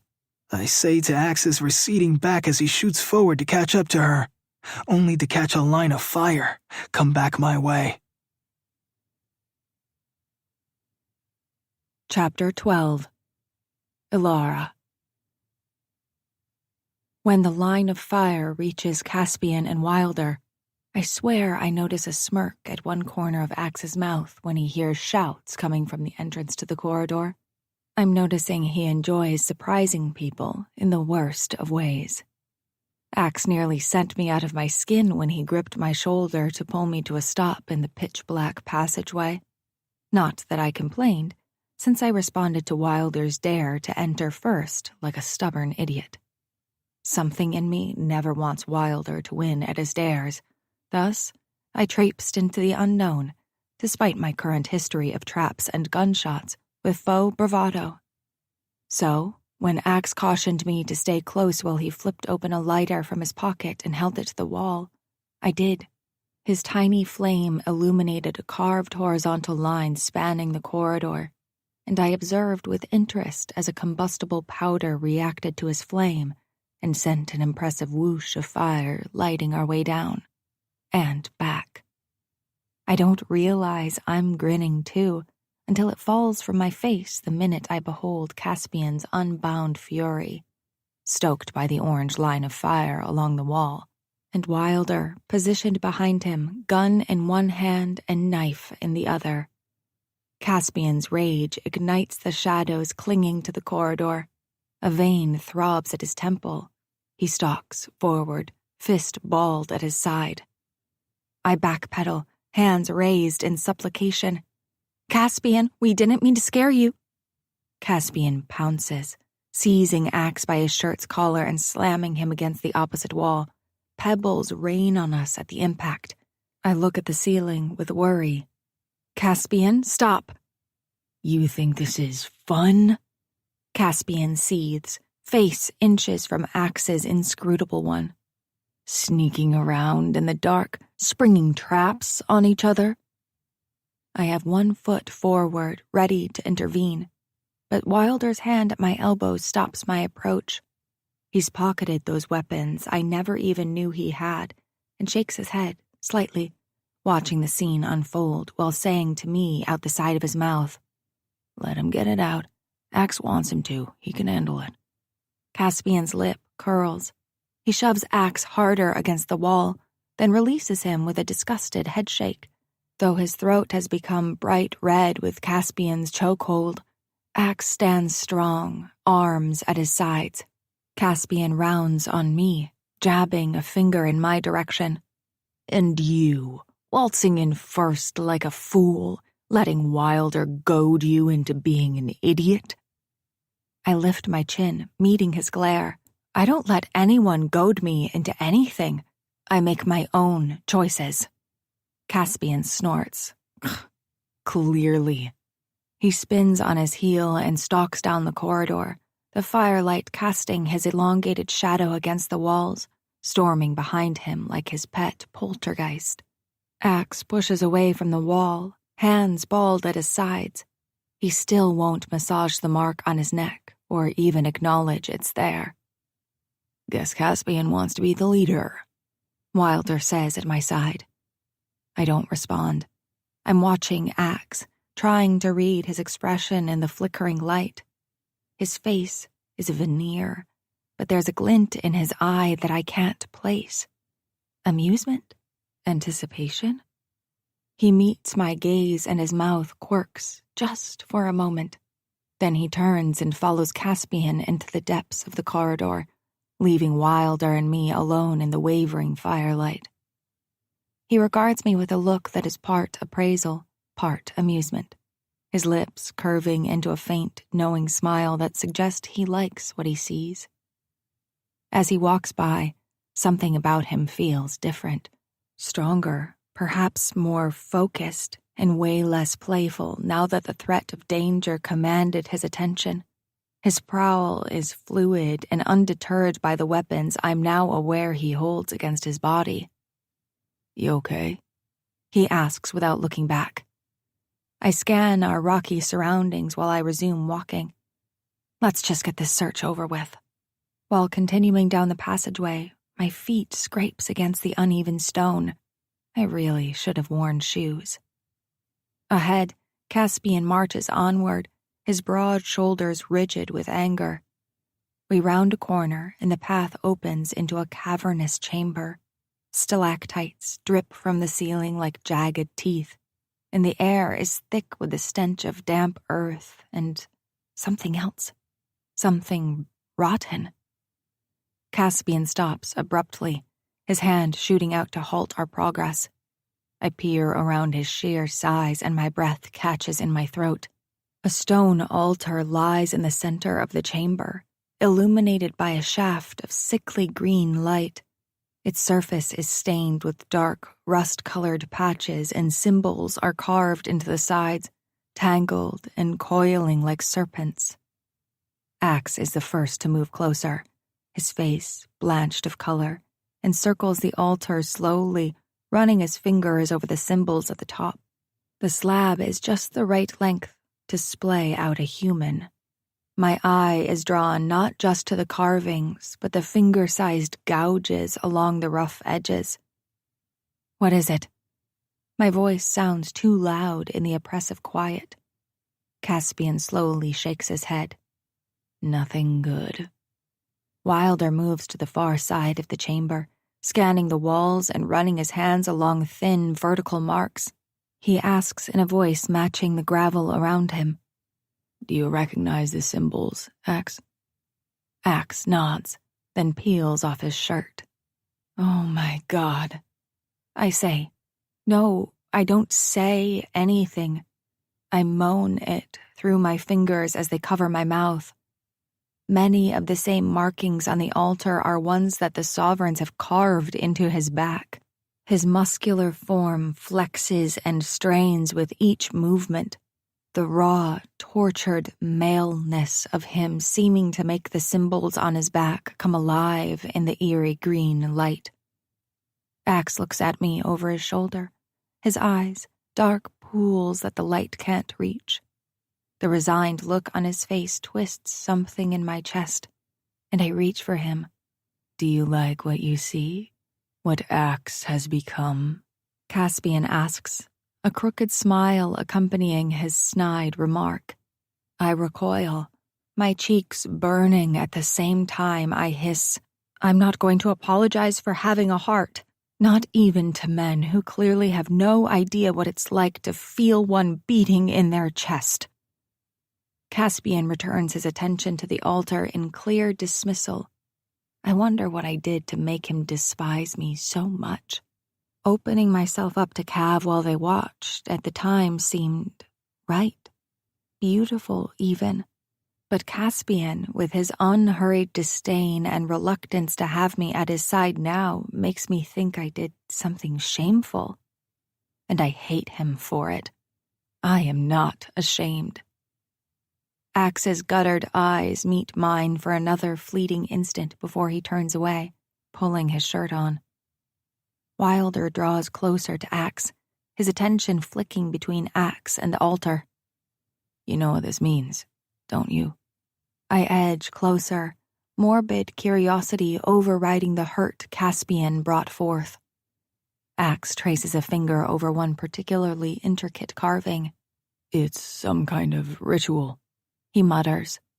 Blood magic, maybe. Something dark and ancient. Wilder shifts uneasily, his hand drifting toward the gun at his hip. I dare to venture. I thought your current sovereigns were the only ones to bring dark magic into your rituals. Yeah, that's what we thought too, Wilder says, his eyes not leaving the stone altar. I turn to Axe, my voice soft but firm. Do you have any idea what these symbols might mean? Anything at all? He shakes his head, his expression unreadable. Leaving the question, Caspian says as he comes up behind me. Why does Axe have carvings on his back that are the same as ones found in an untouched chamber hundreds of years old? Not untouched, I breathe out when something catches my eye, a glint of metal at the altar's base. I crouch down. There, nestled in a crevice, is a small silver flash drive. Guys? I say, my voice cracking as I push to my feet. I hold up the flash drive. Caspian snatches it from my hand, examining it closely. Your brother sure does love his scavenger hunts. He was trying to be safe, I reason. Would you rather he leave everything in one place for the sovereigns to find? Caspian's eyes flare at my tone, but I refuse to be cut down by him again. Not when, for the first time in years, I feel closer to my dead brother just by finding another clue he left behind. Caspian's grip tightens around the flash drive, the whites of his knuckles bursting through. Your brother's games are going to get my brothers killed. His voice is a low snarl. You realize that, don't you? I match his glare.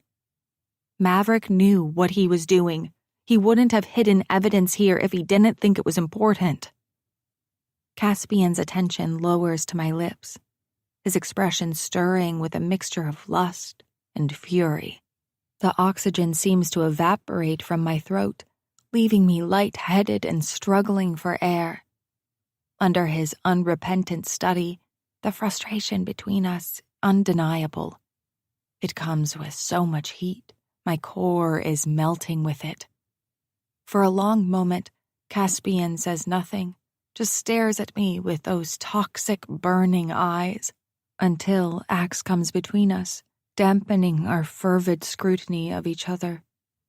Caspian straightens, his expression smoothing and his stare becoming bland and bored, like I never interested him in the first place. I hold back the insult on my tongue by clenching my molars together and listening to Axe. We need to find out what's on that drive, he says. Wilder produces a small tablet from his pack, holding it out to Caspian. No time like the present. I hesitate in agreeing, my focus returning to the altar. The stain seems to shine in the sickly light, and a wave of nausea rolls through me. Yet I don't tell them to stop. Answers about my brother overrides literally anything else. Caspian inserts the drive into the tablet's port. The screen flickers to life, lines of code scrolling across the display. He leans in, his brow furrowing as he deciphers the encrypted message. It's coordinates, he says after a moment. And a warning. Axe inclines his head, his attention locked on the tablet's screen. Wilder leans closer, a pensive frown on his face. After a few taps, his expression almost serene, Caspian opens up a video. The sound that comes out of me isn't human. It's an inhale of pain so ancient every being on earth has felt it. Grief. Caspian's hand clenches around the tablet at the sound, the veins in his forearm pushing against his skin. Axe closes his eyes like he feels my pain. You don't have to watch, sweet witch. Wilder's sudden proximity is a live grenade, his voice the pin that, once pulled, sets off a chain reaction of explosive sensations that tear through me. I never saw him move, never felt the breeze of him closing in.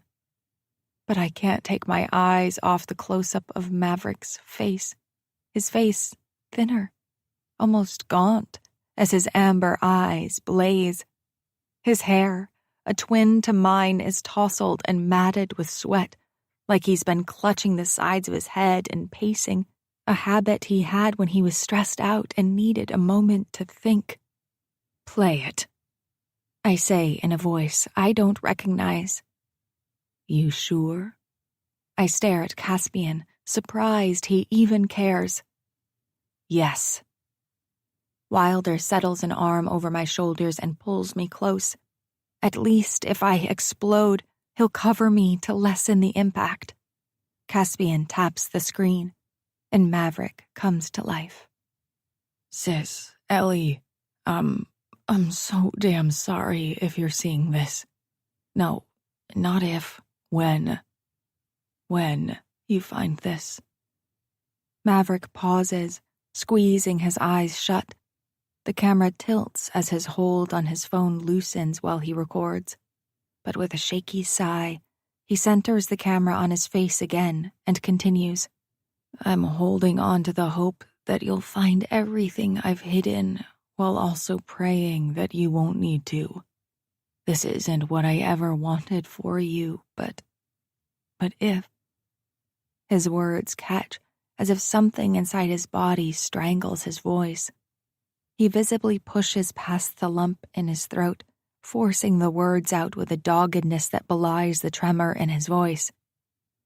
If you're watching this video, it means I'm dead, and it wasn't accidental or from natural causes. Playing this video means I was murdered, and you're stopping at nothing to find my killer. A tremor runs through me, a brief but undeniable quivering that I can't quite suppress at those damning words. They're true. His death has been a fact for 6 years, but God, it still hurts. You're 16, just a kid, but I see it in you. There's a force brewing in your soul, one that I doubt was extinguished after I died. He says, a hint of pride seeping through the despair in his voice.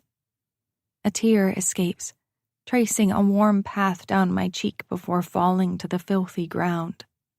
I can't protect you anymore, he admits, another painful truth laid bare. But I trust you can find your way out of this, because I've done everything I can to help you bring the Sovereigns down. Wilder's arm turns to iron around my shoulders. Caspian, who hasn't blinked since Maverick started talking, gives a single eye twitch of acknowledgement to Maverick's confession that he was trying to do exactly what we are. Axe lifts his chin, his attention tunneling into the screen. What I'm about to tell you goes against everything you think you know about Titan Falls, about its so-called elite sovereigns who rule every aspect of this town and the powerful people outside of it. Maverick pauses, lost in thought. He leans in closer to the camera. I found something, Ellie. Proof of a secret that could bring their whole empire crumbling down. That's why they want me dead. His voice drops to an urgent whisper. There's something called the Ruby Heart. If you've gotten this far, I hope you know about it. I nod, though there's no way he can see me. I found it. There are so many people looking for it. Bad men, bloodthirsty ones. Killers. But I found it before them and I broke it. The other half, the one that will help you reveal everything, I've hidden it where they'll never find it. It's the only leverage I have over them. Maverick glances over his shoulder, his jaw working nervously before he turns back to the camera. Inside this drive are documents, photos of what Sarah Anderton compiled centuries ago. Records, transactions, communications. I took photos of everything I discovered in the Grand Library underneath Thornhaven Estate. Hard evidence of the Sovereign's true origins and the means by which they seized control. Caspian's stare lasers into the tablet's screen as if the threat of his eyes alone could force Maverick's ghost to provide more details. As if predicting such intimidation, Maverick continues. I won't risk going into detail in this video in case it falls into the wrong hands, but I will tell you one thing. The place where you found this drive is where Sarah Anderton was imprisoned, tortured, and killed. I suck in a breath. My stare immediately locks onto the gouges in the slab, the vertical marks Wilder noticed. Nails. Desperate, clawing fingers belonging to a woman. Sarah's death wasn't through official or lawful means, Maverick says, redirecting my grief. Not after her trial. The Sovereigns kidnapped her and held her here for weeks. A crash sounds behind him. Maverick's head twists towards the noise, then swings back into focus, and he's talking faster and with more panic. Someone's coming. Find the second half, unlock the heart, and expose their lies. Change history, Ellie. You have what it takes. You're the only one I trust to finish what I started, and please, please. Another sound clangs, then a shout. Mavy boy, you in here? Don't trust anyone other than family, Ellie. Maverick says in a rush, the camera shaking now. You hear me? Family only, no matter how many years separate them from you. Members of the Cimmerian Court will try to manipulate you and sway you to their side, but these are not good people. Everyone's a liar. We're bred to kill, to work for the Sovereigns and destroy anyone in their way. Mavs, where you at? A disembodied voice yells somewhere behind him. I love you. Maverick chokes out. I love you so much, Ellie, and I hate that you'll never see me again. There are no more USB drives, just the 3. Be safe. If there's a way to still be here after death, I will do everything that I can to stay with you. The screen goes black as Maverick cuts the video. I close my eyes against the anguish of his confirmation, the deep cut of his vow. Maverick was part of a brutal secret society and never breathed a word of it. My shoulders slump as the final image of Maverick's drained face is seared into my mind. The second I saw him on the screen, alive and talking, I'd hoped for answers. Maybe even if I'm dead, it means insert name here, killed me, but it was a false hope. I should know that this world, these people, don't deal with their problems up front. No, they stalk and circle and study until their prey is at their weakest. Maverick, good man that he was, would have been trained in the same way. My God, trained? For how long? How long did the sovereigns have him for? More questions, more worries swirl inside my head. What is the full extent of the Cimmerian Court's influence in Titan Falls? And beyond? How far back does their power truly reach? And, most importantly, where the hell has Maverick hidden the other half of the ruby heart? I can't shake the cold, phantom fingers brushing along my shoulders, chilling my skin and raising the hairs on the back of my neck. Don't trust anyone. I slowly become aware of the others in the altar room. Wilder's arm still wrapped tightly around me, more possessive than comforting. Like he's saying, through his strength, "You're not going anywhere, no matter what your brother just said." Caspian watches me for any reaction, a python waiting for its dinner, and Axe's calm presence unsettles rather than soothes me. I am alone in here, utterly alone among these evasive and dangerous men who likely know far more about my brother than I ever did. Everyone's a liar. Chapter 13. Ilara. Run, my instincts tell me. Maverick's spirit whispers to me, run and don't look back at them while you do. Caspian breaks the stillness. His tone is a low, feral thing, more animal than human, a snarl lurking just beneath the surface. Now, where would your brother hide a piece of a multi-million-dollar ruby? I'm not letting you take over or order me around like I'm one of your initiates, I say. Maverick entrusted this to me. Wilder's fingers flex on my shoulders, a subtle warning. We heard him too, sweet witch.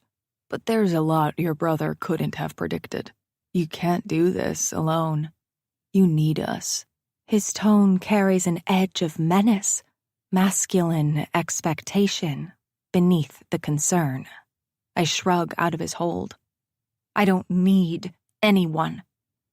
The words taste wrong on my tongue, but I force them out. Especially not those my brother warned me against. Axe drifts closer. Maverick was one of us, Ilara. He knew the Cimmerian Court, inside and out. If he left clues, we have the best chance of deciphering them. I snort, a harsh sound in the oppressive stillness of this ancient, awful room. Right, because you've been so forthcoming with information up until now. Sarcasm drips from my words, sharp and biting. Where's my necklace, by the way? Do you want to tell me where you've stored it? Caspian's eyes become guarded slits, a wall slamming down behind them. Watch your tone, beastie. Don't make the mistake of making us your enemies. Again. I notch my chin. Does that mean you're still greedy for me, Caspian? Because it doesn't seem like it, and I certainly don't need your threats. Of its own will, my hand snatches the dagger at Wilder's hip, the blade rasping as it clears the sheath. I clench the hilt, the weapon an unfamiliar weight in my grip. Wilder follows my movement, a humorless smile twisting his lips while his arms stay relaxed at his sides. You really think you can take us on? You're in over your head. Maverick's video has you panicking. I thrust the dagger forward, the point wavering inches from Wilder's throat because he didn't back away. His honed instincts would have seen me coming before I rose to the balls of my feet. Wilder stares at me over the shine of steel, his eyes flashing with a dare. He moves forward enough that the knife's tip dents the skin above his Adam's apple. There was someone else at my house yesterday, I say.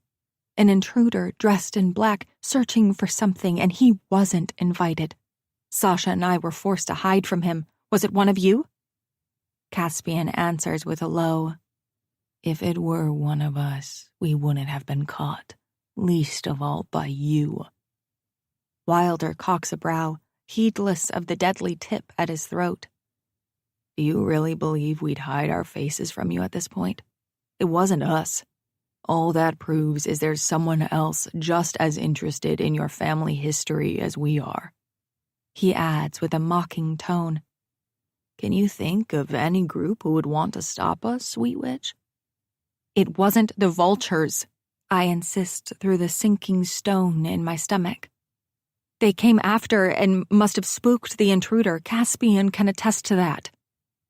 I'm not agreeing to anything, Caspian says mildly.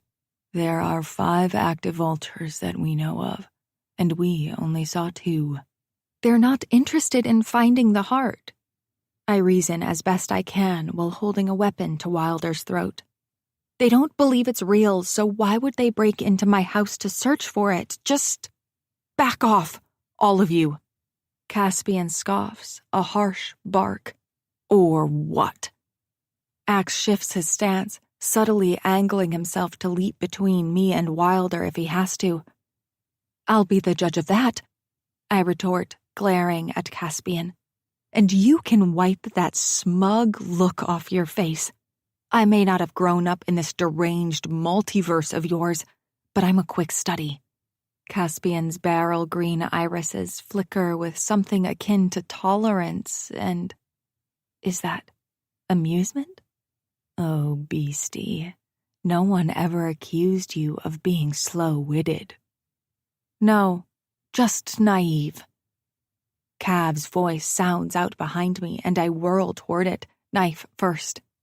He strides out of the corridor's black hole and into the altar room, his blue eyes shimmering turquoise in the eerie light. Stupidly brave, maybe. He continues, his attention on me. Despite Maverick's warnings ringing in my head, I scan Cav head to toe, searching for any spots of blood leaking through his white shirt, any indication of a wince on his face. Only an arrogant swagger and a cocky smirk on his pale face answer my silent worry. I may have been sliced into, but I recover just fine, Butterfly, Cav says. Then he adds in a low voice, Thanks to you. Relief threatens to take hold of my muscles and soften them in his presence, to wrap my arms around his neck and whisper gratitude into the air that he is okay, despite the scar that will linger, the ghastly combination of circles and triangles, and dark, hellish worship imbued in the scalpel that harmed him. My knuckles blanch around the knife's hilt. The blade wavers, catching the pockets of light leaking into the room. Caspian's lip curls, his expression showing no surprise at Cav's unexpected appearance. Put the knife down, Ilara. We both know you won't use it. I don't lower it. It's the only thing I have standing between me and them, a temporary blockade while I collect my thoughts and pick through Maverick's last words. These 4 men weren't at Titan Falls when Maverick was there. My brother died 6 years ago, and the current court has walked through and under campus for 4 years. Yet, there are over 20 initiates currently angling for these men's spots. It occurs to me to ask, how many initiates were with you before you became members? I don't ask it to anyone in particular. Axe answers. Around 20. Why? Would that have been the same for Maverick? He was with 19 others? Caspian gives a slow nod, his eyes growing small as he assesses me. And what happens to the rest of them? I keep my knife between us. The ones who don't make it. Cav considers this. At last, I get my proof that he's not superhuman when he crosses his arms, then grimaces at the contact to his chest. He lowers them carefully.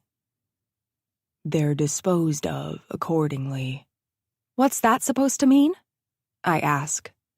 Cav advances and I scurry back. He continues, undeterred. You asked us not to lie to you anymore, and I will keep that promise. You also have to understand that we are monsters of a different make, highly intelligent with honed bodies and killer instincts.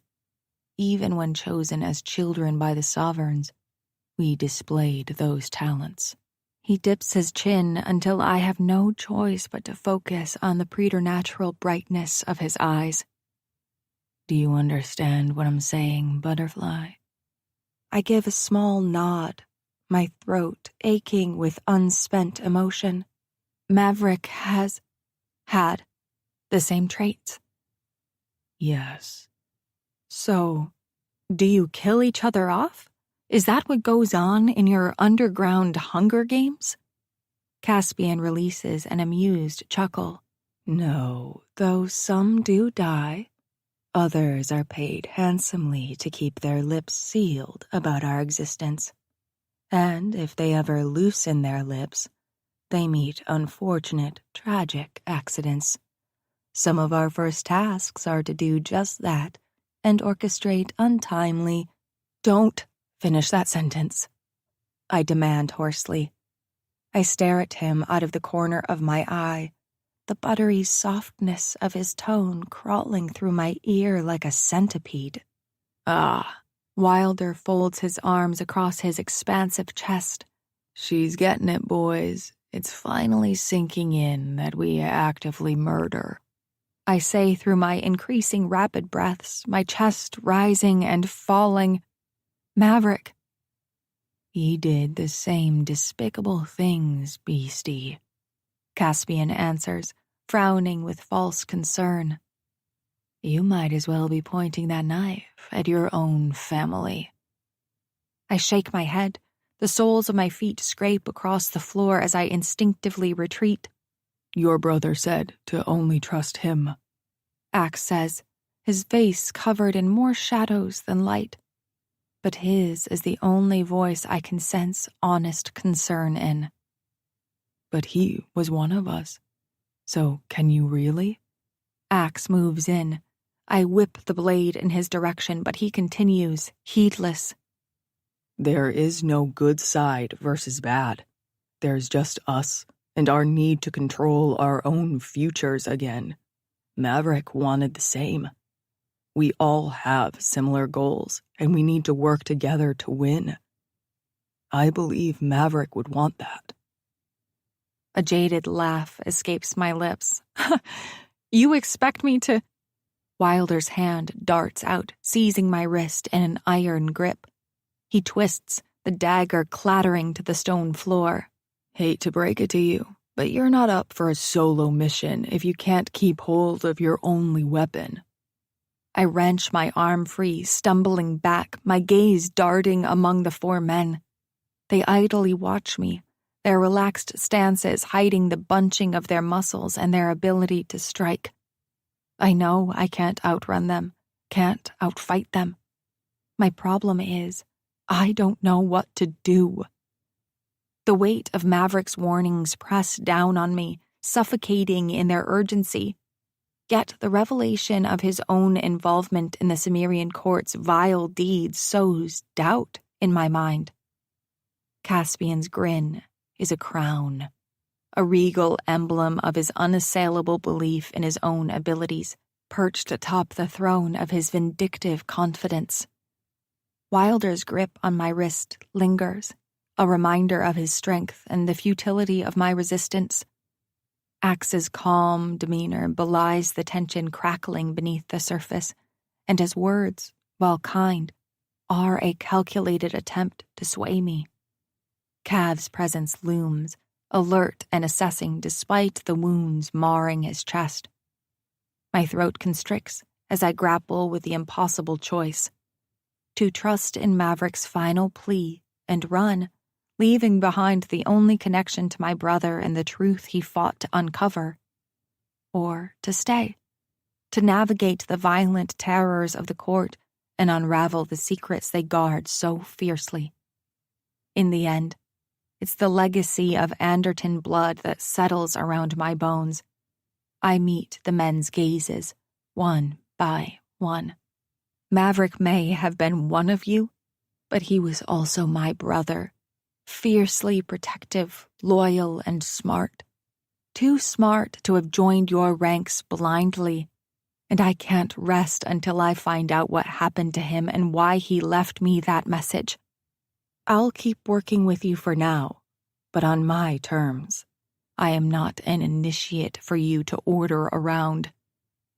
Caspian's lips pull in a humorless smile.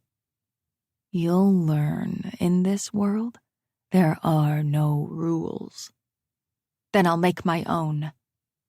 I stand there, surrounded by the type of monsters Maverick once called brothers, and I'm fully aware that my path ahead will be full of temptation and deception.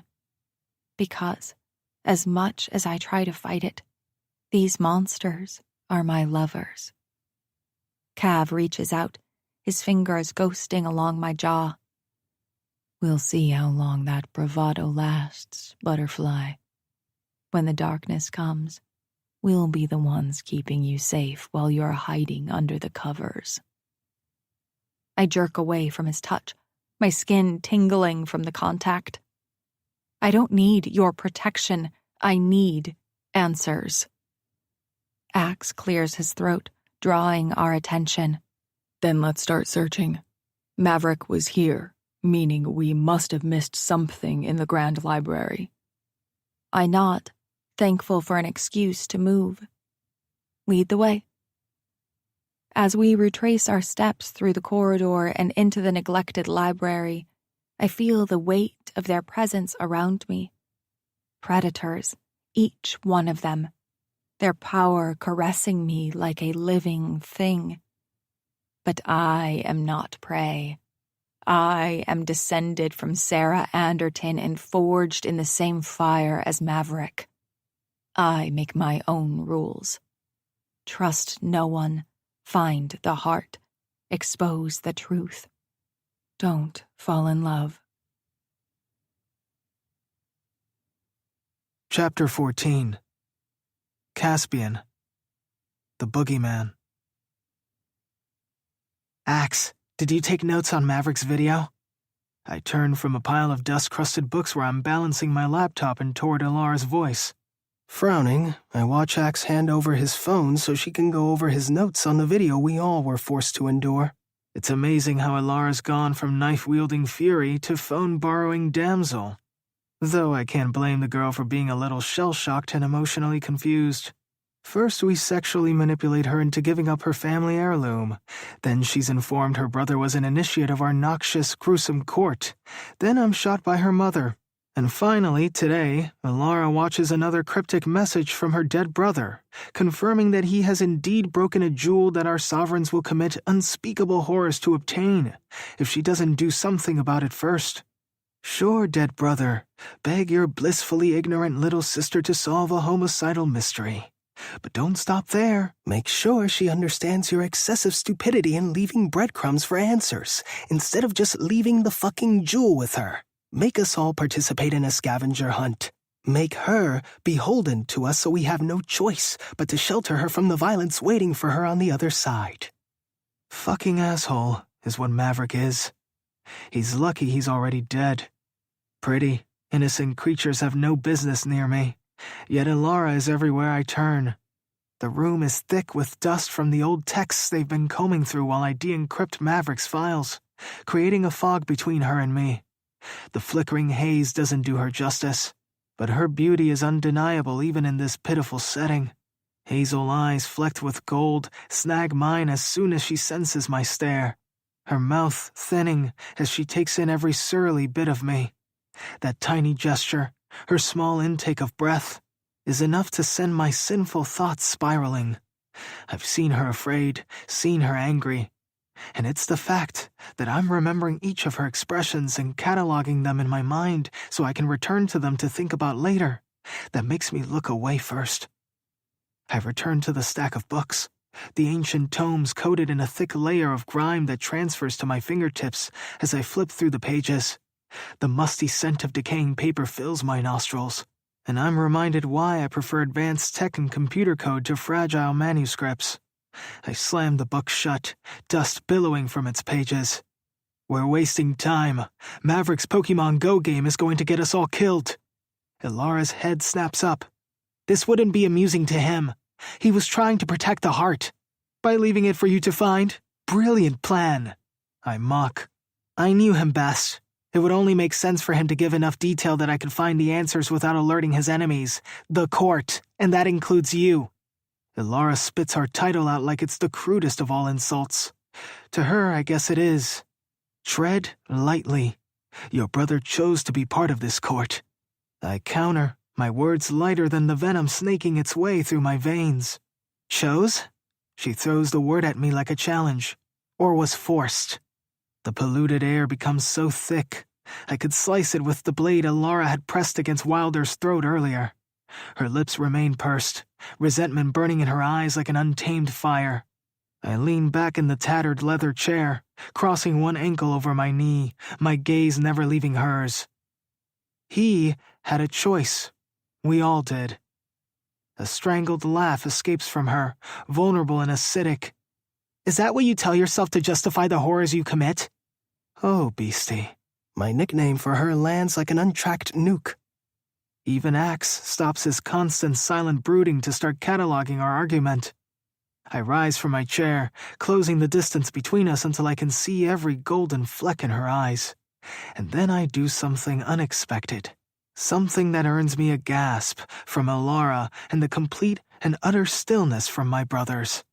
I take her hand in mine and press her palm against my chest, my sling's bandage rough against our combined hands. I lean forward until our faces are inches apart, until I can smell the sweet scent of citrus mingled with fear wafting off her skin. Do you feel that?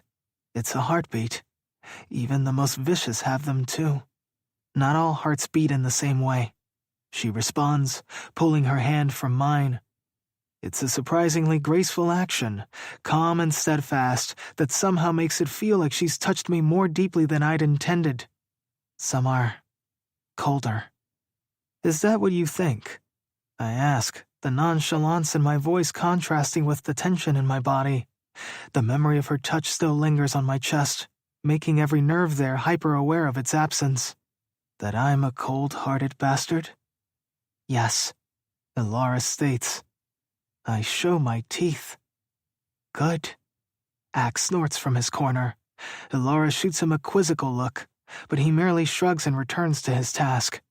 Ilara's eyes narrow at that, preparing to rebut. But before she can utter a word, I turn on my heel and stalk off to where Wilder is enjoying a 100-year-old bottle of whiskey he found inside a broken grand piano. As I accept the offered drink from him, my shoulder suddenly twinges with the reminder that I'm in a sling because of her. The fucking Wraithwoods. Against my better judgment, I steal one last glance at Ilara. She's hunched over Axe's phone again. The screen's light clings to her face, like a beacon that only draws you in to crash against the rocks. I fight against the pool, turning away to focus on the expensive whiskey Wilder expects me to drink directly from the bottle. There's no use digging around for a glass. The burn down my throat is just harsh enough to ground me. Wilder grins, a sardonic smirk on his face as he reaches for the whiskey. She's got spirit, he comments idly, tipping back the bottle and swallowing the fiery liquid. I grunt, eyeing him in my periphery. Is that what you call it? I call it a death wish. Wilder shrugs, a wry glimmer in his hazel eyes as he stares at Ilara across the room. Semantics, he says, setting the bottle down on an old dusty tabletop with a soft thud. Ilara continues to devour whatever details Axe has typed in his notes. She could have asked me to watch the video again, but I know why she hasn't. That would mean facing me, asking me to give without taking. I suppose I could also preempt an offer to replay it, but I don't. It should come as no surprise that I'd love to see her beg. For a moment, I allow myself the pleasure of watching her, the intelligence in her eyes, the way she bites her lip when deep in thought. How passionately she fights for what she believes in. No, not pleasure. A quickly growing obsession. One of my favorite vices. Hey. Wilder interrupts my thoughts, nudging my injured side with his elbow. I cover my wince with a growl. Wilder doesn't react. You might want to keep those dirty thoughts off your face before she catches you. I grind my teeth and root my gaze on the bottle beside us, containing whatever unwanted emotions are boiling beneath my skin. Stay out of my head, I warn under my breath. I don't have to be psychic to see it, he replies with a laugh, leaning back in his chair with stretched ease. Before I can respond, Ilara stands abruptly from her chair. The sudden movement startles a murmur of surprise out of Axe, drawing all eyes in the room to her. Cav comes out from the stacks, concern etched into his sweet dotted forehead. I note the small droplets on his face. He's in pain. I found something, Ilara announces. Don't leave us in suspense, I drawl. Ilara ignores the jibe, to the point that I'm annoyed she reduced me to it. I fight the urge to one-up her with my progress on Maverick's files, but I bite back the impulse, knowing that any breakthrough she had will ultimately be mine as well. She may as well have her moment. She spins Axe's screen to face us. In half a second, Axe is by her side, swiping the phone from her and gripping the edges as he studies what she wants to show us. A flash of panic crosses his face before he quickly composes himself. I frown, but I'm stopped from asking what has crawled up Axe's ass when Ilara says, Maverick said he made 3 flash drives. See? She looks over Axe's shoulder to see the screen again. Reluctantly, Axe lowers his arm to accommodate her. She continues, There are no more USB drives, just the 3. 3 videos, we've only found 2. Wilder's pleased expression falls at Ilara's words, his bottle of whiskey pausing halfway to his lips. Cav's cool gaze sharpens in thought, his brows furrowing with an intensity overriding any lingering agony he feels. Tickling at the edges of my mind are fingers of bruising desperation, the fear of failing our legacies, of being banished from the court, or worse, being killed in the bloody ritual down in the catacombs by homicidal sovereigns. 3 videos. Wilder finally utters, setting the bottle onto the piano. His gaze moves to me expectantly. I glance over at Ilara and release a slow sigh, tipping my head back and closing my eyes for a few seconds. Fuck. How did we miss this? Cav asks from across the room, voice strained, distracted by lesser details. I say, raising an eyebrow at him. I don't need to look at Ilara to know I hit my mark. We're all too distracted by her. We need to find that 3rd flash drive, Ilara says, ignoring me, again. But not just anywhere, Cav points out, crossing his arms over his chest, then letting out another groan as soon as he accidentally presses against his cuts. Maverick would have hidden it somewhere significant, somewhere meaningful. Cav, you should sit down, Ilara says, reaching for him. He shakes his head, his bloodless pallor not helping his argument. Ilara frowns but turns to Axe. I've combed through your notes, but I can't find any subtext to what he's saying, if Maverick's given me a clue through his words. I swallow a sardonic chuckle. Beastie still refuses to ask me for another look at the video. I found the 1st drive here, I say, deciding to end her suffering somewhat. Maverick referred to this space as the Grand Library. And we found the 2nd in the altar room through that bookcase there. Axe utters the sentence as if he's reminding himself of our previous footsteps. Where Sarah Anderton was tortured and murdered, Ilara murmurs. By the very dark arts she was accused of practicing. Cav adds, his breathing seems to slow, his lungs now encased by those very symbols. Axe as well carries scars of our sovereign's hobby, a practice we'd presumed started with their reign, but we're now realizing runs much deeper than our modern overlords. We can agree Mavy Boy enjoys forgotten areas, Wilder says, places the sovereigns haven't used or don't know about. Do you know of any more old, neglected, forsaken hiding spots, Sweet Witch? Ilara's expression goes taut. Could the 3rd be around here too? Axe asks. Wilder runs a hand through his unruly hair. Am I actually going to tear this place apart in search of a mysterious third flash drive? Because the Grand Library is fucking grand. But I'll do it. Elara winces as she takes in the size of this underground fortress, filled with answers, yet so overbearing it would take us years to search it. My laptop churns where I left it on a stack of books, sorting through Maverick's files and doing everything it can to unlock them. Maverick Wraithwood, while an asshole, was a clever one. It won't be easy getting into the files he promised would explain everything. Of course not, I think dryly. Why make it easy? We don't have any other leads, Axe mutters, worry creasing his brow as he leans heavily against a bookshelf. I hum my agreement. Especially if there are other secret rooms behind bookshelves. We need to be swifter than this. It's only a matter of time before the Sovereigns call on us to either do another job for them or give them answers. Oh my God! Elara hops from foot to foot, excitement curling her fingers as her eyes light up. My brows jump at such a display of joy in this world of gray. My gaze rakes over Elara, taking in her flushed face and bright, eager eyes. Fuck, I want to touch her, break her, own her all in one breath. Yes, beastie? I prompt. I know a spot, she breathes out. At my Gram's house, behind a grandfather clock. I suppress the urge to rub at my face, but don't bother to hide and exasperated. Somebody spare me from entering fucking Narnia next. There's an office belonging to a man named William Jonquil. Elara continues. He looks exactly like Maverick. I thought I was the first to find it, but maybe my brother did too. You think your brother stashed the drive in this Jonquil's office? Wilder asks, skepticism woven into his tone. Elara nods with conviction. The Grand Library was hidden behind a painting, and the altar room was hidden behind a bookshelf. This would make sense, and... Elara points at Axe's phone, where it's rested face down since he took it back. Another thing Maverick said. For me to only trust family, no matter how many years separate them from me. That's Jonquil. Wilder snorts. Your brother found a secret office behind a grandfather clock in your grandmother's house? He shakes his head slowly. That's bizarrely poetic. The barest hint of a smile tugs at Cav's lips. Guess we're off to Grandma's house then. You need to rest. The statement almost escapes my mouth before I seal my lips shut.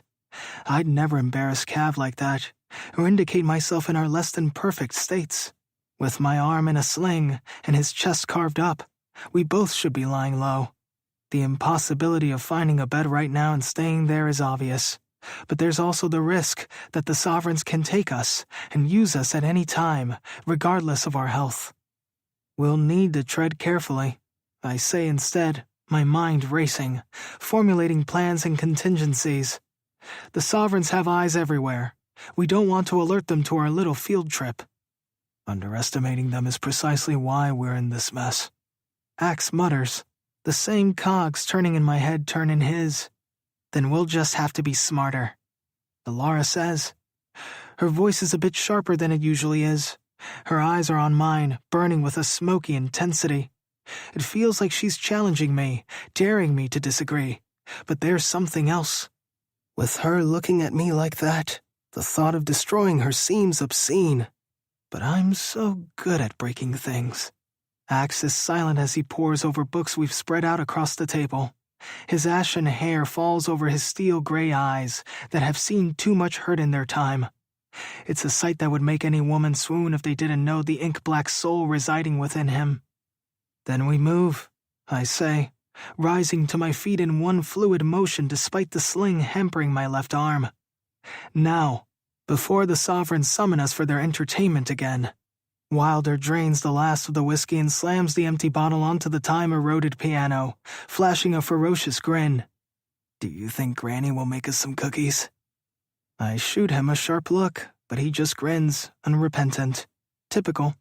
Axe shoves his phone into his pocket and rises. Cav pushes off the bookshelf, a low groan escaping through gritted teeth as his hand flies to his chest. Fresh blood seeps through the bandages swathing his torso. Elara goes to his side, concern creasing her brow. Cav, you're in no condition. I'm fine. He snaps, shrugging off her supporting hand. He sways on his feet, but stays upright through sheer force of will. I don't need you to be my nurse.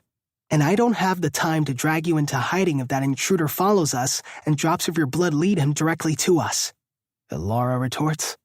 I doubt you'll be able to take him on. I stare at her for a long moment, searching her face for any sign of doubt or fear, but there's none to be found, only a die-hard resolve that makes my heart beat faster in my chest. My lips pull down in agreement. She's right, Cav.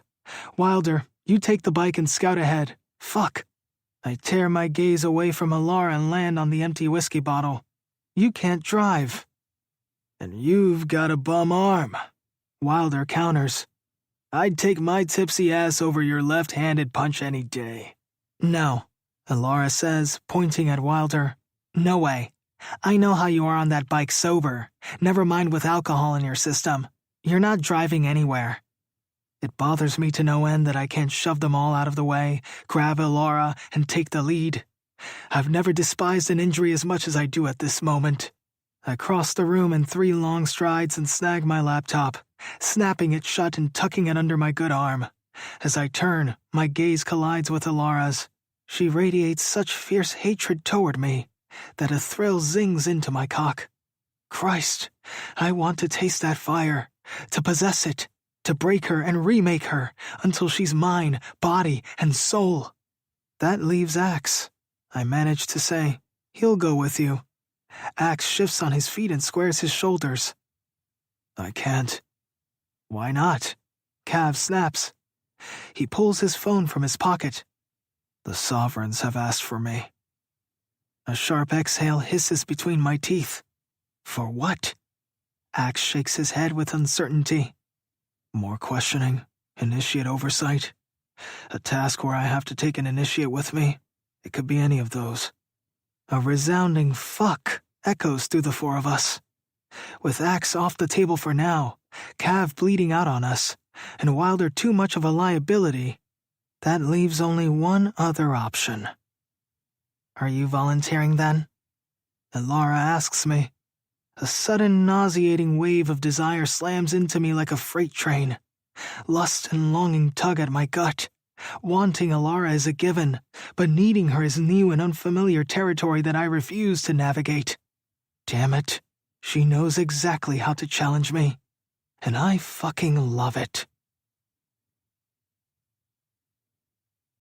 Chapter 15. Elara. Caspian is a motionless, brooding gargoyle in the passenger seat as I drive us through the columns of trees leading up to Graham's house, Wraithwood Estate. My grip on the steering wheel is the only thing keeping my composure and preventing me from being swept away by the enclosed storm that is Caspian Valenti. I don't bother with small talk. Something tells me he never bothers with it and considers polite conversation a waste of time. He's focused on the rain-slicked road ahead, his expression chiseled from coarse granite. Caspian's sharp jawline catches the dim glow of dashboard lights. Shadows from the bare branches above swipe across his face through the car's sunroof. The manor looms into view as we round the final bend, its ancient silhouette awash in moonlight. Vines creep up the stone facade like nightmares clinging to sanity. Yet Graham makes sure those vines are tended to every day by the landscapers. As hard as she tries, they remain tangled and unruly, refusing to shape to her will. Once parked, I break our standoff with an unintentional whimper as I lean over to unhook my seatbelt. Adrenaline can only take me so far before Caspian's carefully leashed power reminds me just how small and unprepared I truly am. This earns me a glance from Caspian. His eyes, previously vacant and distant, spark with an intensity so wanton it could ignite the old manor on fire. "Does my presence trouble you?" he queries, his voice smoother than black velvet, but laced with something murkier, like the coarse backing of a deceptively soft cloth. Not at all, I lie smoothly, avoiding his gaze as I push open my car door and step out into the chilly night air. Inhaling deeply, I fill my lungs with crisp, freshly mowed grass and damp earth. Inhale calmness, exhale fear. That's what Maverick used to tell me when I stressed out over exams, curfews, boys. Such trivial worries now, but his advice still stands. Suddenly, Caspian's beside me. It takes everything in me not to jump when he murmurs into the shell of my ear, "Would you have preferred someone else to escort you?" The menace in his voice sends a shiver down my neck, yet it's said with such tantalizing sweetness that I can't help but have the perverse desire to hear him ask it again. "No," I blurt out, not sure if I'm answering his question or simply trying to convince myself. There's something about Caspian. In him, I see the allure of the abyss, terrifying yet irresistible, calling to a part of me I've always denied existed. His lips curl into a triumphant smile, indicating he's 100% aware of his effect on me. It's infuriating, knowing he takes pleasure in my discomfort.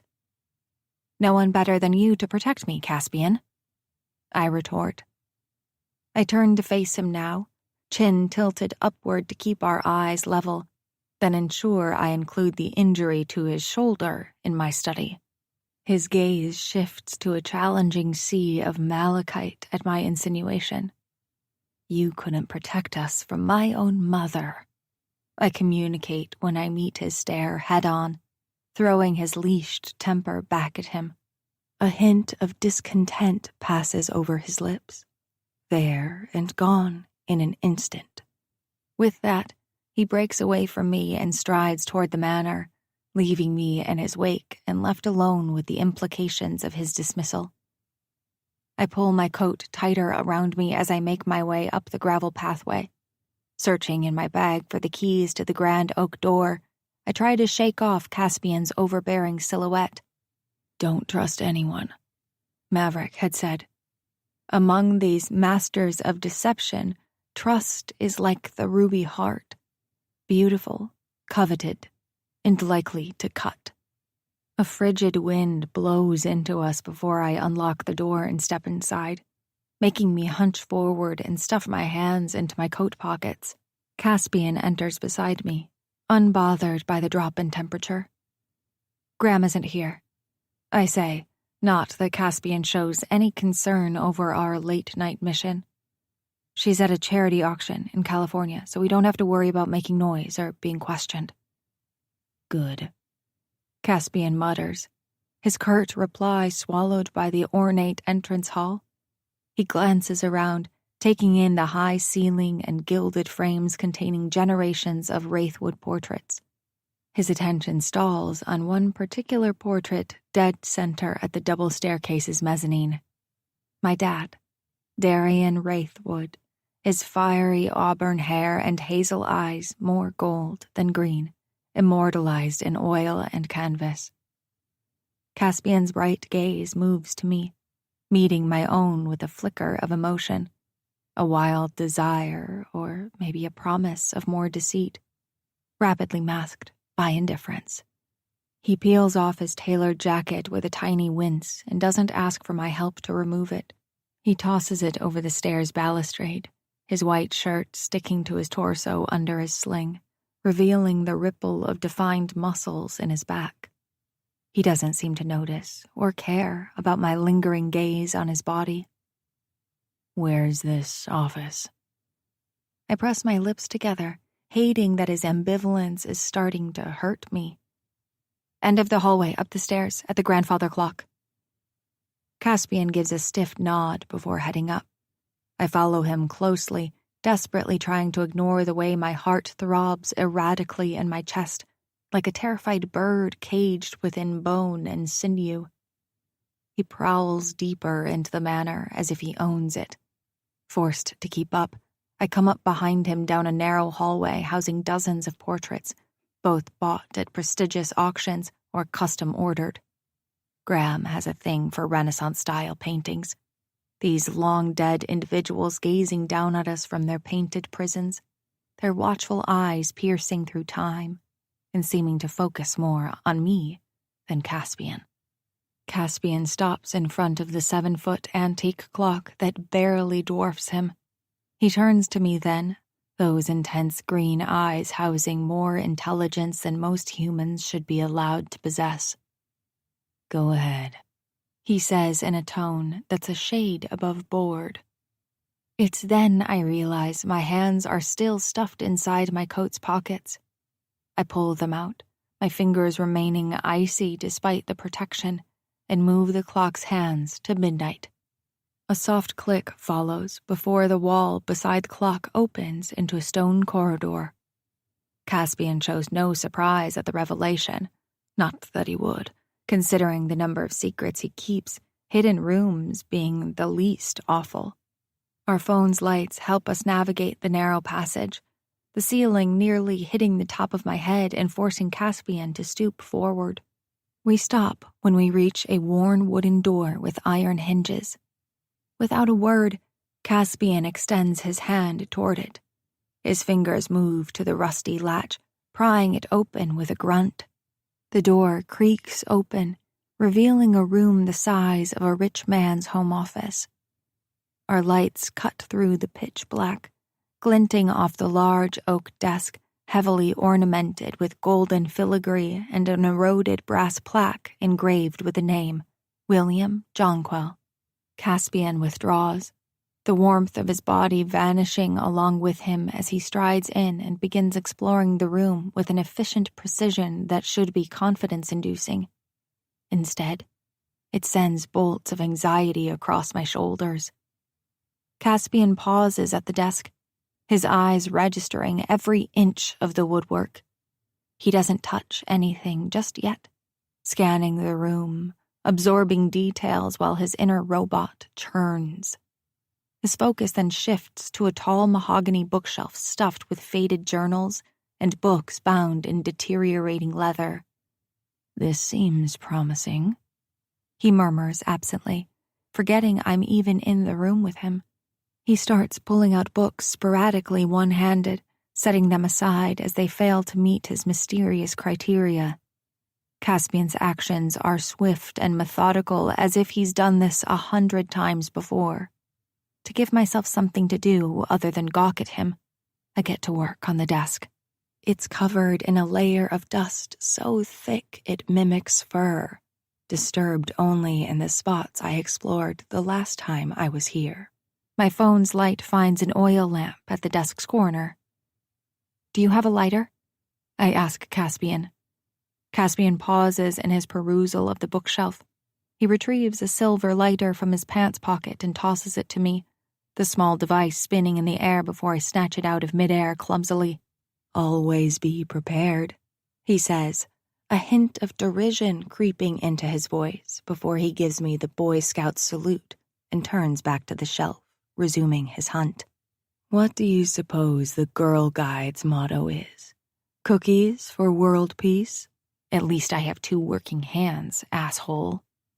I clamp down on my retort, aware it would only make this forced proximity worse for us.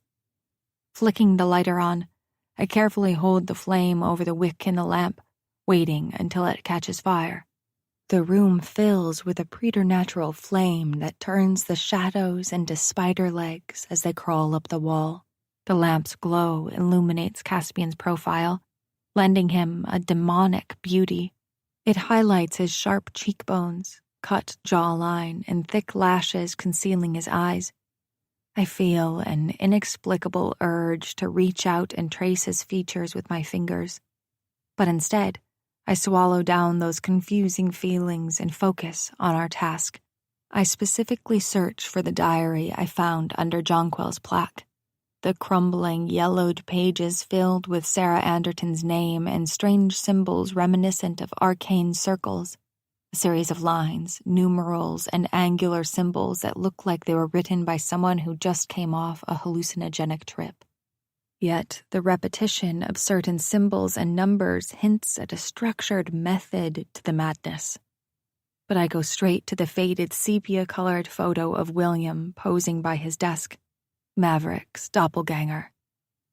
This is what I wanted to show you, I say to Caspian without taking my focus off the photo.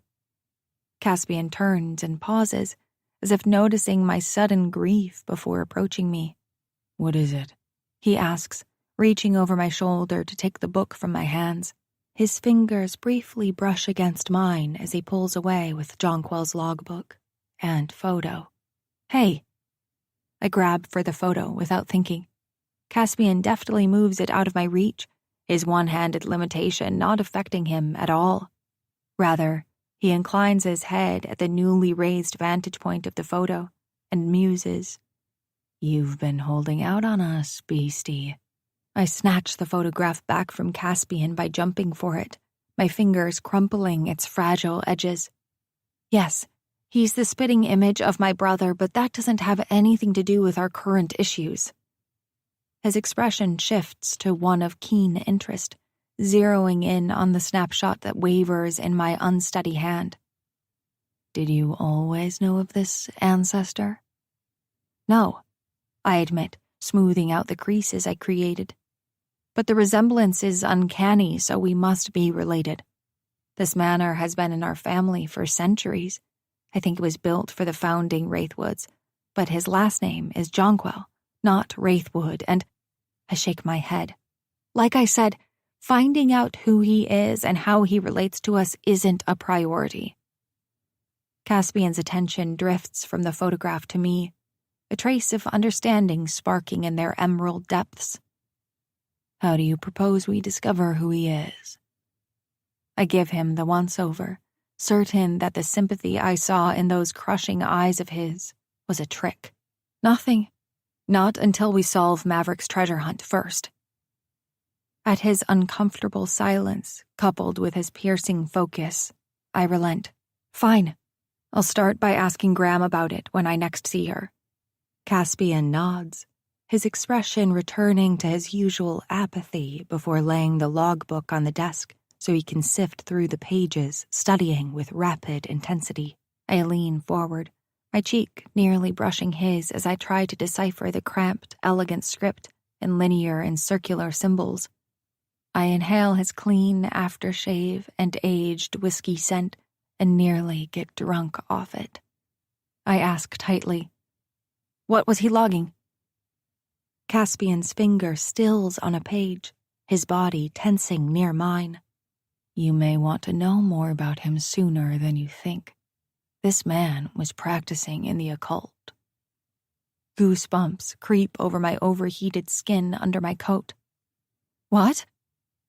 These are the same symbols the sovereigns use in their rituals. Not the ones you saw today, but others. My mouth goes dry. I push off the desk, tear off my coat to help me breathe. No. Caspian sighs, his fingers tapping idly on the desk. Nothing is impossible when it comes to the court.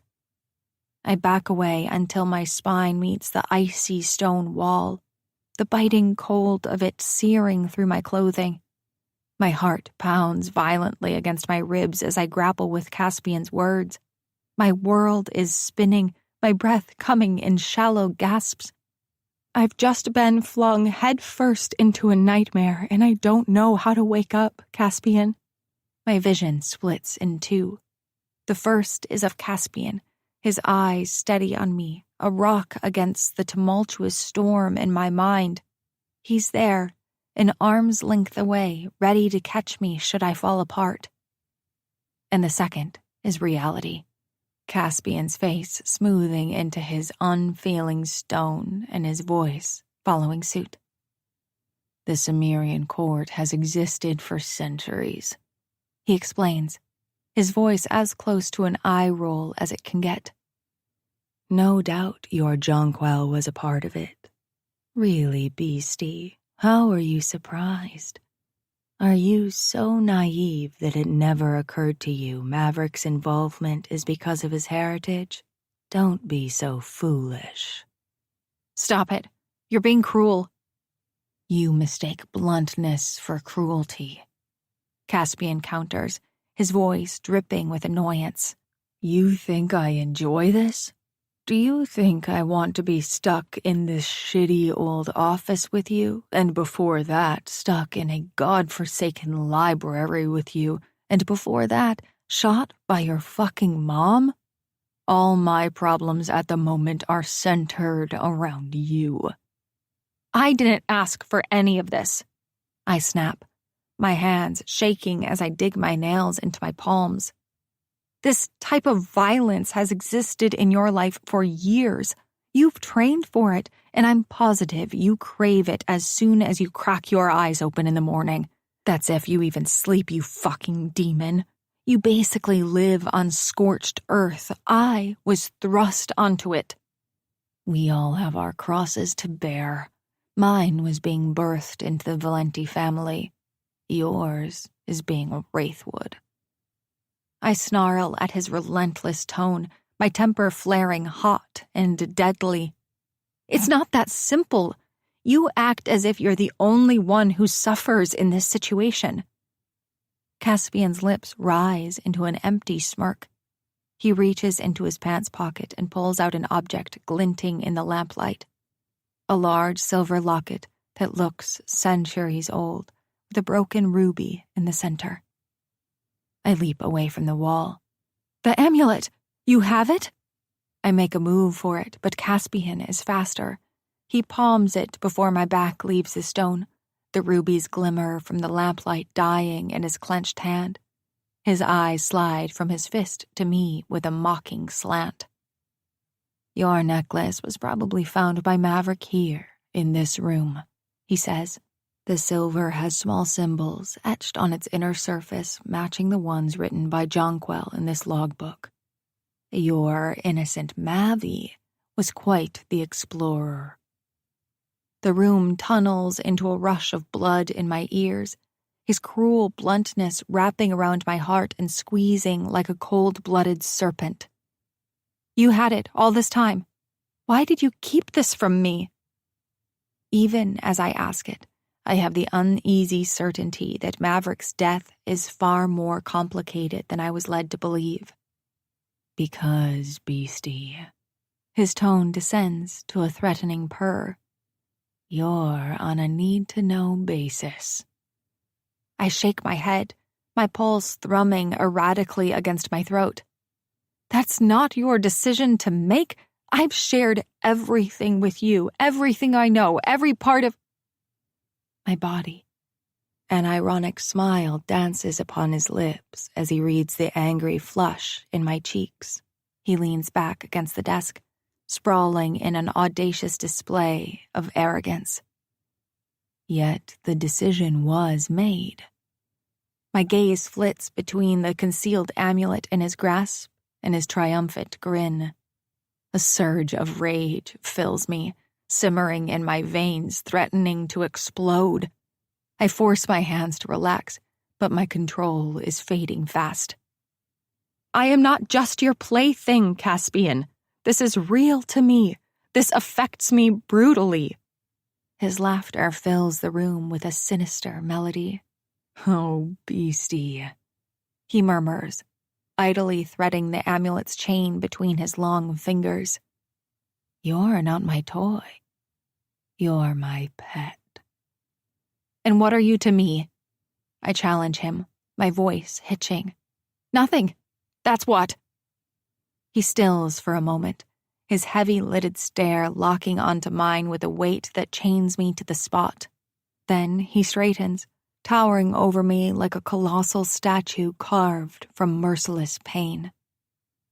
The real question is, Caspian says with a nasty grin, why did Maverick keep all this from you, the dutiful sister who idolized him? Don't you dare talk about my brother like you knew him. I spit out, my voice shaking with so much wrath it's about to fracture my heart. Unlike you, I loved him. The green in his eyes swirls with onyx. He moves so suddenly, all shackled energy and deadly grace, as he backs me up into the wall and frames one side of my face with his arm. "And how did that work out for you?" He sneers, his breath coating my lips. His words slither out, his forked tongue coated with venom. "Did your love prevent his death? Did it bring him back? Face it, Illara. Love is nothing." He moves with such deftness that his hand clamps around my jaw before I can blink, his thumb and forefinger digging into. Let the music unwind the tension of the day, making space for the next chapter to arrive with clarity.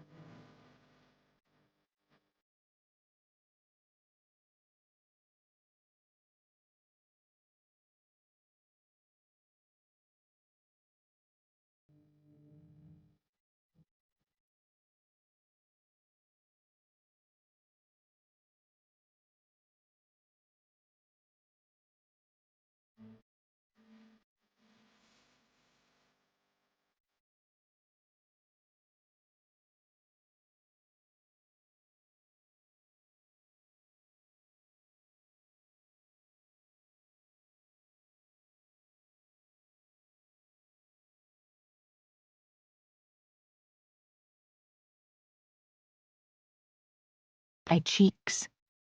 "You are nothing." Caspian's statement clangs within my skull the same way Cab's did when he said something similar. It's like they want me to hate them. It validates what squirms within their souls, the parasite the sovereigns implanted there, telling them they are worthless and thus all others should be treated as such, especially those they start caring about. "Let go!" I try to pull away from him, from the terrible meaning in his words, but his grasp is a bruising vice. "I think not," he says with deep-seated scorn. "It's time you faced the truth. Maverick was part of a secret society that deals in blood rituals and murders. Your loving brother played a dangerous game and lost because he didn't have the emotionless strategy required to win. You are weak, just like he was. I will never be so fragile that I'd cry just because someone is being mean to me like you are right now. Why don't you go tattle to Mommy or Daddy or Big Brother? Oh, wait, you can't. His words sliced through me, cauterizing my weakness for him as they cut. I hate you. I hiss through blurred vision, but I blink furiously, refusing to give Caspian the satisfaction of witnessing more tears. That awful, not smile of his returns. No, you don't, he says, releasing his grip on my face and pushing away from me. His cool and clipped voice is stripped of all emotion, or any semblance of humanity. And you despise yourself for it. I'm the only one willing to give you the brutal truth. Yet, you still want me. Shut up! I shout, leaping toward him with such force that his back presses against the edge of the old wooden desk with an abrupt thud. Caspian doesn't wince or recoil under my weight. He chuckles darkly under his breath as his free arm folds around my waist and locks me against him. Careful now. You're making me hard, beastie. A hint of mirth plays on his face, but something else controls it. Malevolent and cruel. It sends a clear message. The real test of my survival starts now. Chapter 16. Caspian, the Boogeyman. I'm not kind, nor am I gentle, or empathetic, or even somewhat good. I'm not Alara's knight in shining armor, but rather the devil, clothed as one. Not 1 ounce of virtue runs through my veins as I capture Alara against my front. She struggles like a mewling kitten even as I hold her with one arm. I've wisely put my legs between hers, so she can't knee me in the balls like so many panicked women tend to do. I catch her not only to restrain her, but to bottle her fury, maybe feed off it. But my body hums with a different sort of craving as soon as she's molded against me. My tongue craves the taste of her skin. My hands itch to explore under her clothes. It's such a primordial and savage need that it's rumbling from deep within, demanding a deadly price. Alara's innocence shines through even during a temper, like sweet nectar on my parched soul. For some damn reason, it sparks a new kind of fire inside me, possessive, protective, destructive. Take off my sling. Alara halts mid-punch and whips her chin up. What? My sling. I nod to my injured shoulder. I can't very well remove it while pinning you to my body now, can I? Her eyes widen, a hint of panic appearing. Why would I help you? Insubordination coats her every word. Because? I murmur, leaning close enough that our breaths mingle. You wouldn't want me to use my teeth. I can see her mind processing it, the wheels turning behind the beautiful color of her eyes. I'm not doing a single thing to help you until you let me go. I say, dodging her forehead easily when she tries to connect it with my jaw. That's unfortunate for you because I love it when you get angry. When Alara's teeth go for my bottom lip, I let it happen. Her sweet growl dancing along my tongue as blood bursts along hers. Chuckling once she releases me and spits red. I lean closer to her ear, my lips brushing against her soft skin. You know you want me to touch you, to feel you down there. You remember what it's like, don't you? We're not here for that. We have to find the last flash drive. The scent of her fear mixes with the lingering sweetness of her shampoo, making my mouth water. My lips tingle in anticipation of the mark they're about to leave.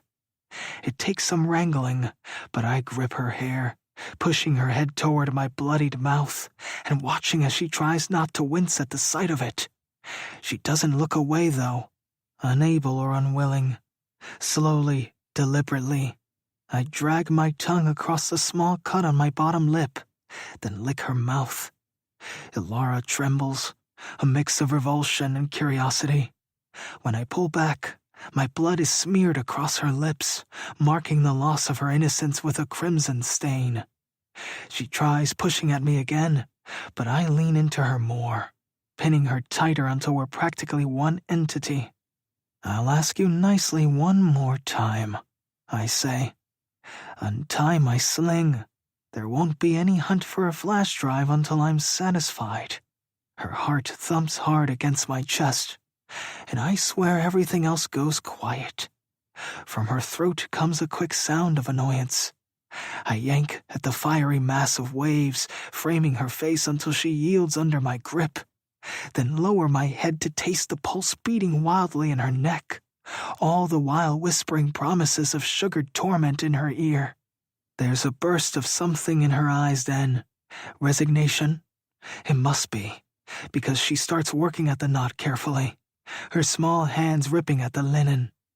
"Good girl," I purr, as the sling falls away from my arm and onto the floor with a soft ripple.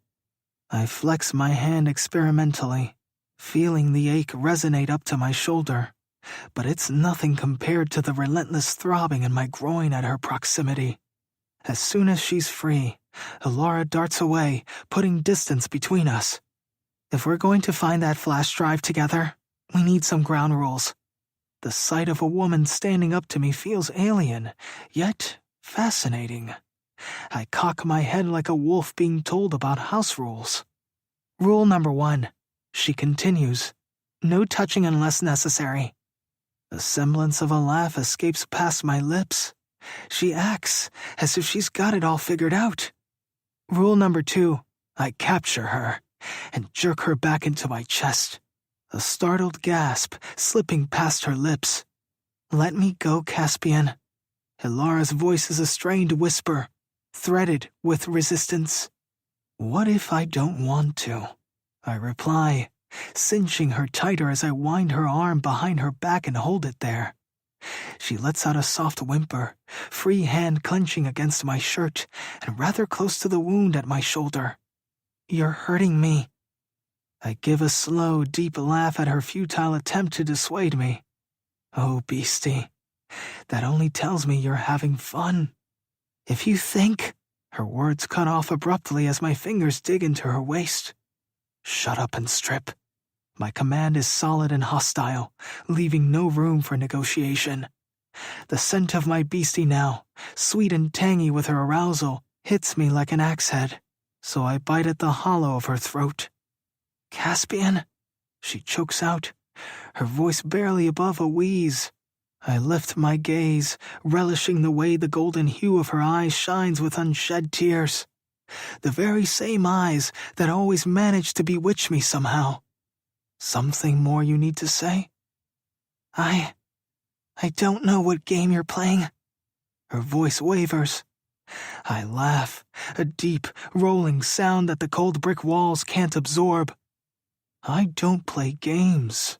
I find them boring, because I always win," I reply, releasing her waist with one hand and tracing the contour of her jawline with my fingertips. But I always listen to my needs, and the ache in my cock demands more pressing attention than a USB drive. Needs only you can satisfy.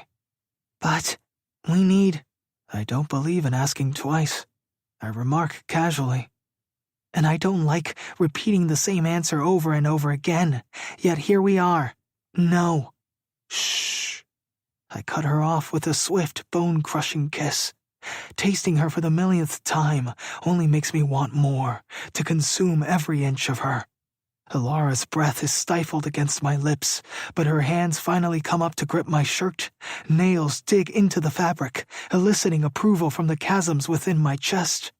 Without breaking contact, I back her into the desk and hoist her up onto its ancient surface, my shoulders singing with the extra weight, but I ignore its screams. She tastes deliciously spicy tonight, all fire and brimstone. A hellcat beneath my ministrations, pliant to its master. Elara shucks her hoodie and peels off her t-shirt, sending her auburn hair flowing across my arms. I push her pillow-soft hair to the side, revealing her lacy black bra. I savor the sight of it, every curve and dip of her body. My breath stalls as I trace the edge of her bra, letting my fingers graze against her skin, feeling the heat radiating off her. She quivers under my touch and gasps softly. "Don't," she whispers. "Please remember what's important." Right now, you're my priority. I pulled down her bra strap from her shoulder, exposing one perfect breast. Her nipple is hard and begging for my mouth, for my teeth. I take it between my lips, eliciting a sigh as she arches into me. Her scent mingles with mine, our mutual, building arousal intertwining in a concentrated mix. My tongue swirls around the sensitive bud, teasing it until she cries out in a throaty voice that makes me ache inside. "More?" I ask against her skin, licking a slow path down her ribs. Her breath hitches once more as she nods jerkily, unable to speak through the haze of lust clouding her mind. I push the strap off her other shoulder, revealing another perfect globe waiting for me. My hand slides up along her flat stomach, designing patterns that make her moan against my lips, but I pause before cupping her full breast. I must warn you, I am about to gladly hurt you, make you feel agony, before I allow you any pleasure. And once you scream my name at the top of your lungs, well, that will incite me to do the worst sexual things I can think up, while in this forgotten study. Caspian, her pleading gaze locks with mine. Just don't break me again. Oh, but I will. I've given her plenty of warning, yet she still sits with her legs spread for me. I don't bother with any more. I shove Elara until she's flat against the desk's surface.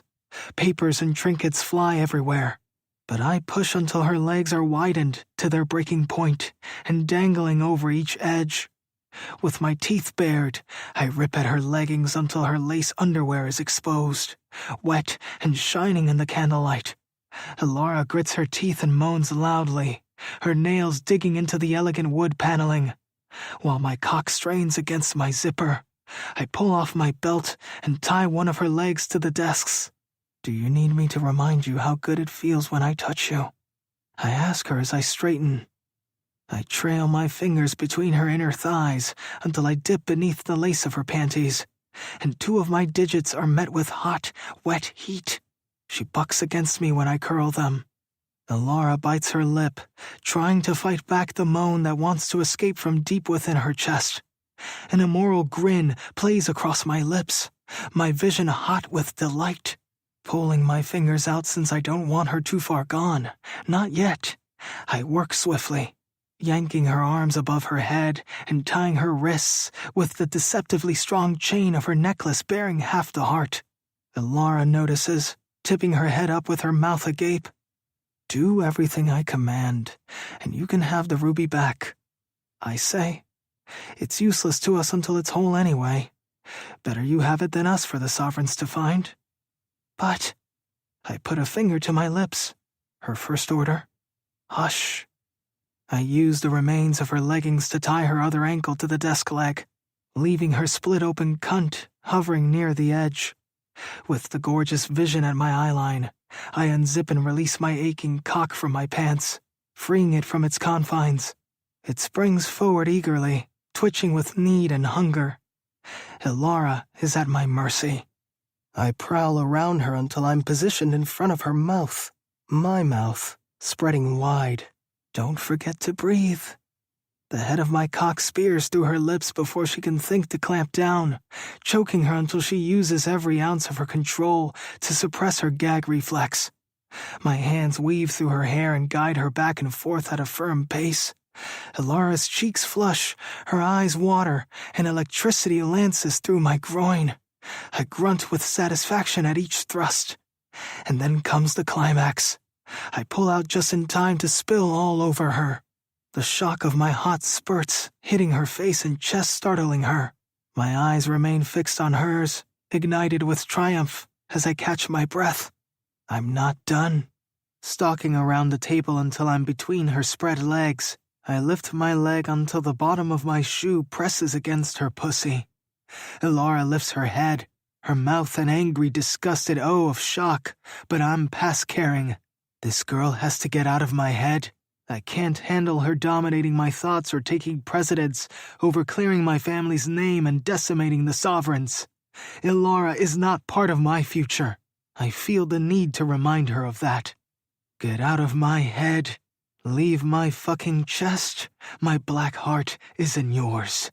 Pressing my foot down, I start rubbing her clit with the sole of my shoe in slow circles. Elara screams out in both loathing and pleasure, her body spasming violently beneath my shoe. Her hips buck upward, trying to meet my touch, at the same time she uses her arms to pull back and recoil. I keep my pace steady, watching the way her chest heaves with each harsh pant. Her hands fumble for something, anything to hold on to, only meeting impenetrable, jagged ruby. She's tied down, a victim of my prerogatives. I can tell Elara's close. Her body is a live wire beneath me, building up more and more with every circle of my shoe. I increase the pressure, relishing the cry that rips from her throat. You want to come? I ask, though it's hardly a question. No. Her eyes are furious and desperate. Not like this. Not like I'm worthless to you. She's right. Elara's anything but worthless. She's everything, far too much than I've bargained for. A hit too close to home that leaves me reeling, questioning my intentions. She grimaces and whimpers when I rub the toe of my shoe against her clit, centering on her swollen nub. An involuntary tremor racks her body in response. Her outraged pleasure transforms into a stunned silence that blankets the room. You're not worthless, I murmur so she can't hear.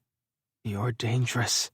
A choked moan escapes her throat, and she writhes on the desk beneath me. Heat pools between us, thick and dark as tar, every bit as deadly. She's so close to release that I can practically taste it on my tongue. Tears slip from the corners of her eyes, running down her cheeks and into her hair, but she doesn't break eye contact. She doesn't look away from me even once. With that, I press harder with my shoe, grinding into her with unrestrained force. Elara cries out in surprise and raw ecstasy as her orgasm crashes over her in waves of pulsating bliss. Her body convulses and spasms against the desk, the necklace chains rattling while I watch with raptorial satisfaction. This moment belongs to me. I control it all, the whimpers falling from her lips and the quiver of each aftershock surging through her body. Lifting my foot from her warmth, I thrust into her with my cock, riding out the crest of her orgasm inside her. This doesn't mean anything, I warn as I bend over her, pushing into her again. But we both know it's a lie. Just as our rapture peaks and we tumble into the abyss together, I can't help but whisper one final command into her ear. Forget me. But even as I say the words, I know she won't. Even if she wanted to, she can't forgive this or forget me. We're bound by something darker than love, something deeper than hate. We're bound by a need that's as destructive as it is irresistible. I watch with hooded eyes as she comes apart, my own release consuming me in a bonfire of primal sensation. Sweat trickles down my forehead as I collapse on top of her, panting and shuddering from the aftershocks that continue to rock us both. My shoulder wound has reopened, mixing blood and semen all over her, over us. Once I'm sure she's spent, I push off her, leaving Elara panting and splayed, a beautifully demolished mess. As I fasten my pants and start to collect the scattered papers, I cut a look at Elara, still tied down, still gasping for breath. I think back to her desperate plea earlier. Don't break me again. A dark grin tugs at my lips. It's what I do. Ilara tries to regain control of her shaking limbs with a weak attempt to sit up on the desk. Her lips are swollen, her eyes half-lidded from exhaustion. Damn, she's a sight to behold. She shoots me a glare that would have any other man ducking, but not me. That tiny ember remaining in her sends a charge through me, like some dick critical care doctor has strapped a defibrillator to my chest and said, "He doesn't get to die yet. Let him live inside his wretched mind a little longer." I stroll over to where the rest of our clothes lay scattered on the floor, gathering them with one arm before throwing her t-shirt back at her, without any sort of warning. Her arms, lowered but still chained at the wrist, manage to catch it. "Clean yourself up," I command, not bothering to turn around as I adjust my own attire. "You're despicable," she hisses at my back. I don't argue with her. I sweep my gaze over the room, taking in the debris from the desk, the open drawers, and the upturned chair. Evidence of my inability to keep myself in check when Ilara is around. We need to focus on finding the other half of the ruby, not fucking my feelings out. And that's when I see it. Slightly misaligned wood grains on one section of the underside of the chair compared to the rest, and fresh scratch marks, dents, and nicks on the right corner of its underside that look newer than the overall condition of the chair. Curiosity piqued, I move toward it and kneel, probing at the edges. Behind me, Ilara stirs. "What are you doing?" I run my fingers along the underside of the chair until the hidden compartment slides open with a sigh, as if relieved to finally be discovered. Inside, tucked into the corner, is a small flash drive. The third one. My attention darts to Ilara involuntarily. She's still tangled amid my various bindings, watching me with a mixture of suspicion and anger. "You found it, didn't you? Maverick's final clue." Swiftly, I pop out the flash drive and pocket it. I straighten and face her, keeping my gaze dead and emotionless. "You can have your necklace back. That was our deal." "Deal?" Her brows pulled together. "There is no deal. Let me see what's on there, Caspian." "No." To soften the blow, I untie her legs, avoiding each foot as it kicks out to connect with my forehead. Not until my brothers and I look at it first. "He is my brother, and this is our freedom and reputations at stake." I roar back, baring my teeth. "Your brother is dead. Nothing can bring him back. But I am going to try very hard not to have my brothers die along with him." Her expression twists with a mixture of anguish, grief, heartbreak, until I can't look at it any longer. With a flick of my fingers, I untangle the chain around her wrists, freeing her. Ilara's hair is a firestorm, her cheeks flush with humiliation and sated pleasure, her lips swollen, her body sullied. There's an unfamiliar pang in my chest, something akin to regret or remorse, emotions I'm not used to experiencing. So I leave.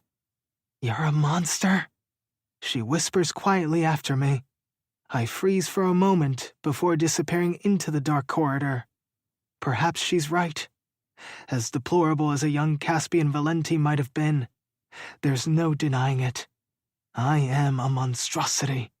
One who, despite his dark desires and vengeful ambitions, has somehow managed to imprint himself onto a girl as radiant as the sun.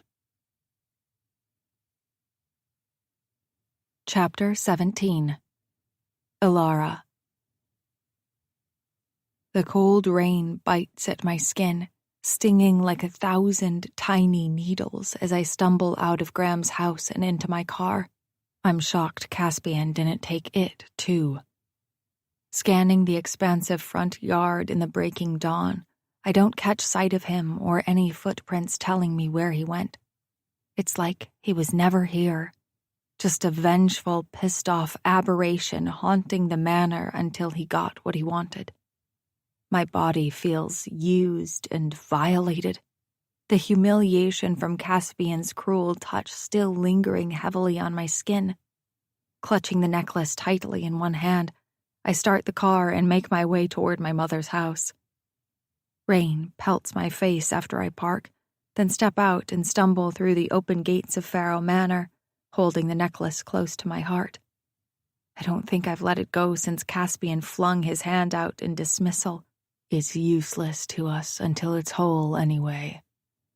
My body is a wreck, a battleground where Caspian's crooked desires played out, and now all I crave is the safety and comfort of my childhood home. An empty house, now that Mom isn't there. The storm builds around my slouched form, drowning out my sobs. Ilara! Sasha's voice cuts through the thunder as she leaves the shelter of the porch and rushes toward me. What happened? Caspian. I choke out. Sasha envelops me in her arms, shielding me from the storm before she guides me up the steps and into the foyer. The door blows shut behind us, muffling the thunder to a low rumble. I shiver, my soaked clothes clinging to my skin. Rivulets of rainwater pool on the marble floor beneath my feet. The jagged edges of the broken heart dig into my palm. Tell me everything, Sasha says. She frowns with worry as she studies my face and brushes a lock of drenched hair from my forehead. Words clog my throat. Shame burns through me as flashes of Caspian's heartless touch, his degrading words, play in my mind. I squeeze my eyes shut, forcing myself to breathe past the tightness in my chest. He used me, Sasha, I whisper. Violated me as a punishment for... I don't even know what. A broken sob escapes my lips. He despises me. Sasha's eyes flash with protective fury. She pulls me into another tight hug as I weep against her shoulder, my body shaking. I'll kill him, she growls, squeezing me tight. I swear to God, I will cut off his balls and shove them so far up his ass they'll come out of his eye sockets.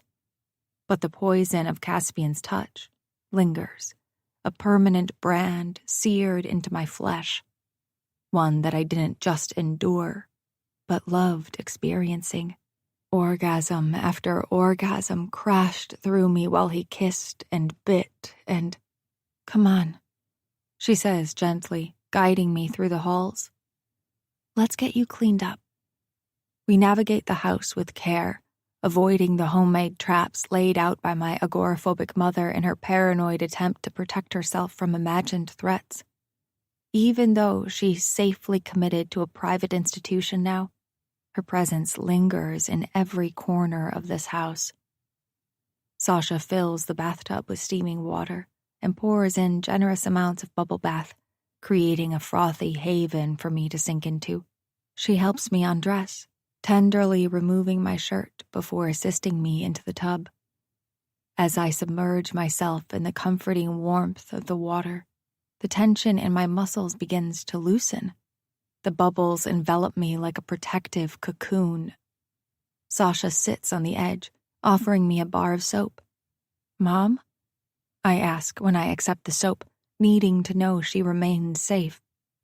She's fine, Sasha assures. I've been on and off the phone with the hospital. They've made her comfortable. Thank God, I whisper, relief washing over me. But it's short-lived. Thank you for being there for her and for me. I don't know what I'd do without you. Sasha flashes me a watery smile and squeezes my damp hand. You don't ever have to find out, Elle. We're in this together, remember? Except you have nothing to do with this.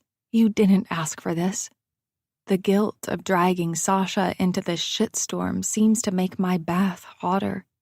Yet she didn't balk when Caspian pulled out a knife or when Mom shot Caspian.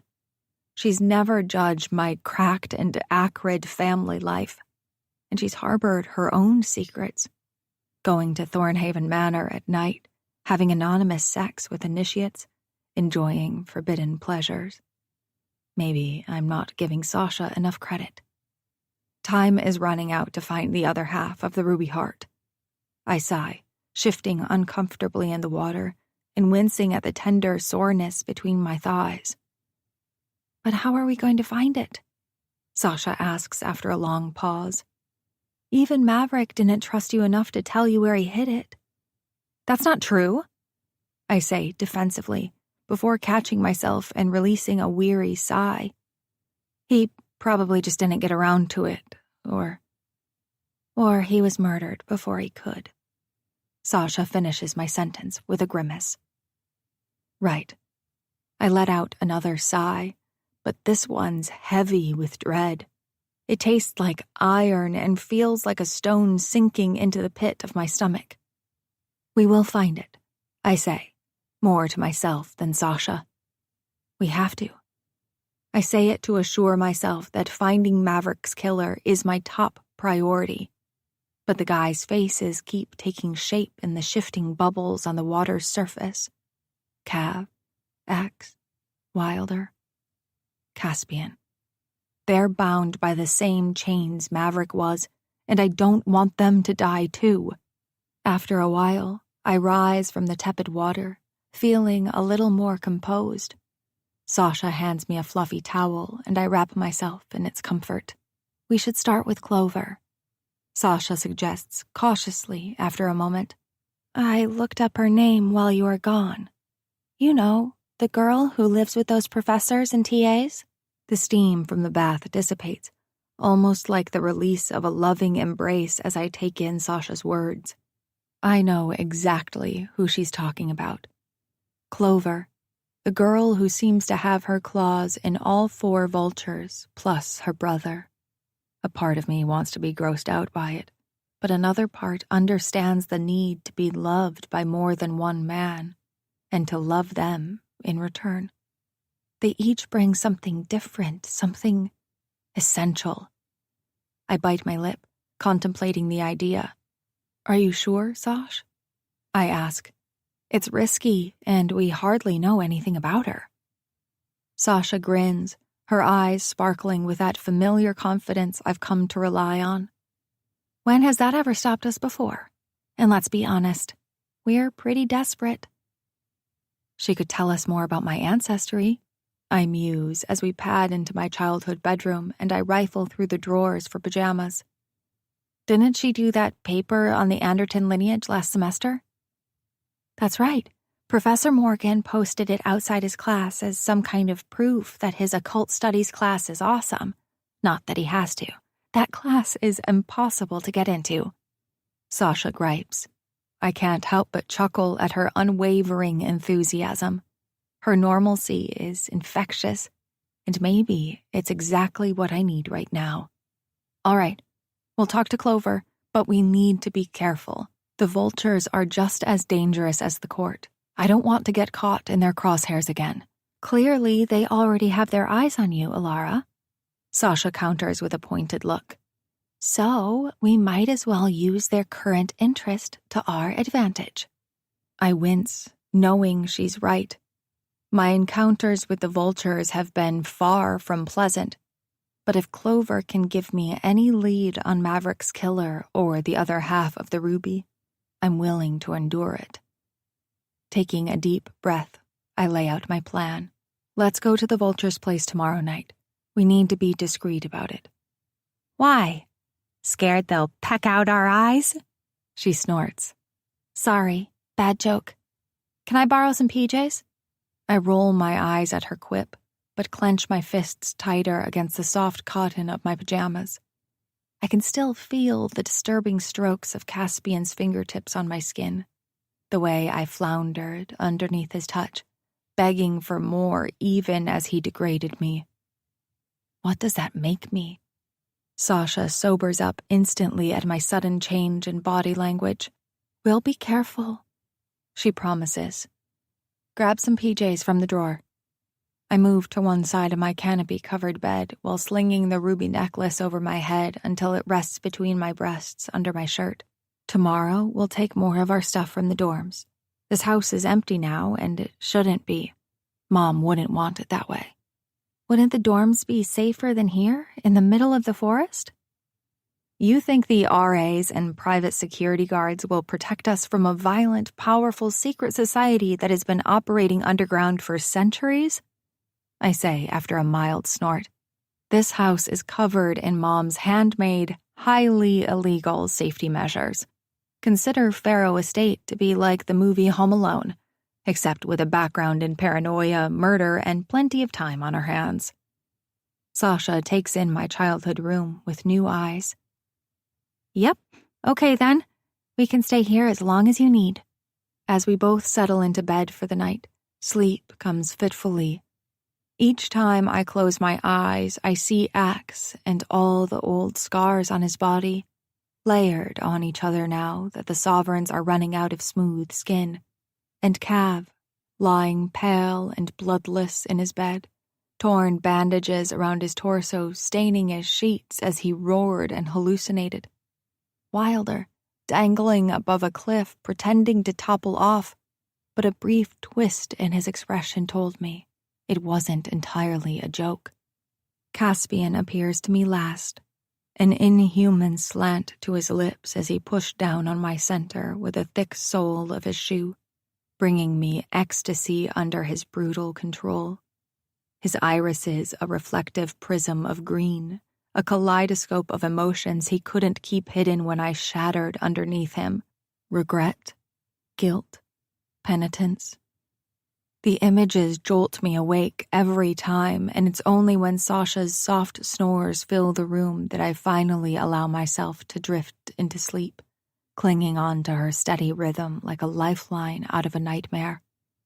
A sharp gasp tears from my throat as the visions splinter into the darkness, and I'm suddenly wide awake again, heart thundering against my ribs. The room feels colder than it should, and a prickling sensation creeps up my spine. I strain my ears, trying to discern any sound over Sasha's snores, but there's nothing, just the deafening silence of an empty house. I sit up, the necklace's constant chill an alarm to my fevered skin. The air seems to hold its breath, waiting, and then, outside the window, a faint scrape, like the whisper of leaves, or something worse trailing against the glass. Holding my breath, I peel out of bed and edge toward the curtains, peering into the thick fog sifting through the yard and bathing everything in an after-storm gray. The silhouette is unexpected, a shape that shouldn't be there, motionless and imposing. My heart lurches as it shifts, a lurch of movement that's unmistakably deliberate. Whoever, or whatever, is out there knows I'm watching. Fear roots me to the spot. Curiosity urges me closer. With a trembling hand, I draw back the curtain, just a sliver more, and come face to face with the reflective gaze of silver-gray eyes that seem brighter than the storm's colorless aftermath. Even more stark is the slash of red across his cheek. Axe? I mouth in question. I press my fingers to the cold window pane. The figure recedes into the mist as if he were never there at all, leaving me with a rising tide of alarm and questions. What happened? Why is he here? Is he hurt? Is he warning me away? Clutching at the broken heart beneath my shirt, I know I'll never get to sleep now. Chapter 18. Cav, the puppeteer. I peel back the edges of the bandage, wincing as it pulls away from my skin. A sticky mix of dried blood and sweat fighting to keep it attached. The sting is sharp, hot needles dancing across my flesh, but it doesn't compare to the burn of the symbol etched into me. In the mirror's unforgiving light, it glares back, a jagged circular mark with multiple slashes in the center that seems to mock me. I mutter obscenities, tracing the raised skin, each line a brutal stroke of the Sovereign's artistry. It's more than a wound. It's a brand, a sign of their ownership, binding me to their will. The door behind me crashes open with violent force. My body snaps tight, and I wince at the angry complaint from my mutilated chest, ready for another round of torment. But it isn't necessary. Axe's form fills the doorway, and my muscles slowly unfurl. Even so, something's wrong. Axe's face? Fuck. His face is a map of fresh havoc. Purple bruises bloom like sinister flowers across his skin, and a vicious cut, raw and glaringly red, splits from the center of his left eyebrow and down his cheek. His left eye is nearly swollen shut, the laceration bisecting his eyebrow and cheek still weeping blood. In the seconds it takes me to assess him, I realize I'm gaping. The Sovereigns have never been this ostentatious, never this bold. That scar will be a flag, a declaration for all to see. Axe steps into the room, his movements stiff, each step an effort. He shuts the door behind him. He eventually turns back to me, and I note the pain there, the fury. What happened? My voice, usually a weapon honed by years of scheming, now betrays a hint of something dangerously akin to concern. Axe shakes his head. Doesn't matter. They want the heart. We're going too slow for them. I nod. I'd hoped we'd have more time. Time to plan, to prepare, to find that goddamn other half. Time to find a way out of this hellscape. I return to the mirror, my reflection a stranger's face, hard and unyielding. The brand on my chest throbs in time with my heartbeat, a constant reminder of what I am. They've never marked you so visibly before. I say into the mirror, watching him in its reflection. Axe steps further into the light, and it's even worse up close. The gash is jagged, deliberate in its cruelty, a clear message from our overlords. His one gray eye is stormy, flashing with the memory of their spite. He remains silent for a beat too long, and I know this is more than punishment. It's a warning. Axe's jaw sets, his fingers graze the angry cut, as if to confirm its reality. They want everyone to see, he mutters, a dark edge to his voice. I slow my breaths, in an attempt to steady the rage. Are they truly desperate enough to carve their impatience into your face? My hand unconsciously touches the symbol seared into my chest. Seems so. Axe's gaze falls away, and for a moment, he looks lost, a side of him I'm not accustomed to seeing. An uneasiness stirs in the pit of my stomach, like a sleeping creature's waiting there and wants to crack open an eye. Then we need to be quicker than their desperation, I say, wrapping a fresh bandage around my torso. The Sovereigns have played with us like pieces on a chessboard for too long, but they've underestimated us. They always have. Axe reaches out to help, but hesitates. His hand hovers in the air before falling back to his side. We've been taught to bear our wounds with stoicism because they are deserved. Once finished, I reach for my shirt, shoving my arms through the sleeves with a grimace as the movement stretches my raw skin. Axe watches me, his expression unreadable. Stepping away from the mirror's accusing gaze, I move toward Axe. My hand comes up to touch his scarred cheek lightly. His skin is fever hot beneath my fingers, but he doesn't flinch. We're not their slaves, I say, my voice dropping even as the conviction within me roars like a beast unleashed. Axe nods and then winces as the motion pulls at his wound. The sight reignites that flare of rage within me. Rage at those who had hurt him. Rage at myself for being powerless to prevent it. Rage at our circumstances that have robbed us of any choice. It's the curse again. It's come for Axe through the Sovereign's wishes. And if it's anything like what befell my ancestors, my grandfather and father, I'll lose Axe too. I button my shirt, each fastening a protest against my swollen skin. What's our next move? Axe asks. There's an insistent pounding at my skull, a throbbing reminder that we're not safe here anymore. None of us are until we unravel this curse clinging to our lives like a malignancy. We need to get out of Thornhaven, I say. Axe breathes out a single determined word. Elora. Yes, we'll take her with us. I haven't forgotten what Alara sacrificed to bring me back from madness.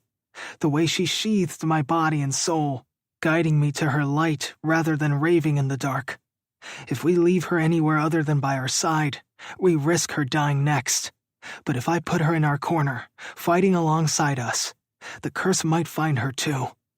If we fail to bring the Sovereigns to heart the next time we're summoned, I continue, staring hard over Axe's shoulder, at nothing, at everything.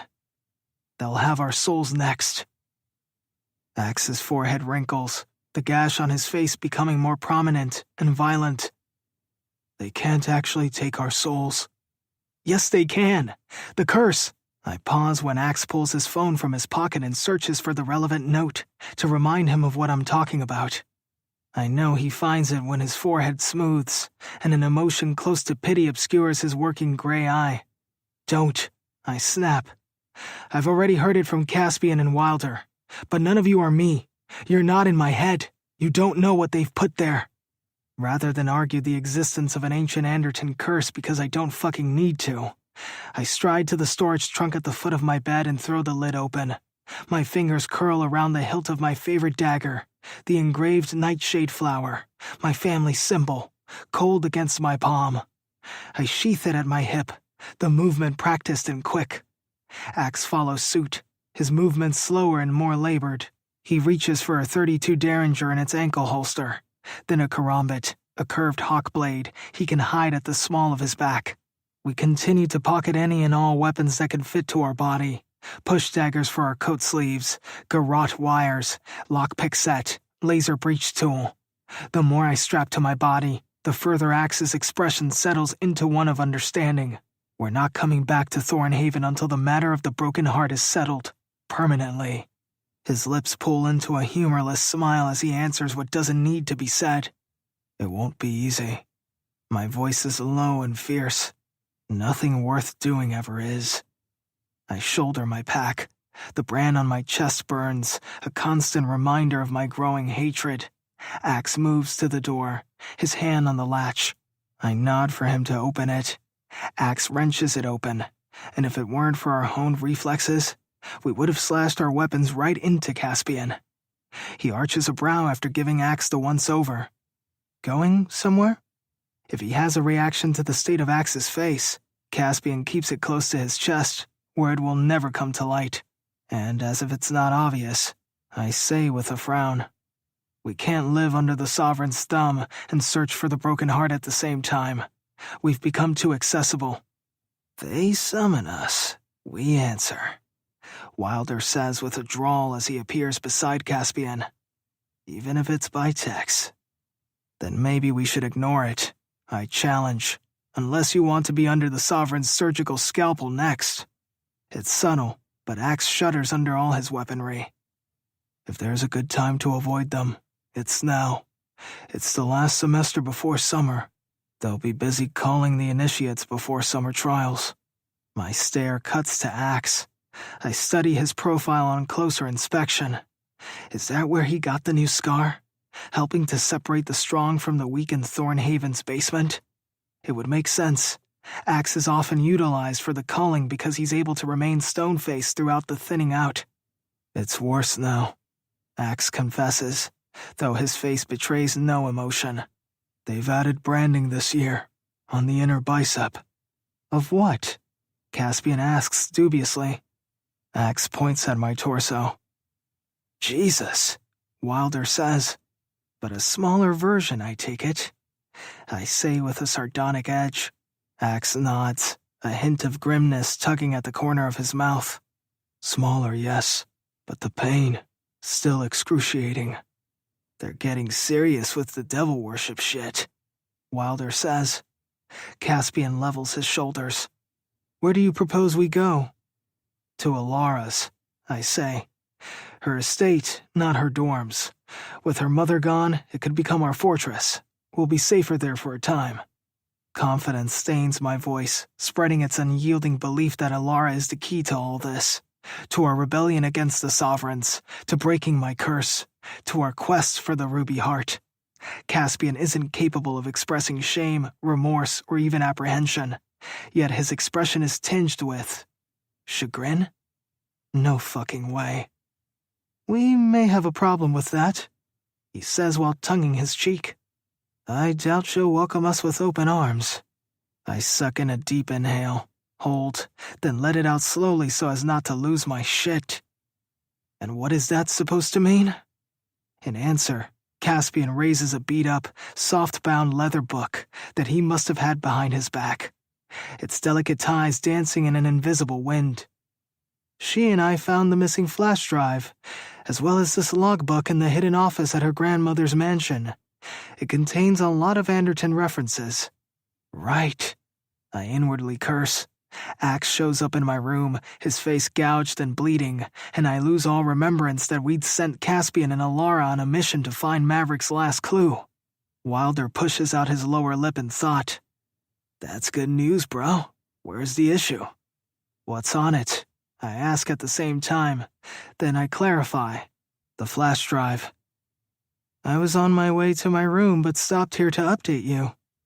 You're deflecting, Cass. Axe observes under his breath, but it carries a bite. What the fuck did you do to Alara?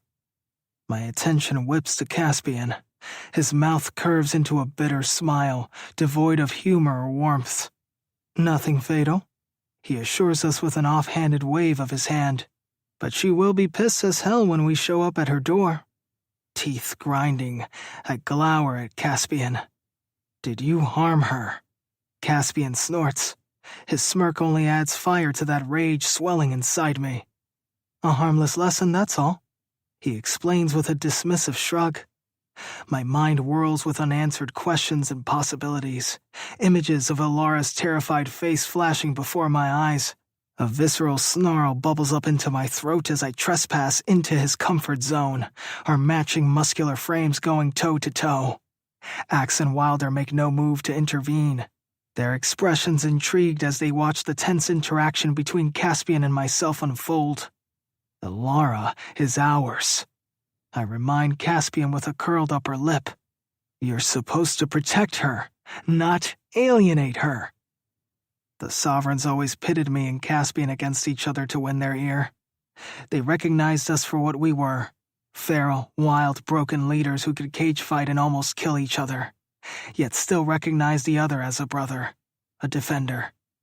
Caspian usually went for deceit, underhanded maneuvers that would indicate one thing while he did another. He used false tells to convince me he favored his left side, only to unleash a blistering right-spinning heel kick. I manipulated the fight choreography to lure Caspian into overcommitting, then capitalized with a savage shot. After endless draws, I won the position of consul by a hair, becoming the Sovereign's second-in-command in Titan Falls. I thrust a finger into Caspian's chest, pressing him back against the wall. You forget your place. She's not one of your mindless fucks. Caspian grins insolently but holds his tongue. He knows better than to challenge me further when I'm like this, hollow, triggered, and barely maintaining control. His motives make sense to me in this state, and that's not a comfort. I'm consumed by an image of Alara under me, soft whispers and pleading eyes begging for mercy I'm not sure I can grant her. Teaching her what it feels like to be at my mercy, held captive until she splinters, is a dirty, relentless fantasy of mine. But first things first. We need to find out what's on that damn flash drive and make sense of this new logbook. Dragging my gaze back to Caspian, I growl out my final warning. Don't ever forget who you answer to. His grin falters, replaced by thin-lipped resentment. It's too risky to continue our research at Thornhaven. Gather all the weapons and equipment you can carry. Our first priority is protecting Alara until we figure out what all this black magic has to do with the heart. If we're doing it your way, Caspian emphasizes, then we should head to Pharaoh Manor. Big Brother conveniently encoded this drive so it only works on his computer. Mrs. Wraithwood is institutionalized, leaving the house and its family history wide open. Alara will be safe at the dorms a while longer. I stare at Caspian sidelong in an attempt to figure out whether he thinks Pharaoh Manor is indeed the best course of action, or if he just wants more time before facing Alara and the consequences of whatever the hell he did to her. Wilder comes to the same conclusion, cocking his head at Caspian's tone, too.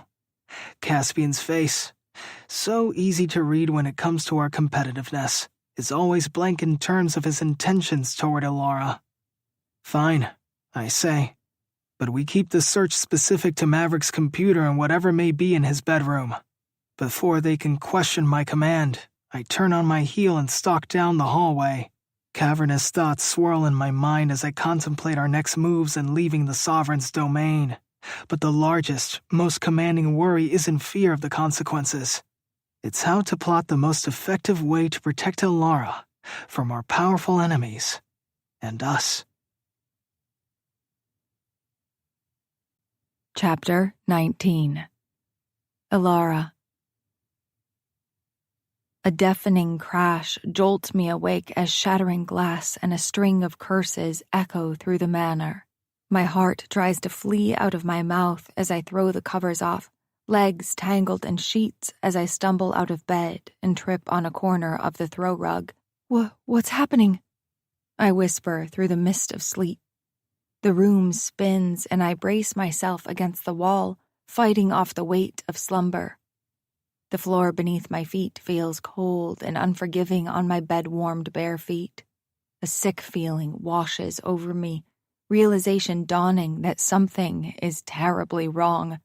This isn't a dream. My breaths come in short gasps, fear scraping along my insides. I order myself to get a grip and use every ounce of confidence and poise I usually possess when putting on a convincing facade. But it's crumbled under the weight of this sudden intrusion, a distant sound of footsteps, heavy, deliberate, move somewhere within the house. Is the man in the black mask back? I take a deep breath, steadying myself. The familiar scent of my teenage perfume invades my nostrils as I brace myself on my old vanity, bringing with it a fleeting sense of stability. Heart pounding in my ears, I start to think logically. I need to figure out what's happening and how to handle it. The crash, the voices, they sounded like they came from somewhere in the house. And if there are intruders, then Sasha could be in danger too. Damn it, I hiss under my breath. My protective instincts kick into overdrive as I think about my best friend possibly in harm's way. Sasha has always been my rock, her warmth and laughter filling the muted corners of my life with light. I won't let anything happen to her. Her sleeping lump under the covers of our shared bed brings a small comfort, but not enough. I have to protect her. I make my way toward the door, my hand grasping the cold metal of the doorknob. Taking a deep breath, I inch it open and slip into the dimly lit hallway. Shadows hover against the walls, cast by the faint daylight and wind sifting through tree branches, filtering through the windows. The ancient floorboards creak beneath my feet, each step making me cringe. Every sound, every wave of movement on the wall is a potential threat, as are the countless homemade traps scattered throughout the manor. One wrong step from my intruders could trigger an alarm or something even more deadly. God fucking damn it. A muffled voice echoes through the halls, followed by another crash. It's paired with a loud bark of laughter. It's been a while since a tripwire got you, bro. Everyone good? Another voice chimes in from the other side of the house. Each voice takes the form of familiar faces in my head. This place is like a fucking haunted mansion ride. I sidestep a hidden pressure plate, almost invisible in the gloom. The gorgeous, dreaded enforcers of the Cimmerian Court are tangled up in my mother's knots, like a bunch of schoolboys. Knowing the identities of these intruders brings me some relief, but also raises more questions. What are Axe, Cav, Caspian, and Wilder doing here? Would someone turn on the lights? The voice sounds like Caspian's, the voice of reason edged with indignation. Can't, replies Wilder abruptly.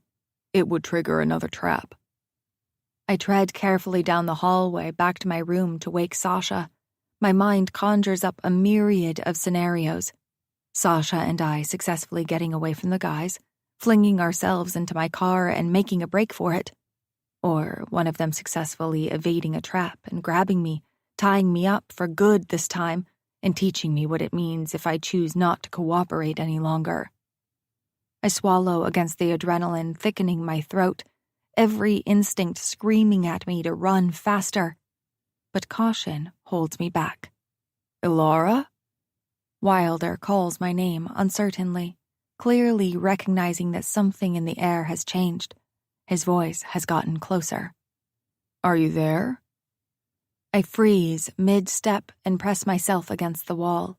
Keep talking, I whisper under my breath, letting their voices guide me while avoiding my mother's traps. It makes this so much easier to elude you assholes. Fuck, what is this sticky stuff? Cav grumbles, clearly ensnared by one of my mother's many contraptions. I can't move my damn arm. Stay still, Axe advises, his voice strained as it floats through the halls. Kaz and I have navigated this floor before. We'll figure this out. It sounds like each one has taken a different section of the manor, spreading themselves out. I risk peeking around the corner. Damn it. Wilder curses, skillfully ducking under a set of darts that whiz through the air like angry hornets before embedding in the wall behind them. Once planted, they thrum with the force of their launch. How many of these things are there? I can't help the fizz of satisfaction at the look of apprehension crossing his face before he goes back to being peevish. I'd be impressed if I weren't the victim of the mad lady. That does it. I step into the light. Do not call my mother insane. The soft glow of the hazy day trickles through the shattered window on Wilder's right, casting a white sheen on the jagged glass shards that litter the floor around his boots like teeth. Wilder turns toward the sound of my voice. His eyes widen in surprise at the sight of me, an unexpected apparition in my pink nightgown, before a crooked grin stretches across his face. Sweet witch, we thought you'd be in class. I cross my arms over my chest, conscious of the thin material covering it. What the hell are you doing here? The grin doesn't leave his face. Isn't it obvious? We're here for you, Ilara. My heart gives a painful throb at his words. You've kidnapped me once. You're not doing it again. Why do you keep doing it anyway? Because, Wilder raises an eyebrow in mock amusement, you're special. His tone fuels my anger. I'd like to see you try. You haven't moved an inch since those darts went for your face.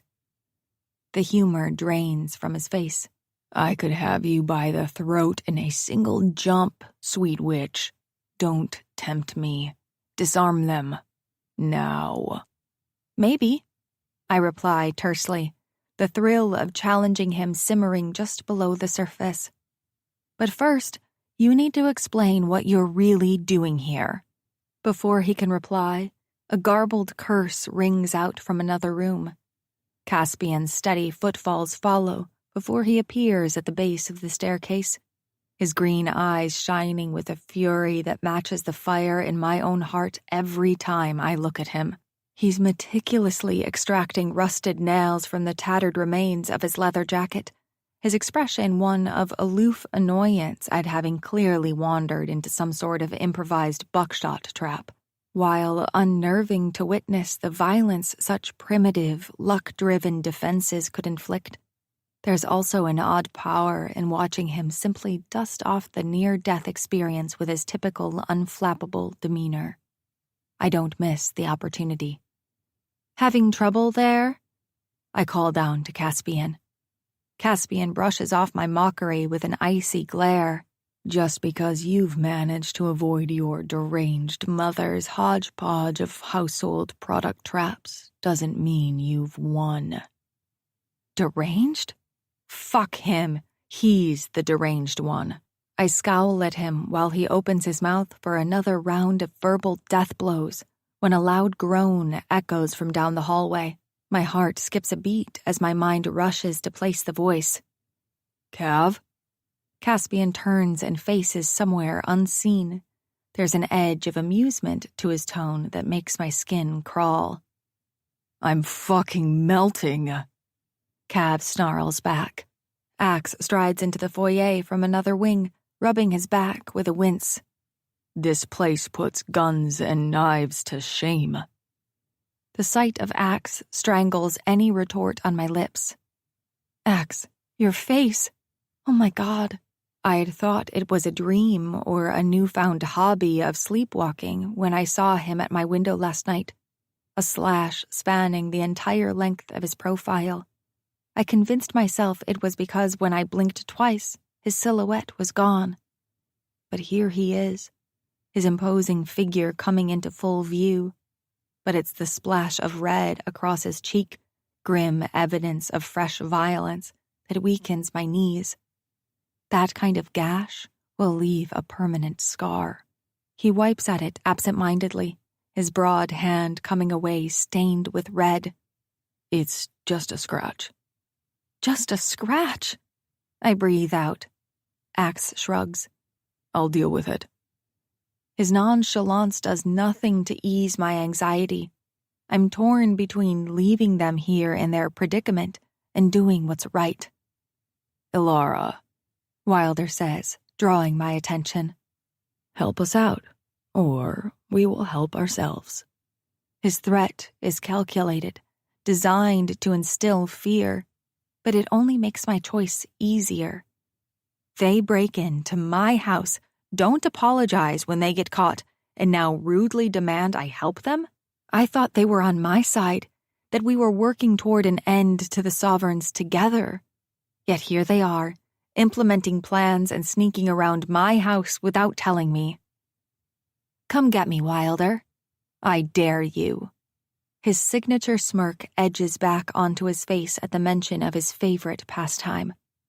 At that moment of distraction, Caspian moves with cat-like grace, avoiding the traps on the stairs with an uncanny presence of mind. Instinctively, I back away, but I'm not quick enough. He's on me in a blur of movement. Cass, Axe warns in an attempt to stop him, but it's too late. Caspian grabs me, his fingers gripping my arms with biting pressure. Like Wilder said, he purrs into my ear, his breath hot against my skin. It's time to disarm these traps.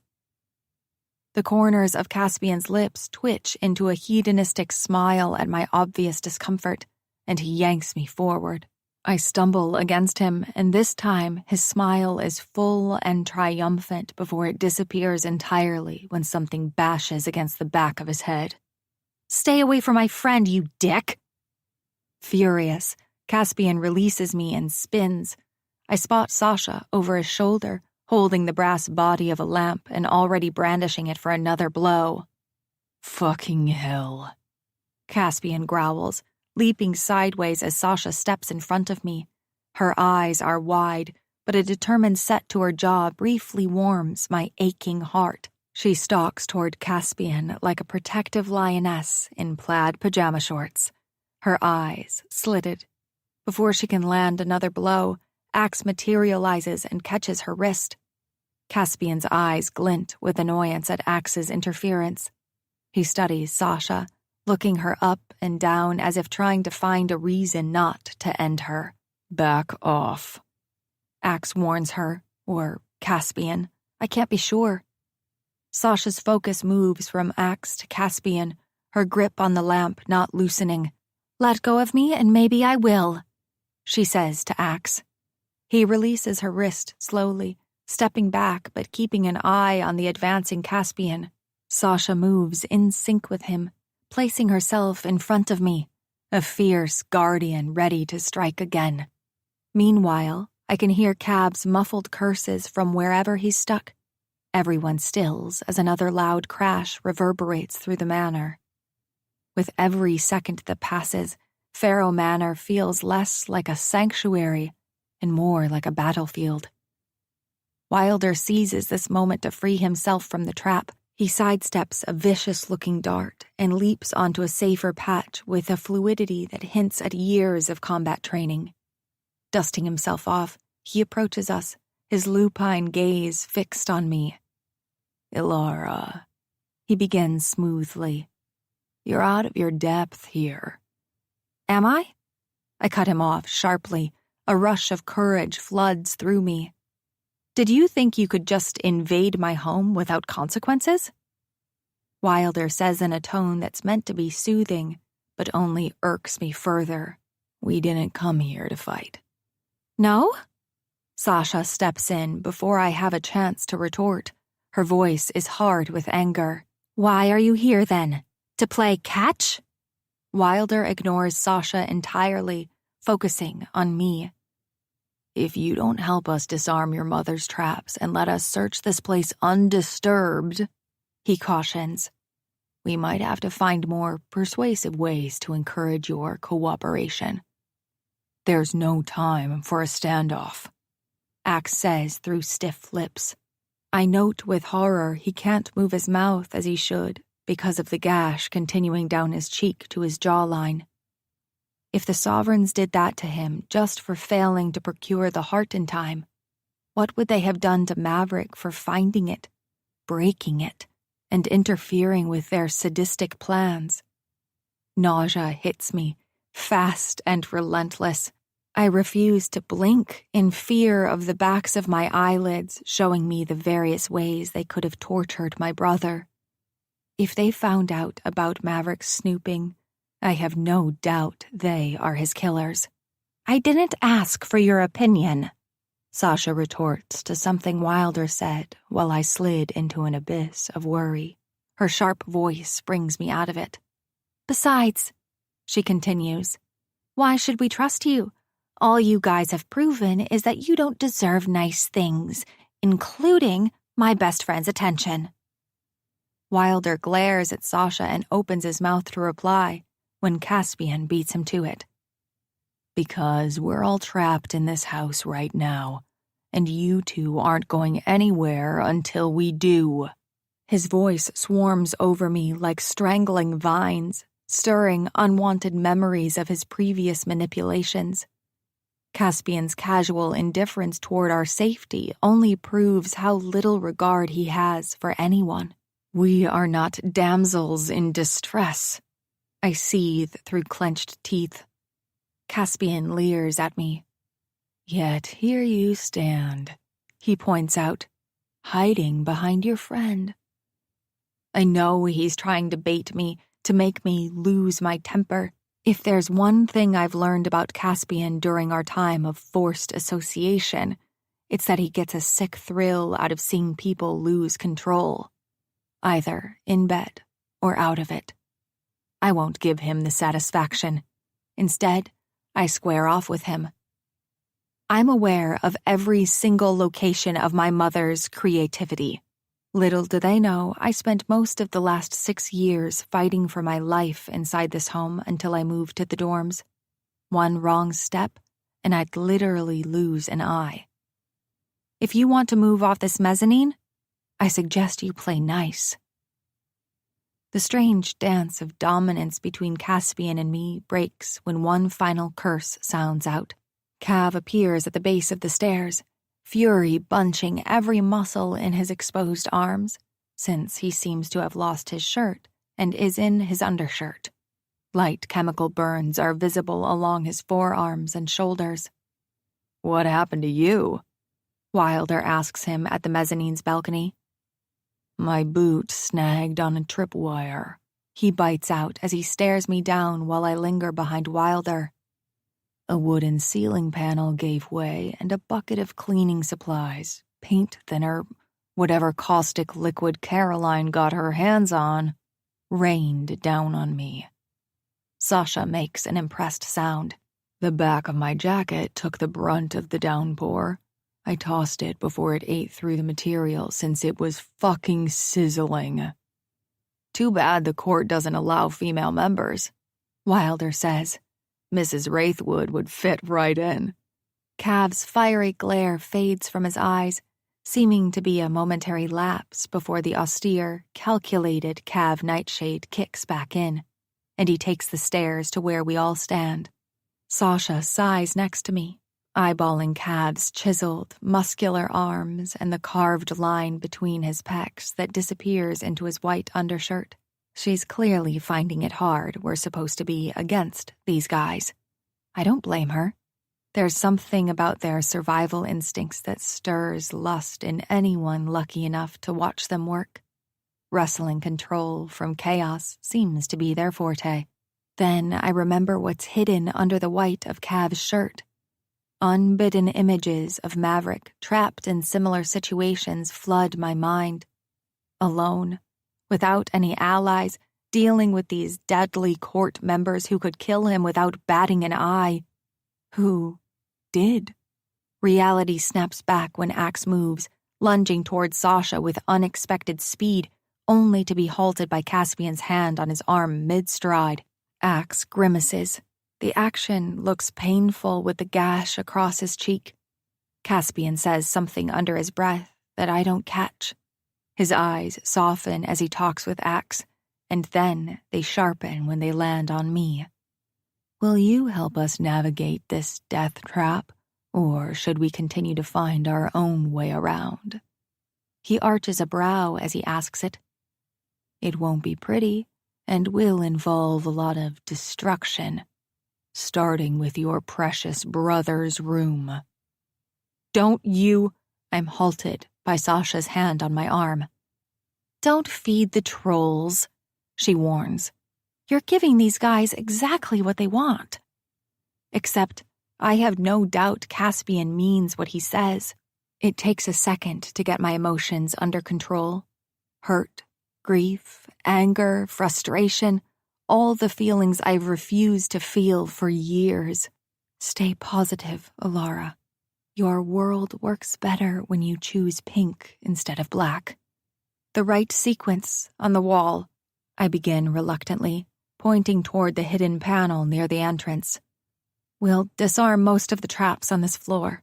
Cav steps forward, curiosity creeping into his frosty gaze as he studies me. And how do we know you won't trick us? I bite back a sharp retort.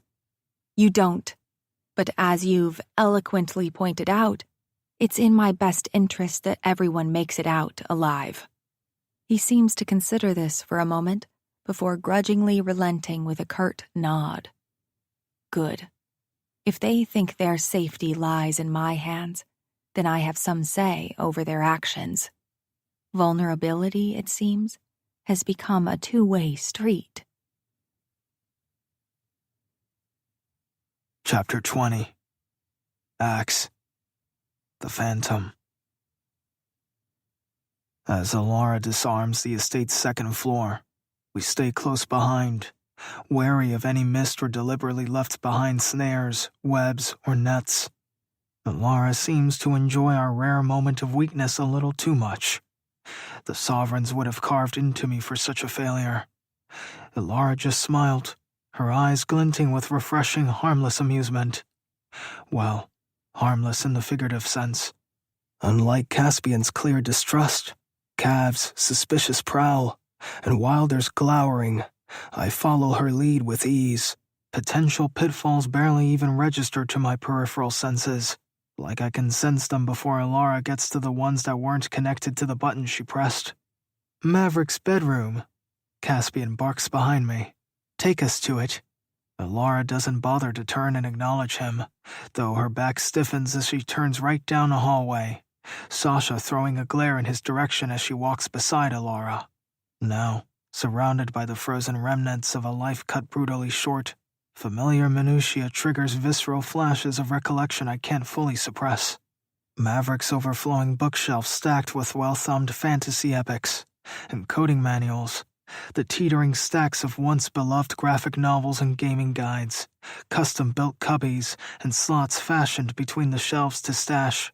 What exactly? I blink, and the room doesn't look how I just described it. It's messier, the books and manuals tossed, the stack of graphic novels tipped over, drawers left open.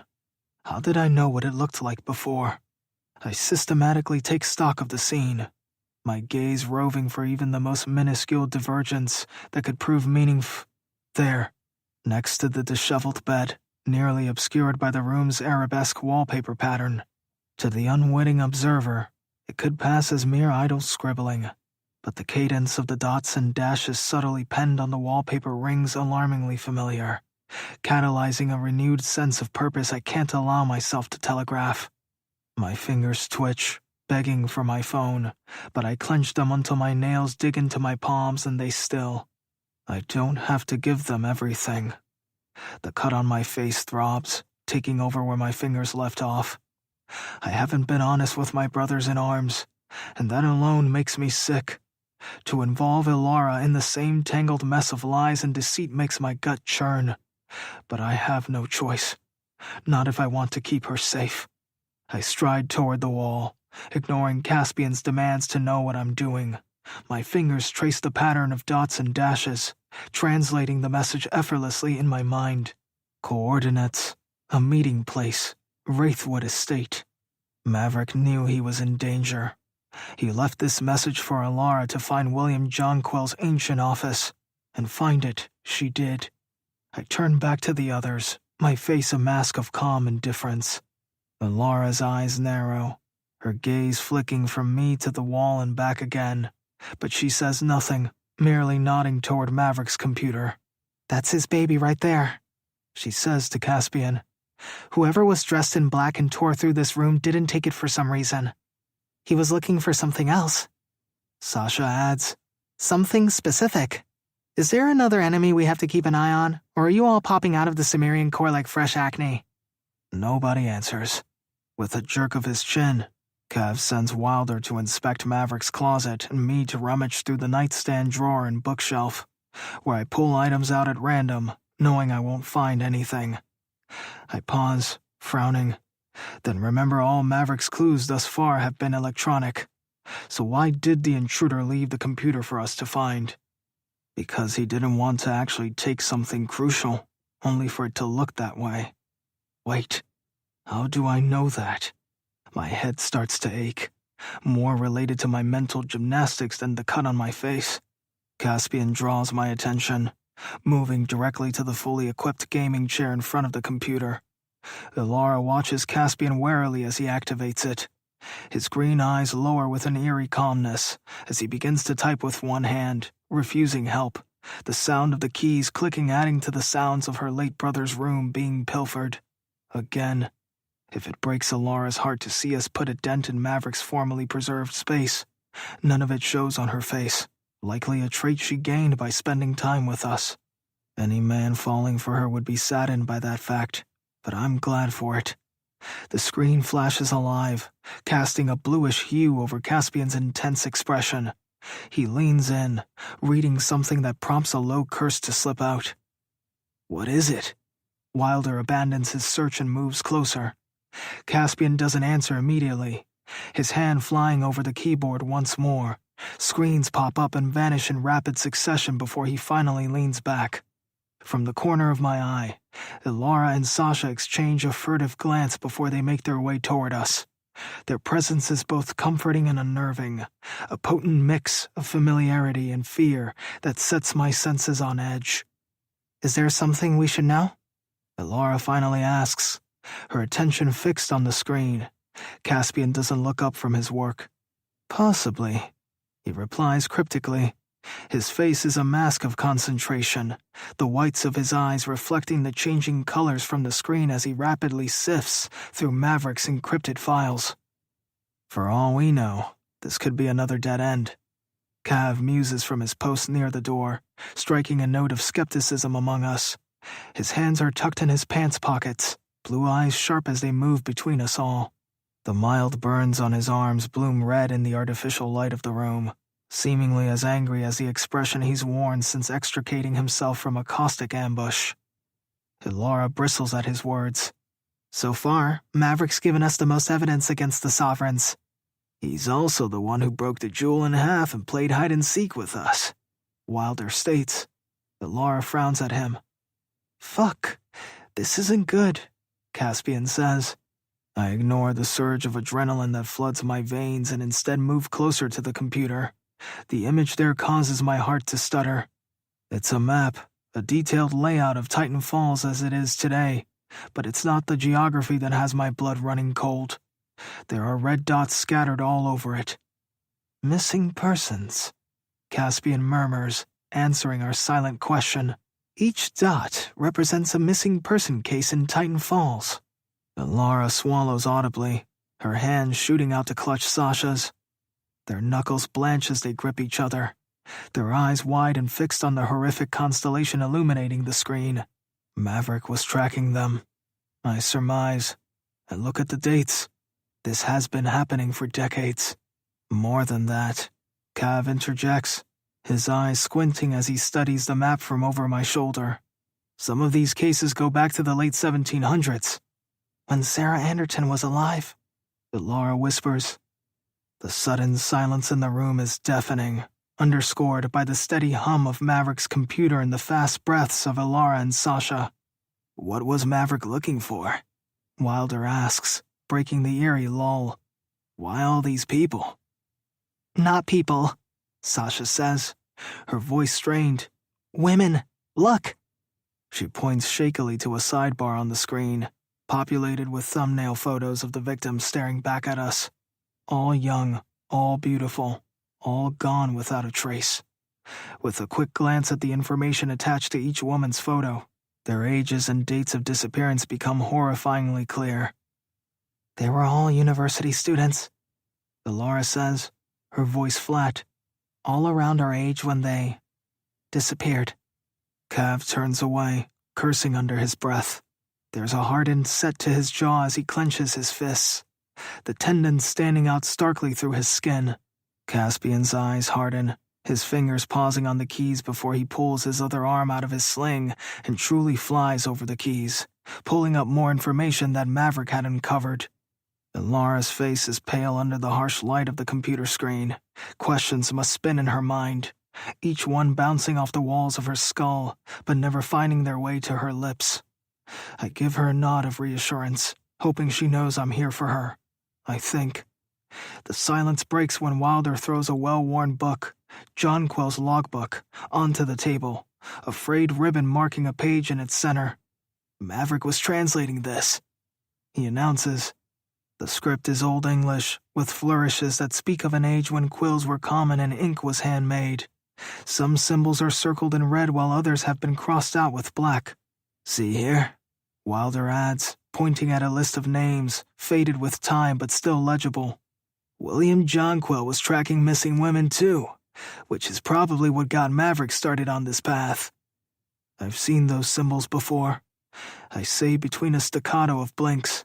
My mind is running through a microfiche of my memories, trying to find the right one. Where? Cav demands. When? I close my eyes, my brows tightening. When they were deciding which ones to put on me. Ilara releases Sasha's hand, stepping toward me with a grace I don't deserve. Her gaze sweeps over me before her hands close around mine, pulling them to her chest.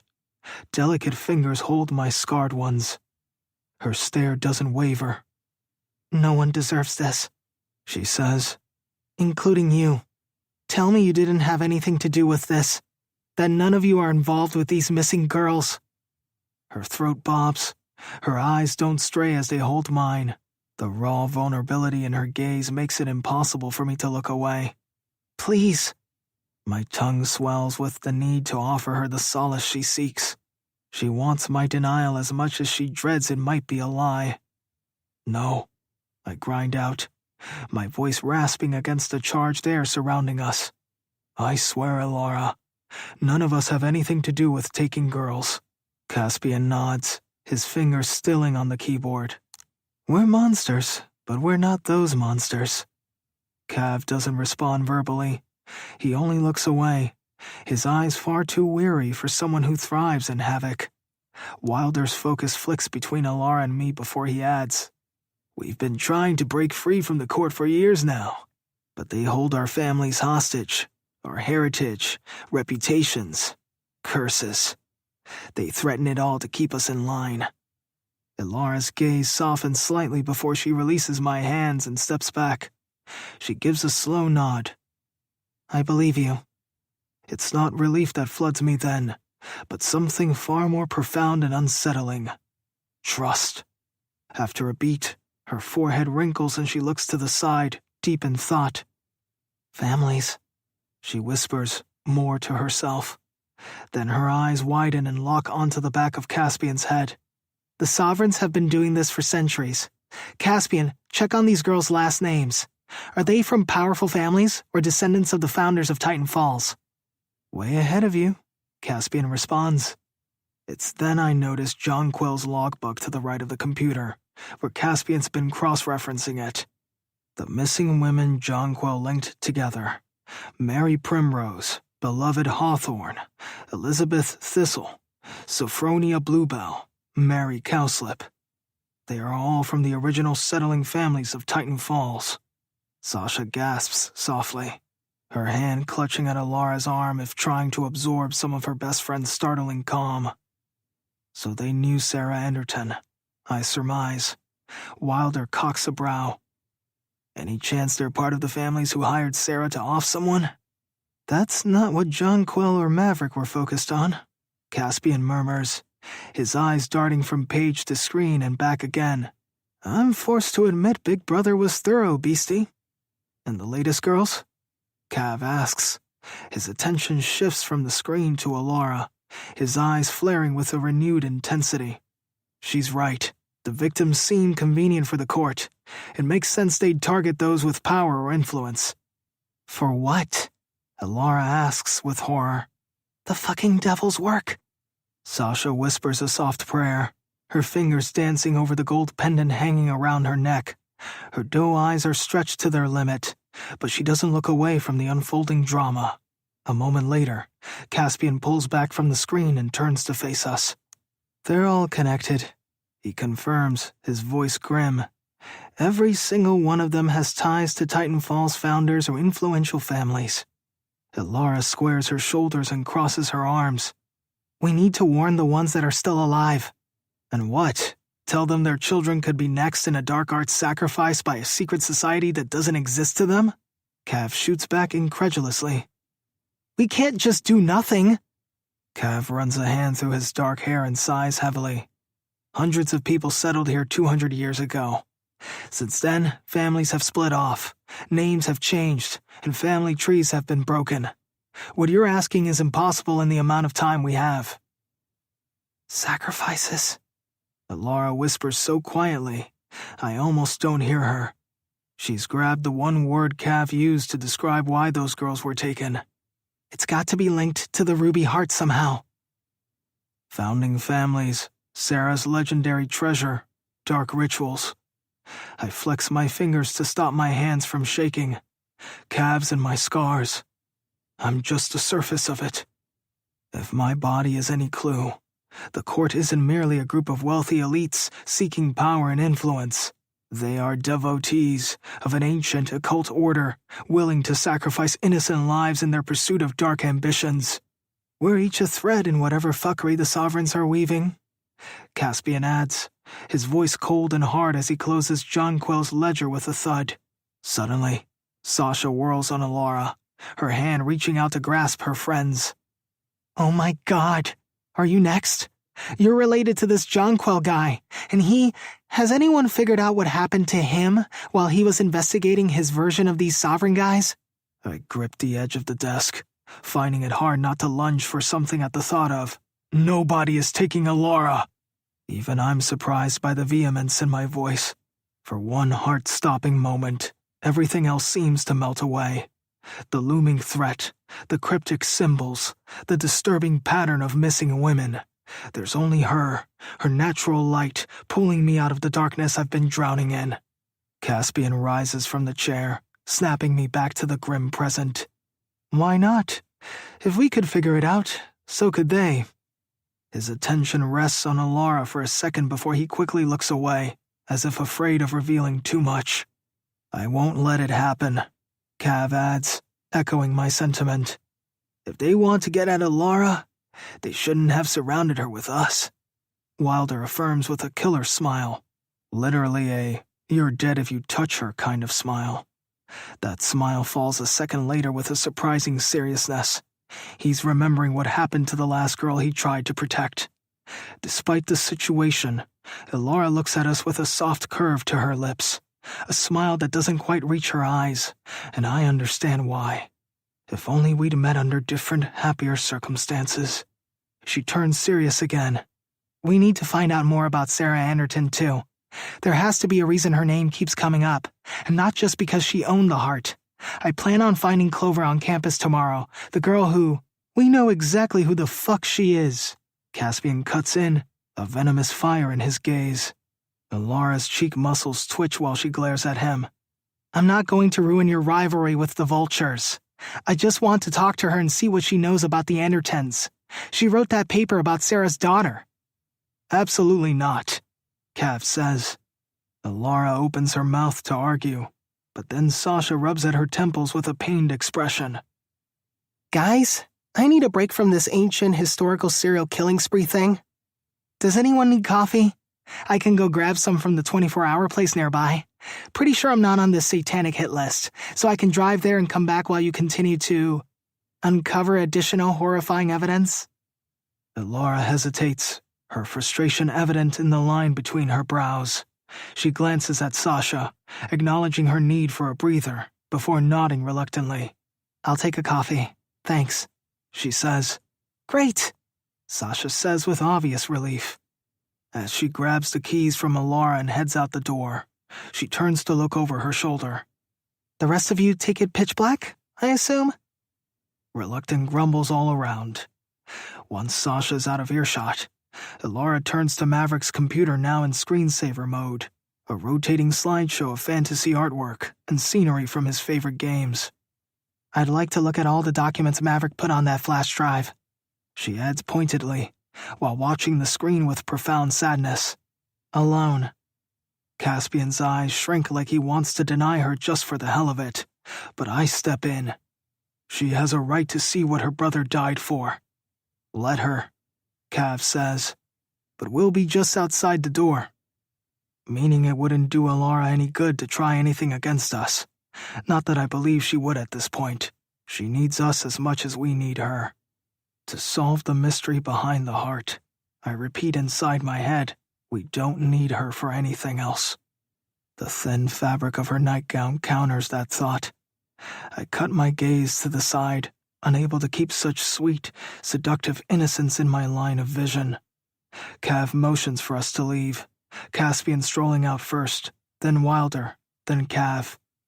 I linger at the doorway as Elora sits in Maverick's chair, her hand stroking the expensive leather around her thighs.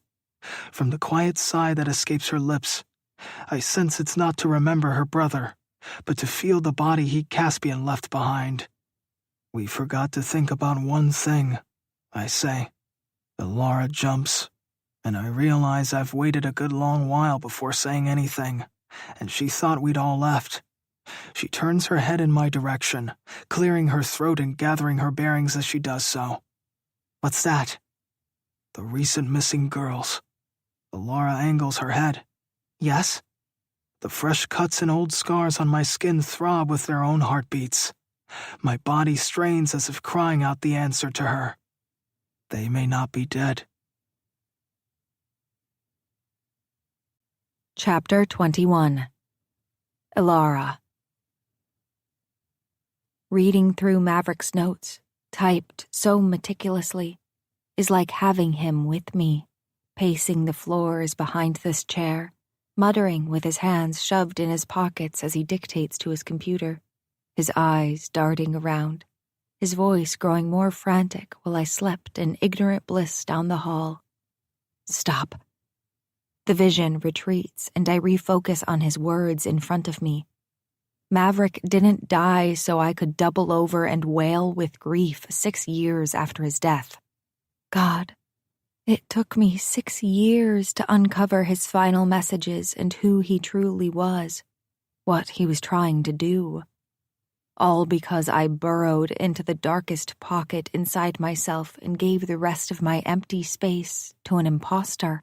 A happy, perfect, shiny fraud who knew so many people yet could count true friends on one finger, and put her brother in that small, dark pocket, too. The room is silent except for the soft humming of the computer. A chill seeps into my bones, threatening to make me turn away and pretend this isn't happening. But I keep reading until my eyes come to an abrupt halt on a scanned letter, half burned and crinkled, despite Maverick's obvious attempts to smooth it out so it could be legible when he uploaded it. The text is marred by scorched edges, as if Maverick had originally intended to burn it to ash so it could never be read. Then, for reasons taken with him to the grave, he decided against it and tried to save it. Maverick's handwriting seems frantic, letters scrawled with haste. A smear of dried blood stains the corner. I lean forward as I decipher the opening lines. To whomever finds this. To Ilara, the only person who should be reading this. I was so young when you were born, barely out of the toddler stage myself. But the minute Dad guided me into the hospital suite, his hand firm on my shoulder, I knew I was meant to be your protector.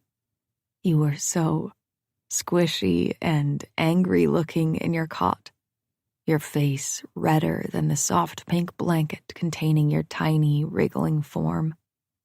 I was terrified, but Dad just chuckled, patting my head and telling me you'd grow less red and scary as time passed. I didn't believe him then, but he was right. You grew into a fierce and feisty little thing with a glint in your eyes that lit up the entire room. You became someone I could rely on, someone who understood me in a way no one else ever could, not even our mother. But I have failed you, Ellie. I have failed to protect you, to keep you away from our awful inheritance. Because if you're reading this, I'm not alive anymore. You must know by now what our father did, what he was. He was a ruler of this sordid elite society, a sovereign of the court. They cloaked his true title under layers of deceit, but it's a truth that can no longer remain hidden. And just like it was for him, the court had its claws in me, too. My jaw nearly hits my kneecaps. No, Mavi. I shakily whisper to the screen. I did not fucking know Dad was a part of the court. My heart does the entire plummet to the floor when I clarify with a thick tongue. A sovereign. Swallowing and blinking rapidly, I read on.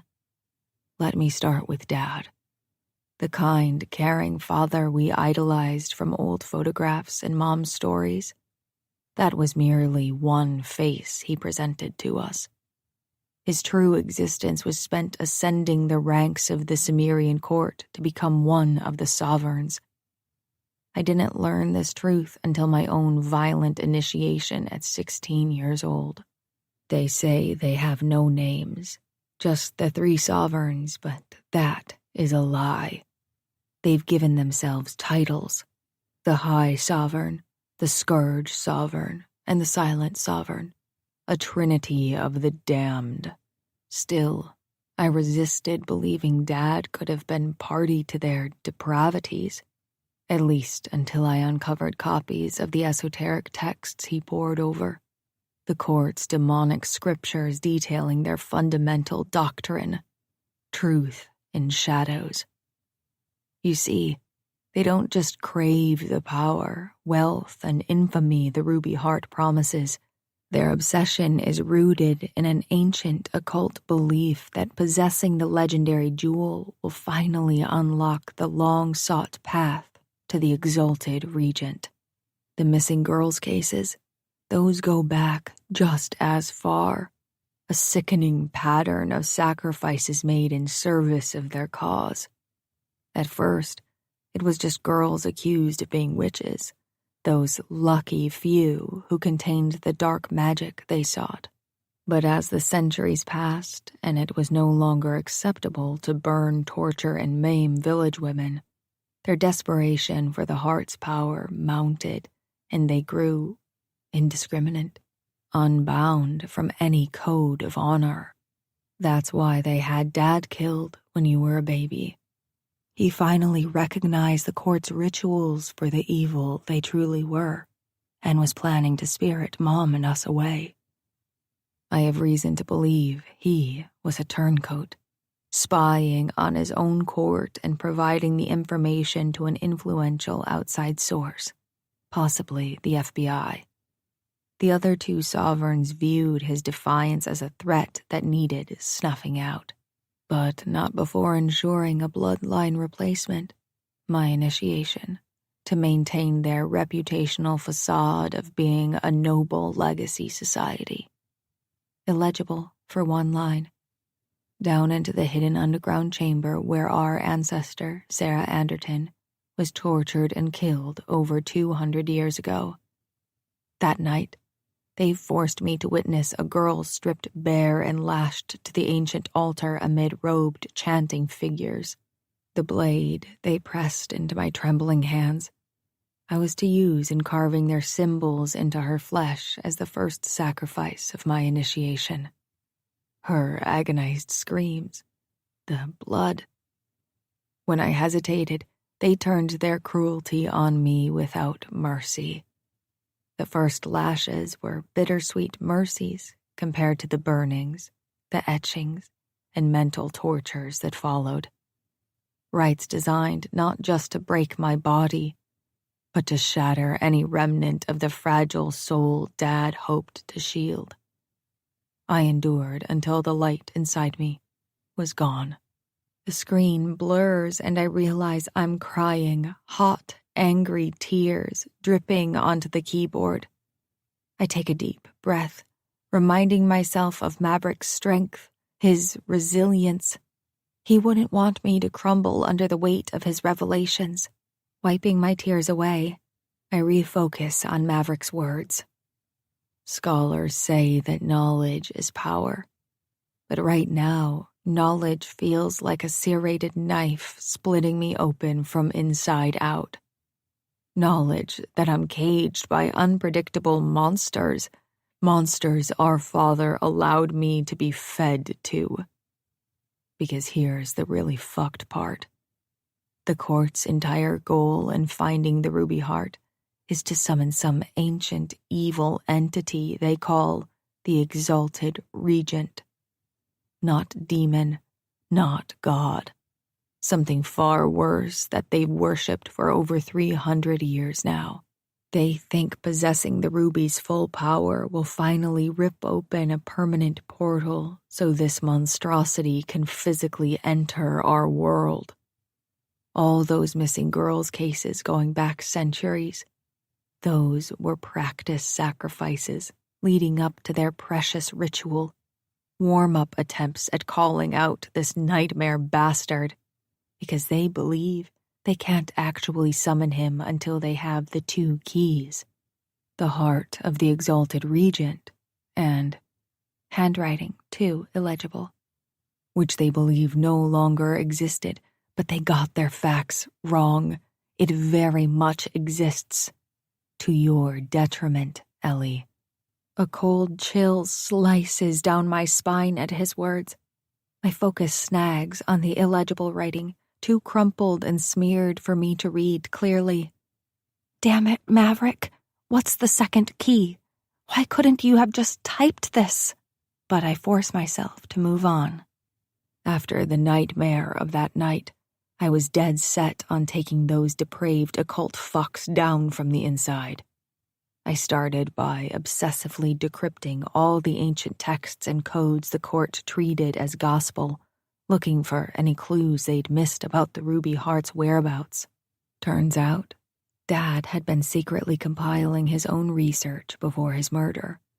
Data pointing to the ruby being stashed away centuries ago by Sarah Anderton herself. The very woman the court persecuted as a witch was the one who had kept their precious relic from their grasp. It took years of following Dad's fragmented trails, but I finally traced the Ruby Heart's hiding place to a forgotten subterranean vault beneath campus. I also found Sarah's grimoire in a forgotten section of TFU's library. Anderton's writings gave clues about how she concealed the ruby. Apologies to our ever-great-grandmother, but I ripped out those pages so no one, especially the Sovereigns, could ever find this vault after I did.